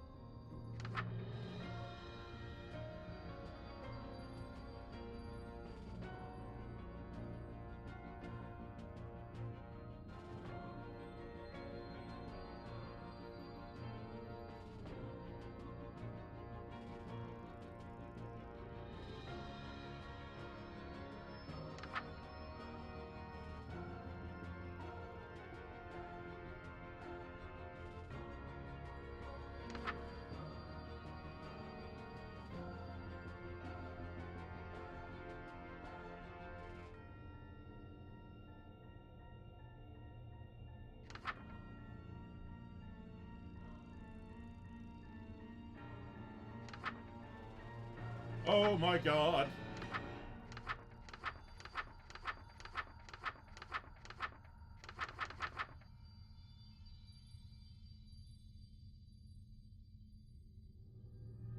Okay, I think I'm gonna I'm gonna die so many times. Alright, so I'm going to close the game for now, and I think probably what I'll do is I'll stream this again later. Because I have to get to bed. I have work tomorrow. So take it easy, everybody, and tune in. I might finish this up tomorrow night, or I might finish this up over the weekend. We'll have to see. But take it easy and have yourselves a good evening. Good night.